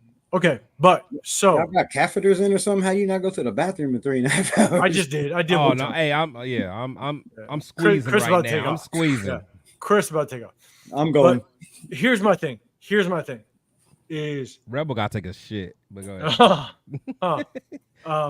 Hold on, but Rebel's a rookie. Now I'm gonna let Rebel know he's not here right now. But whenever you got to do that, you got to take your screen off. See, now he should have took his screen off, so then me and 805 would have been split. And Hey. then when trouble came back, but it's some look. I'm coaching these people out here, baby. I'm Coach coaching me, them. please, I'm because coaching I don't them, know. baby. I got you, but not. I'm just letting you know. So whenever Coach you me gotta too. Thank you. whenever you run your own live and something like this happens, you you remove yourself off the screen, let the other two do their thing, and then you come back. Well, my bad. I feel you. But I'll tell you right now, I've said this since day one. I think Mark Davis, he wants the Raiders to win. Don't get me wrong. Absolutely. All you guys in the chat, don't get me twisted. Well. He wants the Raiders to win. But he doesn't lose sleep if the Raiders lose. Because he's still making his money. Look at all the off-season events. I feel your Look view. at all the off-season events. He got international soccer tournaments going on. He's got crazy concerts. He's making his money off of it. I feel your angle. So, I feel your angle. don't get me wrong. He wants to win. He wants the Raider fan base to win. But the question is, does he lose sleep? Nah, he does. I don't think he loses sleep. His pockets are filled. When you sit up on a 4,500 square foot home, chilling, you don't lose sleep. You want to win as a Raider fan base, but that's my take. Because when the Minnesota chant rang wild, I was like, "You got to be kidding me!" No, I get it. Man, shout out to the real Raider Pete. That's a funny comment. Well, I'm sorry. Who's that? The last comment. Man, I had to I piss. don't know why bro. that's funny to me. I was holding that shit down forever. He said he was fighting for his life. Hey, do what you gotta do, Rebel. You was in there handling business, man. Shout out to you. But anyway, no. I feel you, 805, because You know what I'm the saying? only thing is like being the descendant of an Al Davis, though. That's a lot of pressure. That's a lot of pressure. You But don't think so? I from think there's who, a lot though? of pressure, though. Huh? From who though? Because For us. the Raider fan base. Yeah. Okay, well, he sold out. He sold out the Raider fan base to the casinos and to the corporates in Vegas area. You think though? 100%, 60%, 60% of the season ticket holders are casinos and investment purposes. 60%. Is So- that selling out or is that doing good business? It's doing good business, but can you say good business is not selling out to the point, original good point, purpose good of point, Raider good fan point. base? I mean, Good point. yeah. I just don't like the term selling out because it makes you seem like he did the wrong thing. I don't Yeah. think he did the wrong thing though. As a businessman, I don't think he did the wrong thing. So that's what I said in the beginning. It depends on how you look at it. Yeah. As a businessman, 100% you did your thing. That's why he does not lose sleep at night. But as a Raider fan base, it's a different story. So let me ask you this then. Okay. Do you feel that Al Davis should have or could have done better business as an owner? Yes. Okay. So which So, one? Do you think he and- should have, no, or no. do you think he could? You want to how he could have done it? Oh shit! We don't want to see you, Rebel. I know. was thinking So that wanna- big ass screen Oh, out of no, my no. face. What he could have done is exactly what he did with the open season tickets or the open practice tickets. You don't a certain amount. I'm not saying all, okay? Because I am also on the side of capitalize on your investment, make good decisions, okay? But Rebel, remove it all the way so we didn't even see your icon. Again, I'm teaching. I'm coaching Yeah, y'all. teach I'm us. Coaching y'all. I'm Teach coaching us. How do I y'all, do that? man. teach Huh? us. Like hit the remove from, hit the remove. Oh, I got you. Rebel, There it I is. got you, baby. Don't- Man, Rebel, you're learning. Hey, I'm getting y'all together, it. babe. I'm getting my John Madden on. I'm coaching them. Yes. Chris, you're teaching us all. 100%. Shout out So, to 1800. My And gun. Hey, Jen Slinger said, and Rebel is a sober one. right? So a way Mark Davis could have done it, because Mark Davis has to understand that these players feed off the Raider fan base. If you don't have Raiders in the fan, if you don't have Raider fans in the stadium, you're not going to sustain free agents. Because the one thing I'll say is not everybody grows up as a Raider fan. That's true. You could draft somebody, draft a player. They could be a Carolina fan, a Patriots fan, Tampa Bay fan. They could be a different fan. They grew up as diehard fans for somebody else. You have to teach them what the Raider fan base is about. You have to teach them what this Raider fan base brings to the table. But they can't do that right now because it's all opposing teams' fans attending the games. So what Mark Davis could have done is sell the season tickets or sell tickets off to the casinos. Do your thing, because it's that helps the Vegas community. That helps the taxes when it comes to Vegas. That's fine. Do your thing. But all the investment season ticket holders, you cannot sell your tickets once you acquire them. You have to attend the games. Because when I went to... That's hard to regulate, though. How do you regulate that? And it's unique. I agree with you. But it's unique because who's the last team to go to Vegas as a professional sports team? Nobody. The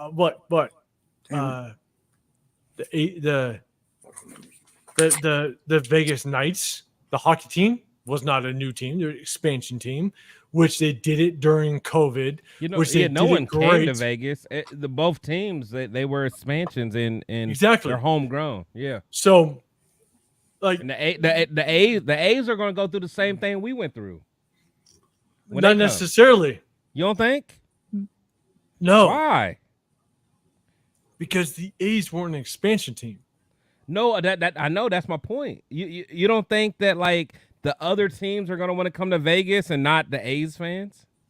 No, because the one thing that a lot of people don't talk about is the difference in schedule. So if you think about a baseball schedule, a basketball schedule, an Aces schedule, right? They play on off days. Football is very uniform. Yeah, Sunday every night, week. Yeah. Thursday night, Monday night, Sunday night, Sunday day, whatever, right? It's so uniform. So people can plan their schedule long term. A's, hockey, basketball, baseball, they can't do that. And so that's why I think the Oakland A's coming to Las Vegas, I think it's going to be a mess. I think it's going to be a debacle because they think that people are going to come in on a 215. That's what I'm saying. That's like Vegas fans ain't going to follow that. They're like, whatever. Unless y'all going to the World Series, why am I going to go? Like, there's 100%. so much other stuff to do in Vegas. Why am I going to that?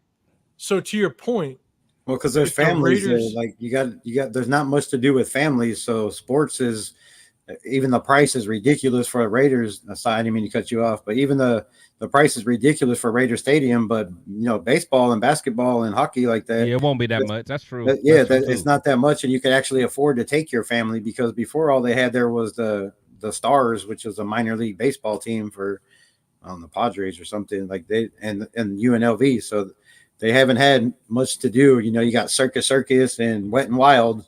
I mean, there's not too many things for kids to do there. So I think baseball will take off a little bit. I don't know. I don't know about the A's, but hey, Rebel, hey, take me down for a second. I'm finally about to break the seal. Do your thing. I'm about to finally break. Because I'm going to rant. My 2 cents. Rebel, can you bring his comment up? Which one? This one? Yeah. And so there's a lot of strategies as to why or how Mark Davis can improve the attendance of Raider fans to the games. And I'm with you. Like, you got to think outside the box a little bit. And I'm with you, my 2 cents. You got to give some tickets to the casinos. The casinos are going to run Vegas. You can't deny that. Yeah. So always give if imagine this, okay? Imagine I'm throwing this out. Give 10% of the ticket sales to Vegas, where they can give it to the high rollers. One thing that a lot of people don't realize is that the Las Vegas Raiders sell out 104% of their ticket sales.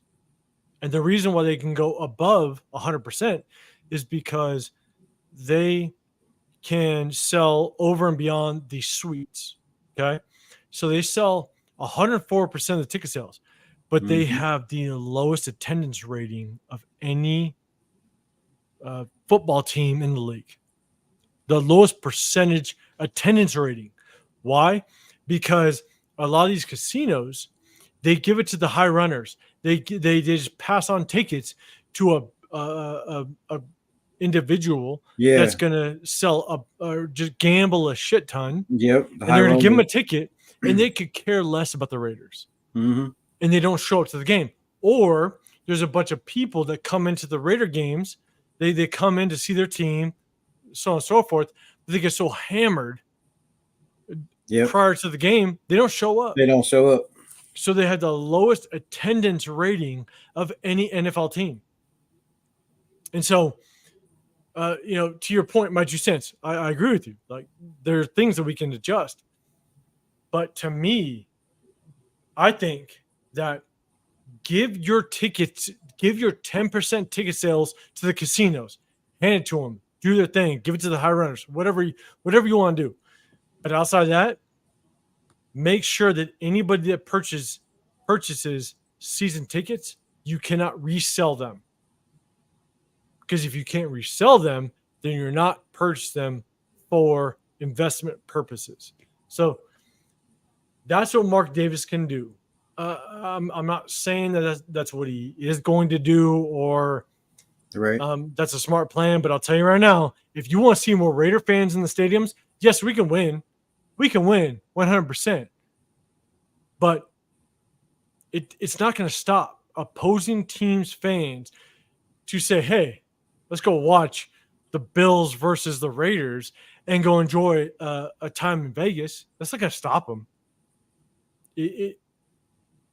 What we need to do is stop them from reselling tickets. Yep.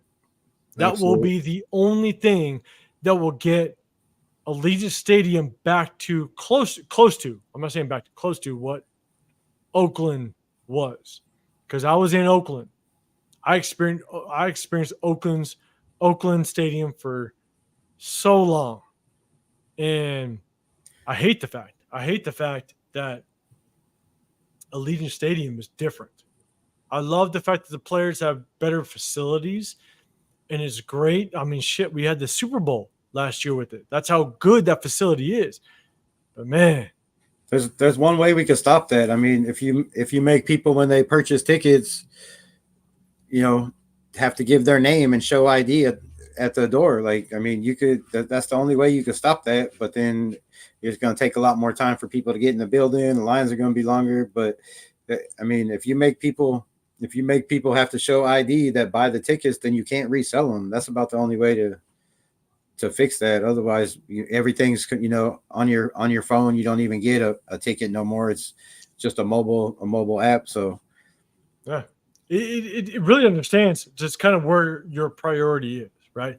Mark Davis knew, and I will give him credit in a sense that when he was in Oakland, he was probably in a hole. Okay. We don't want to say that millionaires are in a hole. Okay. But he was probably figuring out, like, crap, what do I do? This franchise is hemorrhaging money, whatever it may be.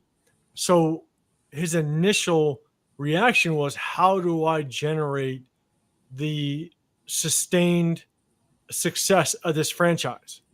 So I respect his move. Don't get me wrong. But to just funnel off season tickets to anybody, the highest bidder, because that's what those, because I may have mentioned this before in the live stream, but I took my family, I took my girls, my wife, my girls to the open practice which was in Allegiant back in 2021, I believe. And when I moved to the Vegas area, I got a brick. I got a brick with my girls' names on it, the whole nine.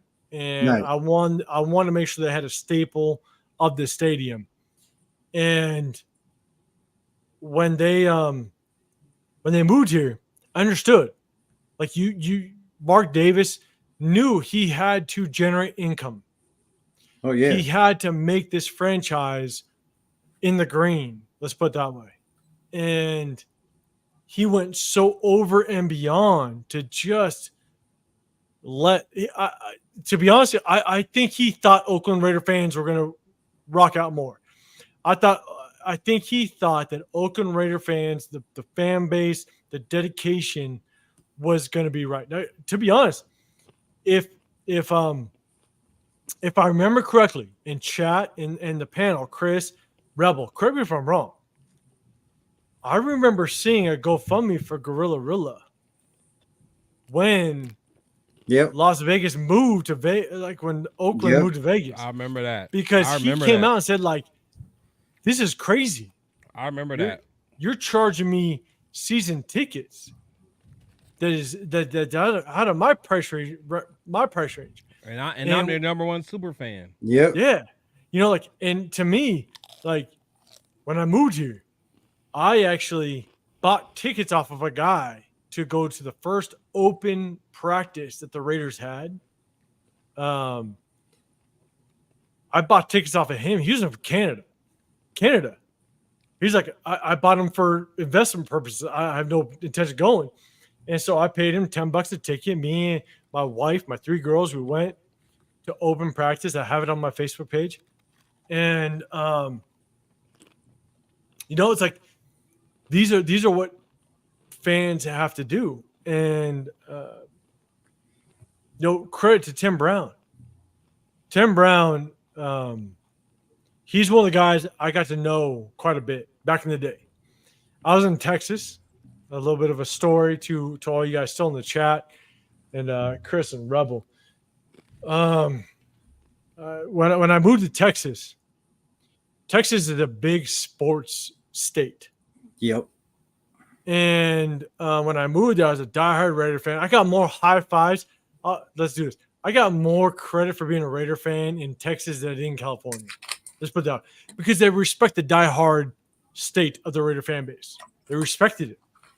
I would walk around the mall with my wife and kids. I mean, I'm Cowboy fans and be like, "Hey, Raider fan, I'll give credit to you," you know. Because I know we're gonna rock it anywhere, silver and black. And so, you know, one of the things I got to know Tim Brown because Tim Brown was the general manager of an indoor football team, which was called the Texas Revolution. And when I moved to Texas, I was not going to support any other team than the Raiders. And so when I moved to Texas, I wanted to reach out. There was some like minor league baseball teams I took my girls to just to kind of like have fun. But I found out that Tim Brown was the general manager of the Texas Revolution that played in Allen, Texas. I linked up with them. And I said, you know what? If I'm going to do something as it regards to football, I'm going to do something with him. And we got them so far as to they actually played some of the Texas Revolution. They played some of their games in Wally World, which is Jerry Jones's kind of makeup over there. And so, you know, that was part of me is when I was in Texas, I wanted to make sure that I still represented the Raiders. And when I came to Nevada, when I came to the Henderson area, I still rocked it. And I'm going to keep rocking it. Like, this is my passion. This is my passion. And I hate the fact that we go to home games and it's nothing but opposing teams' fans. And to Chris, when you have Spicy Raider on, she said the one comment, it kind of sticks in my head. Like, it is what it is. I'm like, you can't do that. You can't say it is what it is. You know what I'm saying? Like, you like, the Raider fan base has to make sure that these players understand how deep this Raider fan base goes. This is why I was hoping that Mark Davis, Tom Telesco, whoever it was, AP, picked a different location, because Costa Mesa could have been a great location. Go back to California, whether it's northern, whether it's southern, they could have picked a location where this Raider fan base could show these Raider players how deep this Raider fan base goes. Because I attended the joint practice between the Raiders and the Cowboys back in the day, and man, we ran deep. The Raider fan base ran deep, and it was fun to see.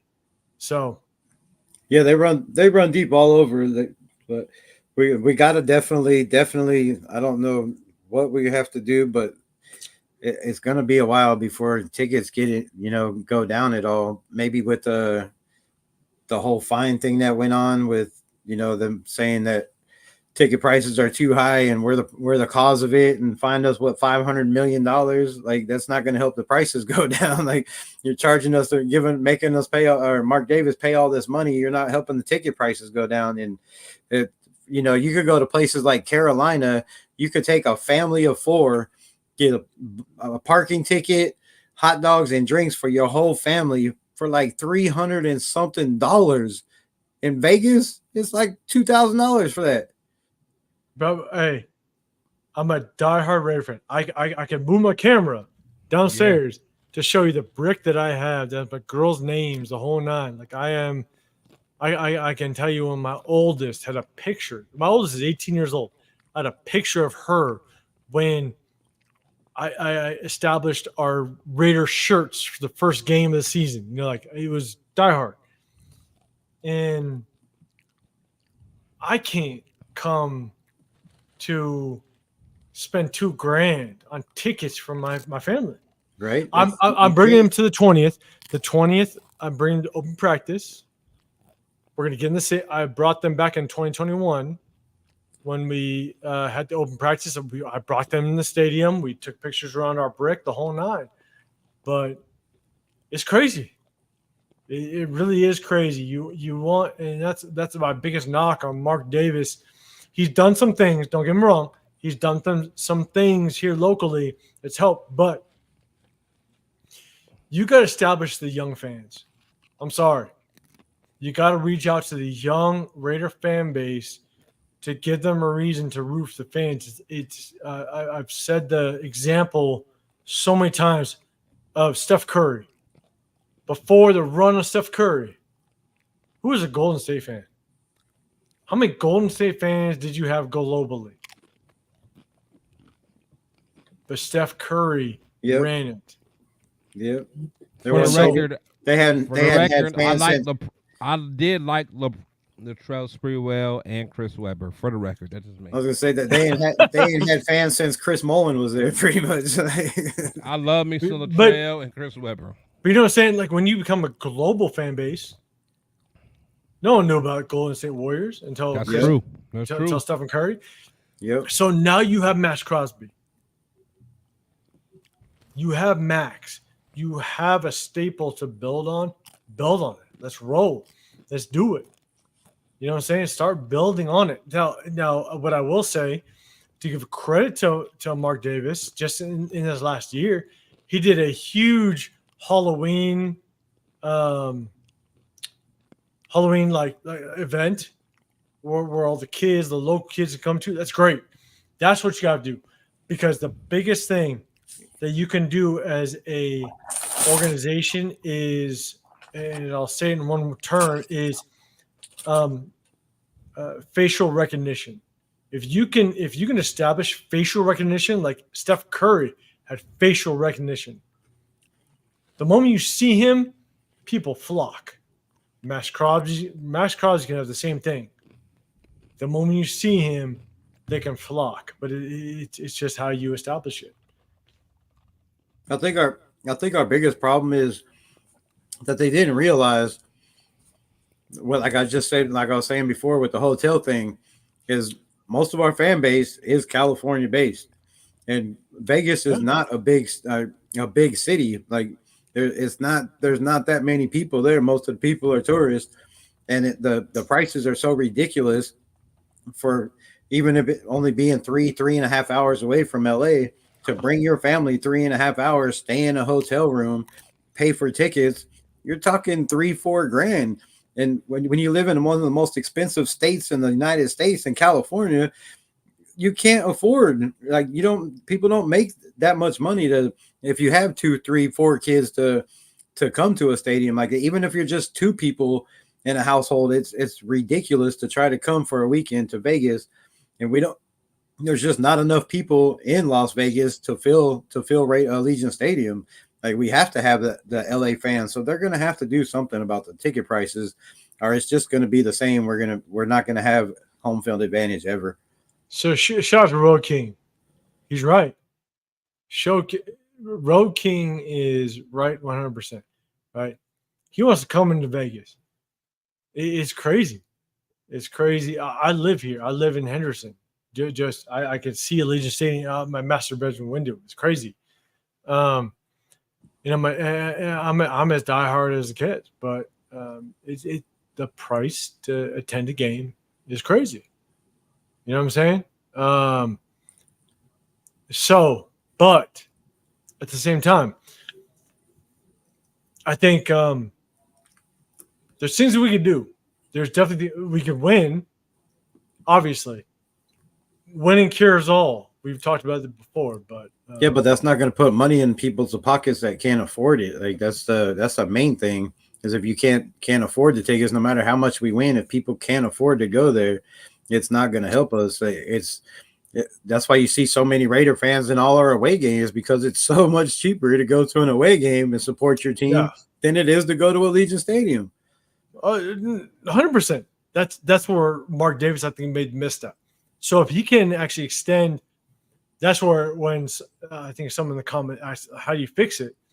I think that you allow the casinos, just the casinos, to have their take. Do your thing. But the other people that are just buying for investment purposes, scratch their ass off. Scratch them off. Attend the game ourselves as Raider fans. You know what I'm saying? That's how I feel. Like somebody said, what's Mark Davis supposed to do? Go to San Antonio? Well, at least in San Antonio, there's more people than Las Vegas.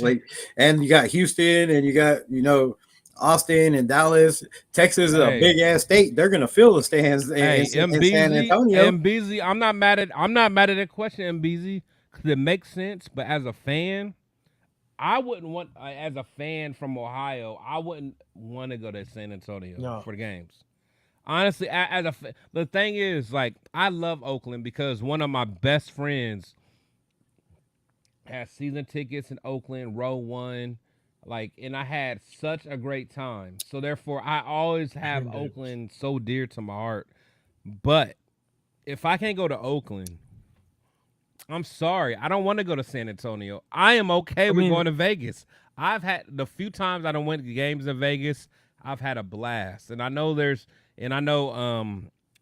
805, we talk about Spicy, because Spicy's real, so pro she's Oakland. Good. Hey, she had an event locally here just 3 days ago. Yeah, for the I wish I would have known about it. I would have showed it just to give support.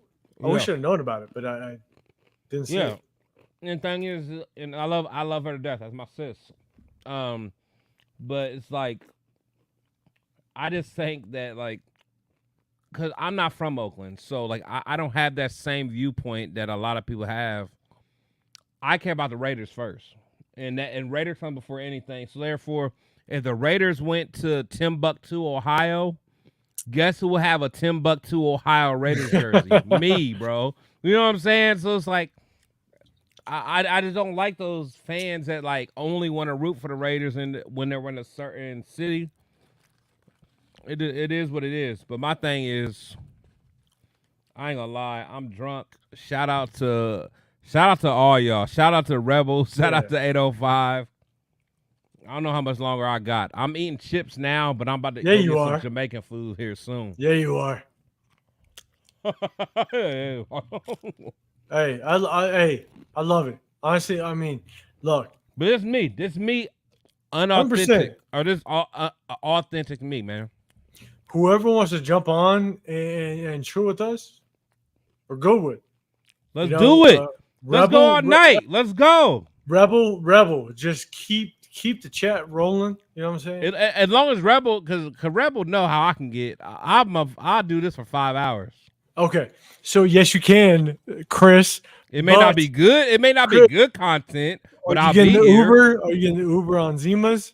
I had to do it. Nah. See, I'm not on Zimas. God damn. But you know what though? Now I'm about to go get some 40 ounces. Would that make me? Will that make me more Raiderish? Hey, I always put my Raiders shirts on, but I got some Mickey's jerseys. I got some Mickey shirts I could put on. Wait, Mickey? What do you mean Mickey? Mickey's the 40s, bro. Well, you mean like Mickey wide mouth Mickey's, like the little 100%. Okay, I okay. Then see. Hey, I'm from SoCal. I played in Inglewood. I played in Compton. I played in some streets, bro. I do what I do. You know what I'm saying? Like, hey, Chris. Yeah. Google one of the guys I used to play for. Inglewood Blackhawks. What's the name? Inglewood Blackhawks. What, he played with you? No, I did. You played with him? The team. Inglewood Blackhawks. Back in like the 2020, like 2028, 2009 season. That's where it's real. Because you being in Ohio, you got some semi-pro teams up there, right? Look. Honestly, whenever I say I'm from Ohio, people be acting crazy like they don't know the history. Now, there are only Texas and California are probably bigger football states than Ohio. Let's keep that real. Oh. Let's keep that real. Like, don't get it twisted. Don't get it twisted. Yeah, like, honestly, if you're not from Texas or Florida, and then maybe California. California. Okay, but what I'm saying is, my point is, Ohio is like number 4. Like, don't get it twisted.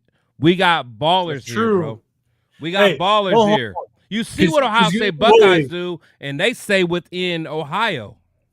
Yes. You guys got like cornbread, like you. Well, yeah, Ohio, Palin Hale, Iowa, Hay. Like, but it's positions. Let's put it that way. And we got the best basketball player, arguably, of all time. Shout out to LeBron.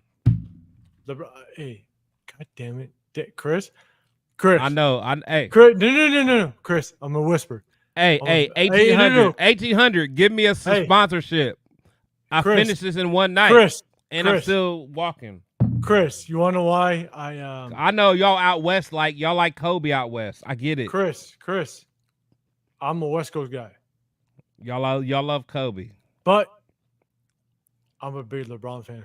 Yeah, that's a king, baby. So no. So when LeBron won the first championship, I lined up shots because it was a shot for every one of my buddies that was hating, doubted LeBron. Thank you. I'm telling you. Hey, ladies and gentlemen, y'all see Rebel learned. Rebel had to take a shit, and he got off and let the bosses talk. Don't get me in the LeBron conversation. So, damn it, Chris. Talk, see? Talk. See, so, it's y'all's fault for giving me, like, I could have hung out and chilled all day. Y'all wanted me on here. Now we're going to talk.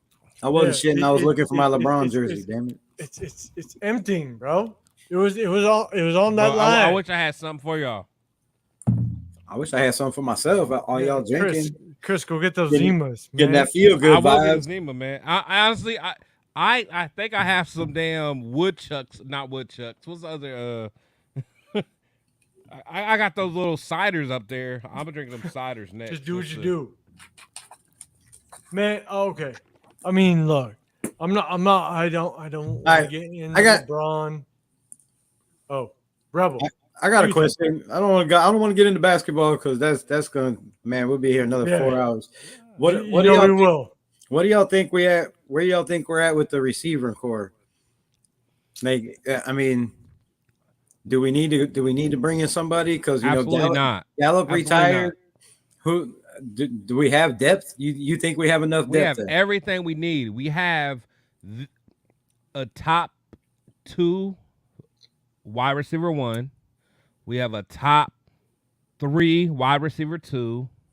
We have a wide receiver 3 that I think is going to open up a lot. I absolutely like. Most people know how I feel about Jacorian Bennett, but I feel the same way about Trey Tucker. I love Trey Tucker. Me too. I'm a big Love Trey him. Tucker fan. He has the personality I like. He has the work ethic I like. He has the approach to the game that I like. And his 40 time, it honestly, Wu said it himself. He was like, that boy can run. That Like boy his got 40 wheels. time was something way different than what his on the field time is. I miss that. That's Wu Governor's 40 time. No, Wu Gubber was talking about like he was talking about Trey Tucker. Trey Oh. Tucker. He was like his Trey speed. can run. But Wu said Yeah. Wu's favorite receiver is Jacoby Myers. Jacoby Myers. That's He's mine like that. too. He was like, That's that's the best mine too. receiver I've ever seen in real life. I've been saying that since Jacoby came here. When I wasn't a fan of him in New England. I never watched shit on him. But when he came here, I was like, He said that is the best receiver I've ever seen in real life. How did we get this dude for 11 mil? Like, how did we have basically 2 number ones, in my opinion. Like, he could be number 1 all day on a bunch of teams in the NFL that would love to have him as a number 1. That dude's just an absolute beast. And the fact that he blocks the way he does, he blocks like he's a damn tight end.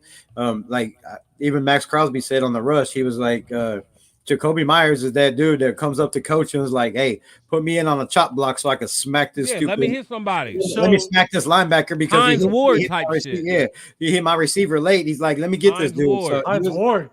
yeah, Hines Ward. Hines Ward, yeah. He is. I mean, Hines Ward. Hines Ward was different. Hines Ward different. But he was him. This is my thing. This is my thing, though, is be careful as to where you hear from. Because here's my thing. Jacoby Myers is a stud as a number 2. Don't get me wrong. Yeah. How many times does a number 1 how many times does number 2 not transition to number 1? Because we That's have happened a lot. That's happened a lot.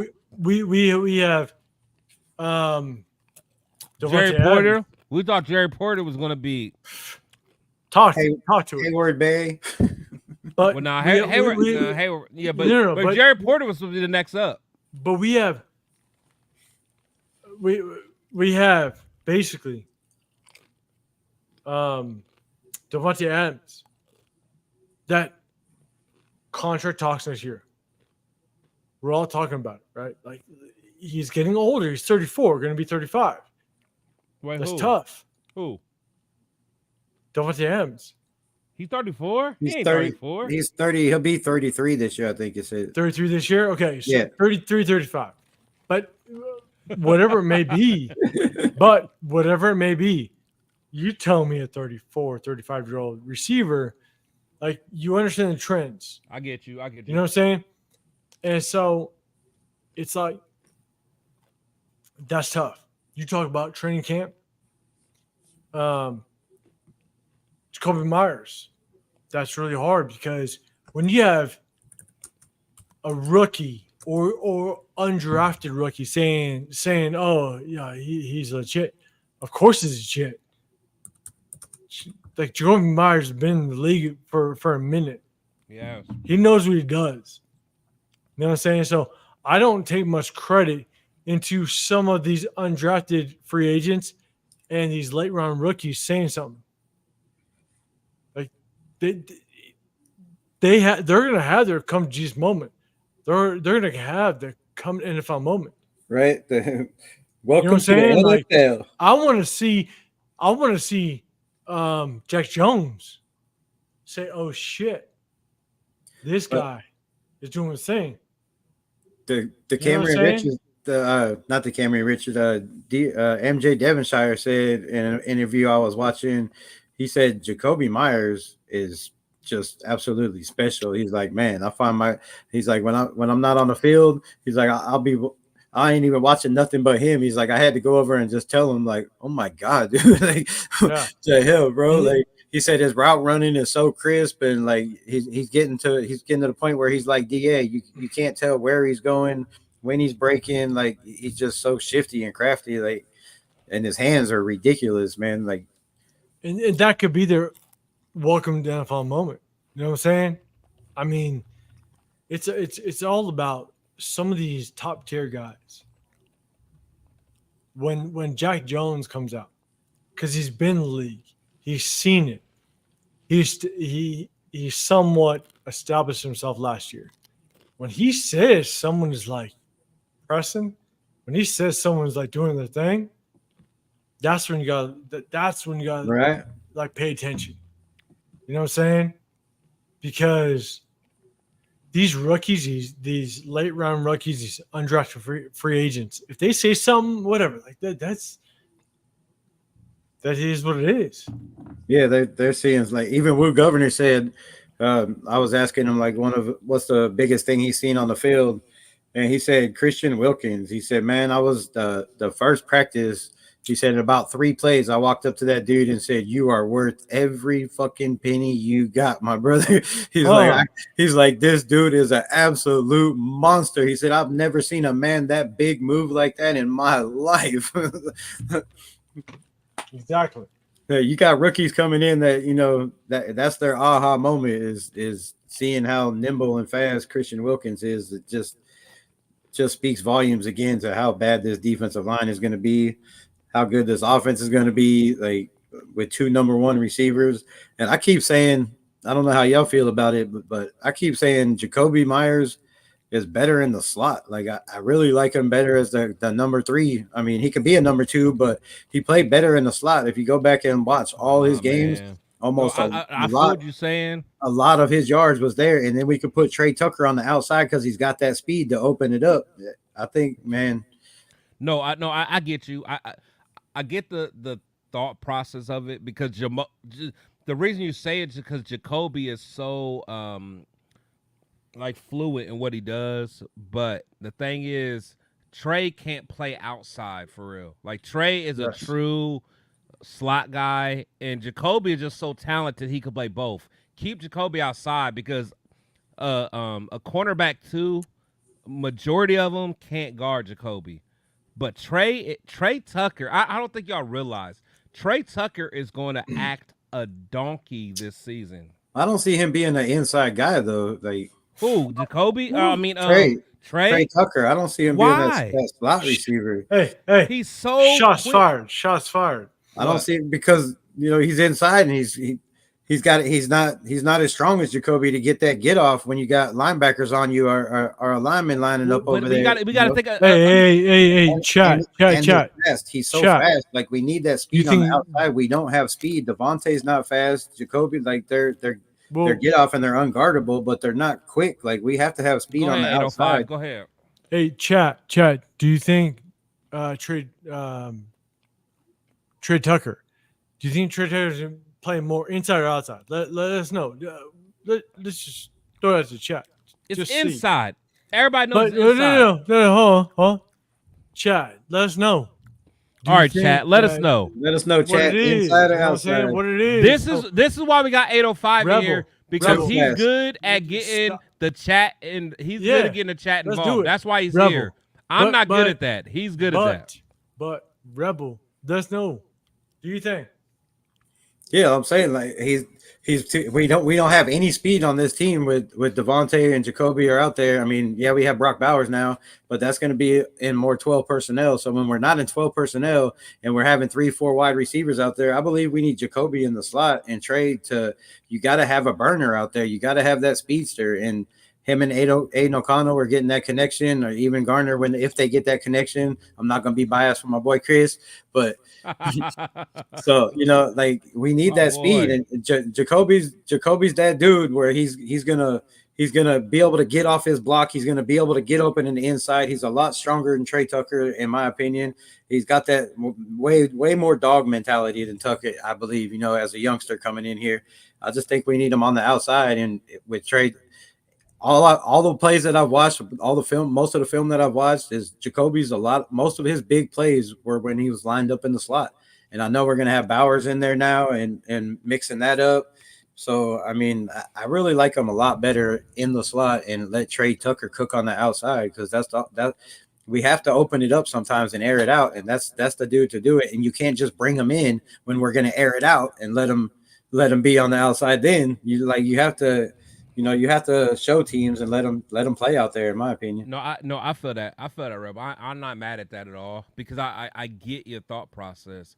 My only pushback is Trey. So Trey, not only he's faster than Jacoby, he's a lot quicker. And the beautiful thing about a slot receiver, and 805 will tell you, is like you can't get a clean. Like a lot of times you can't get a clean press. Yeah, you can't press him cleanly. You know what I'm saying? And that's the thing with him. It's like if you don't get your hands on Trey like at the beginning, you're toast. And that's the thing with him. It's like cause Trey, if he's in the slot, you can do just a quick speed motion. And, like, you can make sure that he's not touched. So if he's getting off the line clean, like, there's really nothing the defensive coordinator can do with that. And, again, I love Jacoby, because I think Jacoby is just like Tay. They're complete receivers where you could put them on the outside, you can put them inside. I just think Trey, he's not an outside guy. I think he's a guy that you need to just put in the middle, let him – if certain, because the thing is, when you got people in the inside, I mean, you can either have a safety guard them sometimes you'll have a corner guard them, sometimes you'll even have a linebacker guard them. But there is so much possibility for a matchup nightmare for Trey Tucker in the middle, and I think Gutsy can absolutely abuse a lot of teams with that. I believe so too. Shout out to the chat, man. Yeah. Shout out to the chat. Shout out to the chat. So bring Hunter back. Don't. That's why I was saying, because we need somebody to replace Hunter. Don't Jacoby's that dude. Don't do that, because I'll say this.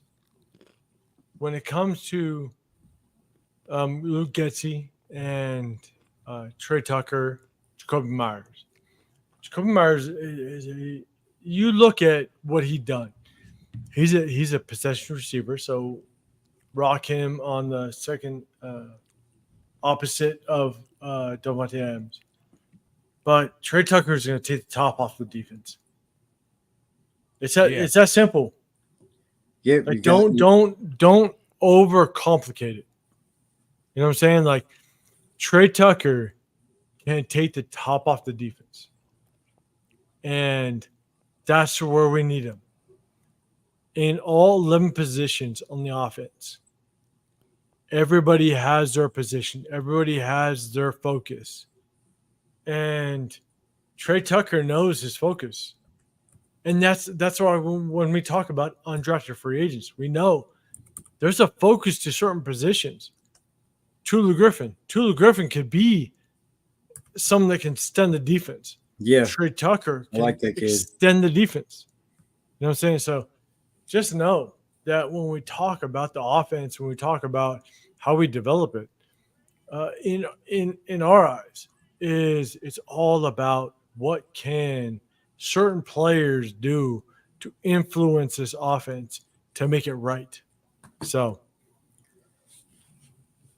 that's definitely the main thing, is who's going to influence this roster to make it right, which we're not many pieces away. Like, I know everybody's still on the quarterback thing, but you don't always need that A1 quarterback to make it to the playoffs or win Super Bowls. It's been proven before.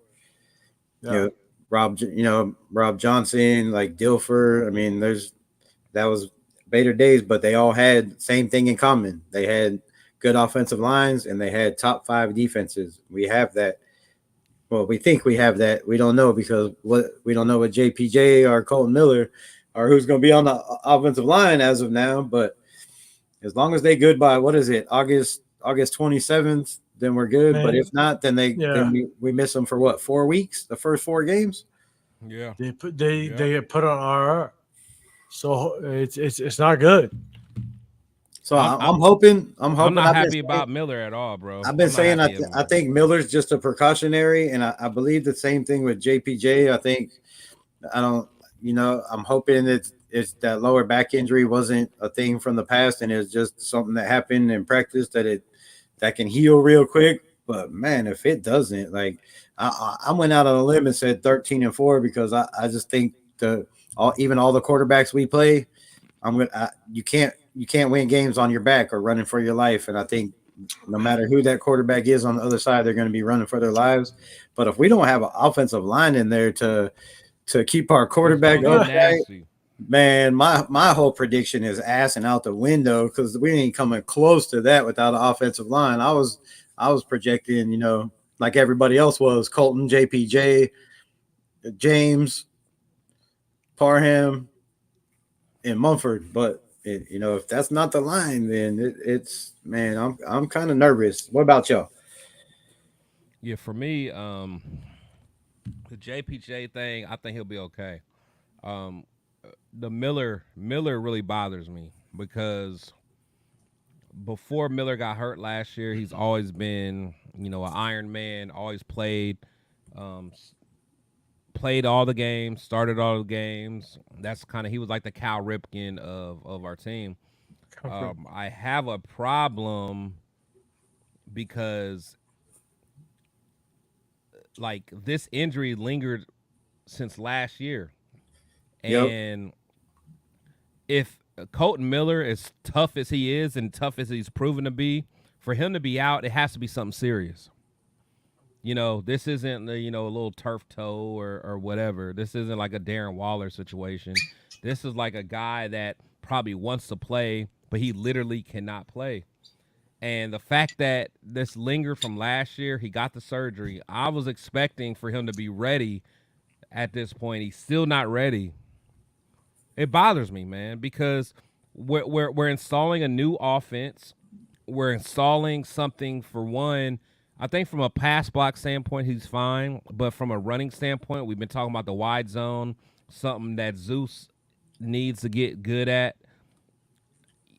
Like, if you're not going to be able to work on those plays during the preseason and the beginning of the season, we're going to have trouble in week 1.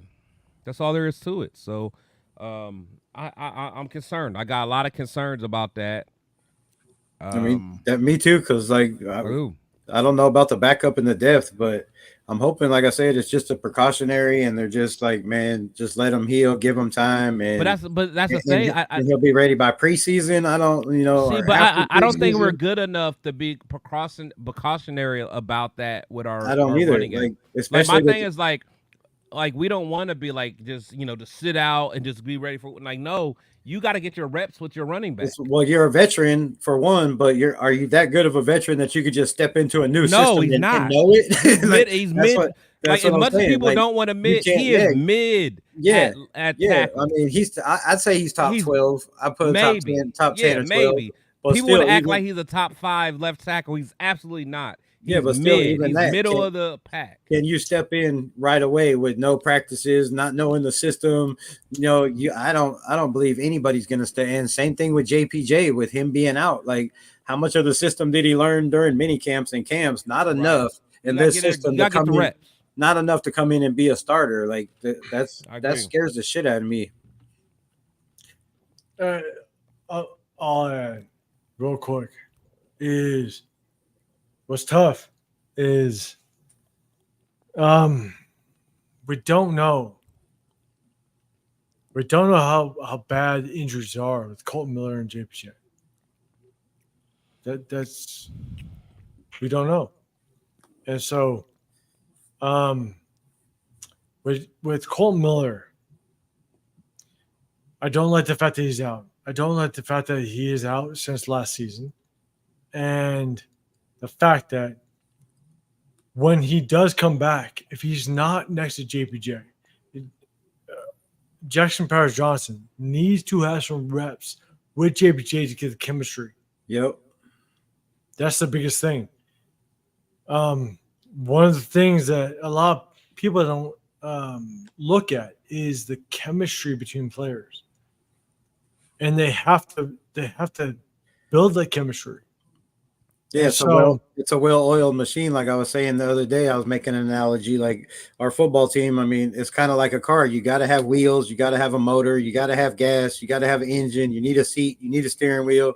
You got to have all this shit. If one tire goes flat, the whole shit, you doing this down the road. It's about you're as good as your weakest. It's a well-oiled machine up front in the trenches, and you gotta have timing. Just like go back to AOC, holding the clipboard. You gotta have timing with the people next to you and know their tendencies, and especially when you're starting a whole new system where you're not running power, you're running more wide zone and a whole lot more 12 personnel.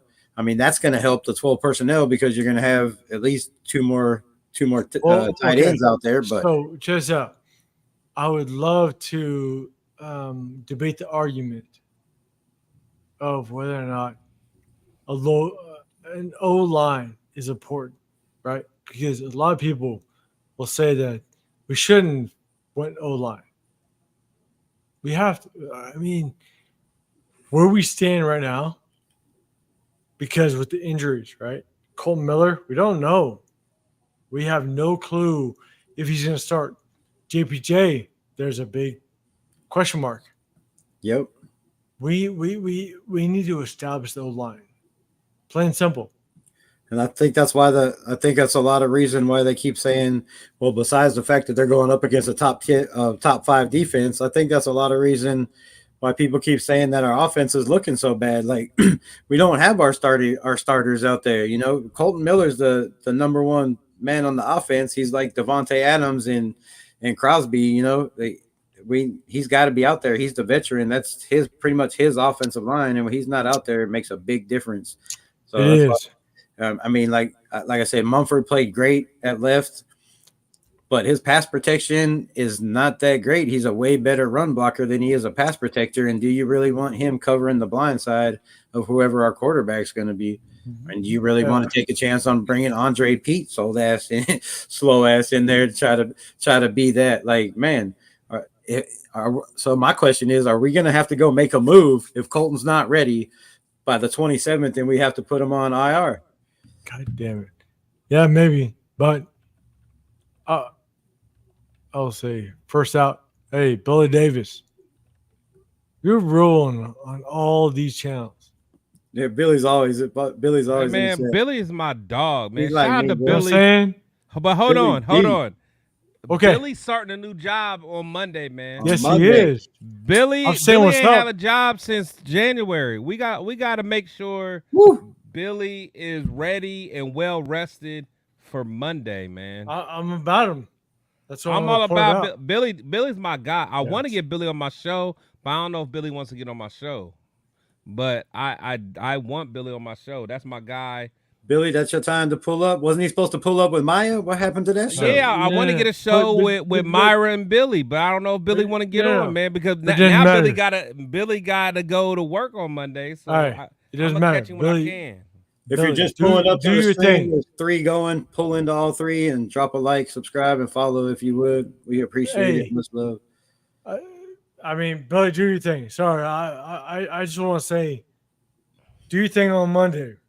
Do your thing, but do your thing. We love the support, Billy D. Billy's going to go to work and be a good worker, and honestly, do your thing. Yeah, do your thing, Billy. Go out there and Billy, go out there and be a Brock Bowers, man. Be a legendary. Brock Bowers on day 1, man. Like, show your worth. Show your worth on day 1. Show your day worth. Get your Brock Bowers on, Billy, baby. Ah, Hell yeah. Get your Brock Bowers on. Be the Brock Bowers of day one, man. Well, man, we pushing 4.5 hours. Y'all want to wrap this up, or you want to still go? Or Honestly, I probably need to wrap it up I gotta get me some Okay. food. I gotta eat because yeah. I'm game, bro. Hey, but I appreciate you too, 100%. man. We definitely got to do it again, man. I appreciate it. Hey, let's do it again for real. I enjoyed this. Hey, we could start a little thing on Wednesday nights or whatever, I enjoyed it, Saturday man. night or whatever. Cause my thing is, you guys are two people that I have to say, you guys make me really go into that bag about I can't just say stuff. I can't just spew out stuff because both of you guys are gonna check it if it ain't right, and I love it. I love it. Hell yeah! We got to keep each other. We got to keep each other on our toes. Iron sharpens iron, man. When I think of you two, iron sharpens iron. Iron sharpens iron. Hell yeah! Don't Jen talk Slinger, make sure you about subscribe to the show, man. But- make sure you subscribe to me too. Subscribe to everybody's. Pop in all three. Everybody's got their own live going on. So 805. Let them know. Let them know where to find 1800. you. Come holla at me. Going on? What you got coming up? Hey, for me, I'm gonna be at both open prices, but just I'm good to be on here. You know what I'm saying? Like between you, PTS, Rebel, I'm glad to share the moment. You know what I'm saying? So Definitely, I'm honored. let's do it. Honored to have you on, and you can definitely come back. Y'all got my email. Like, if we have to, I'll give out phone numbers, or hey, we can call and talk or chat or whatever, and plan more. Like, I'm not about it. Family's family. So, Chris, tell them what you got. Where are you at? All right, man. Well, shout out to everybody that hung with us for almost 5 hours, man. This is great. Absolutely. Like I said, me personally, this is the type of conversations I like with guys that push back and give me their viewpoint. Rebel knows how I feel about him. 805 knows how I feel about him. I respect both of these guys to the fullest. I could talk ball with them all day. I just so happen finish a bottle of 1800 Anejo. If you guys drink Anejo, make sure you holler at me. I'll get you a promo code. Nah, I don't got a promo code. Get your promo code. You get 10, you gonna get 10%. One day, 1800 is gonna give me a promo code, and I'm gonna give it to you guys. You're gonna get you'll get $1 off. 10% off the 10% off the shipping price. Right. But shout out. But honestly, man, like real talk, this is the type of conversations I love having with my Raider brothers, man. You know, y'all, if y'all know me, y'all know I love going against the grain and talking to guys that know ball. I love it, man. So shout out, support me, support the rest of the fellas. Subscribe to me, subscribe to the other two, man. Rebel is fire at what he does, and Real Talk is a damn beast at like the self-standing videos. I wish I got the views that he got. So shout out to him. Right. We have to get together and show us some of your tricks, man. I love the energy from both y'all. I love the content y'all both put out. I watch anytime I can, which pretty much is every time, all day long. That's all I do is watch Raider content. So, man, keep putting out the good work, and we're definitely gonna have to do this again. And who knows, maybe we'll make it a routine thing. And if y'all want, I can pull up on one of your channels next time, or however we want to do it, or we keep it on mine. It don't matter. But I appreciate y'all's time. It's been a great show. I definitely enjoyed the whole entire thing. Appreciate it, man. Hey, yeah. Before we get out, every Friday I have my fan talk show, but the one that I love is my Sunday show with my brothers, TRS, the Raider Syndicate. That's with my brother, the Raider Rundown, my brother Leo, aka Cheeto Linus. And I've been trying to get on there. Yeah, and then then the young bull, the up and coming Raider Rundown, man. So if y'all get a chance, tomorrow we're gonna be on. In fact, Papa Rundown gonna be on there tomorrow. We talk our talk, man. So salute to everybody. Right on, right on. Well, we always end this one way and one way only. I'll play this and then we'll do our part. You know what I like to do? Just follow me on this one.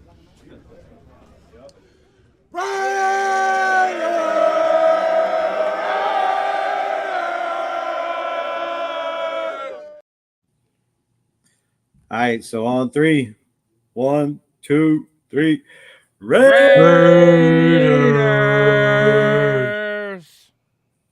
Bam. Much love, y'all. Much love. Stay blessed, everyone. And as my boy would run down would say, he keeps it authentic from the clouds to the ground. Stop the rundown. I had to steal your shit right now. Have a good weekend. You too, man. Y'all stay blessed. Great show. Great 100%. show.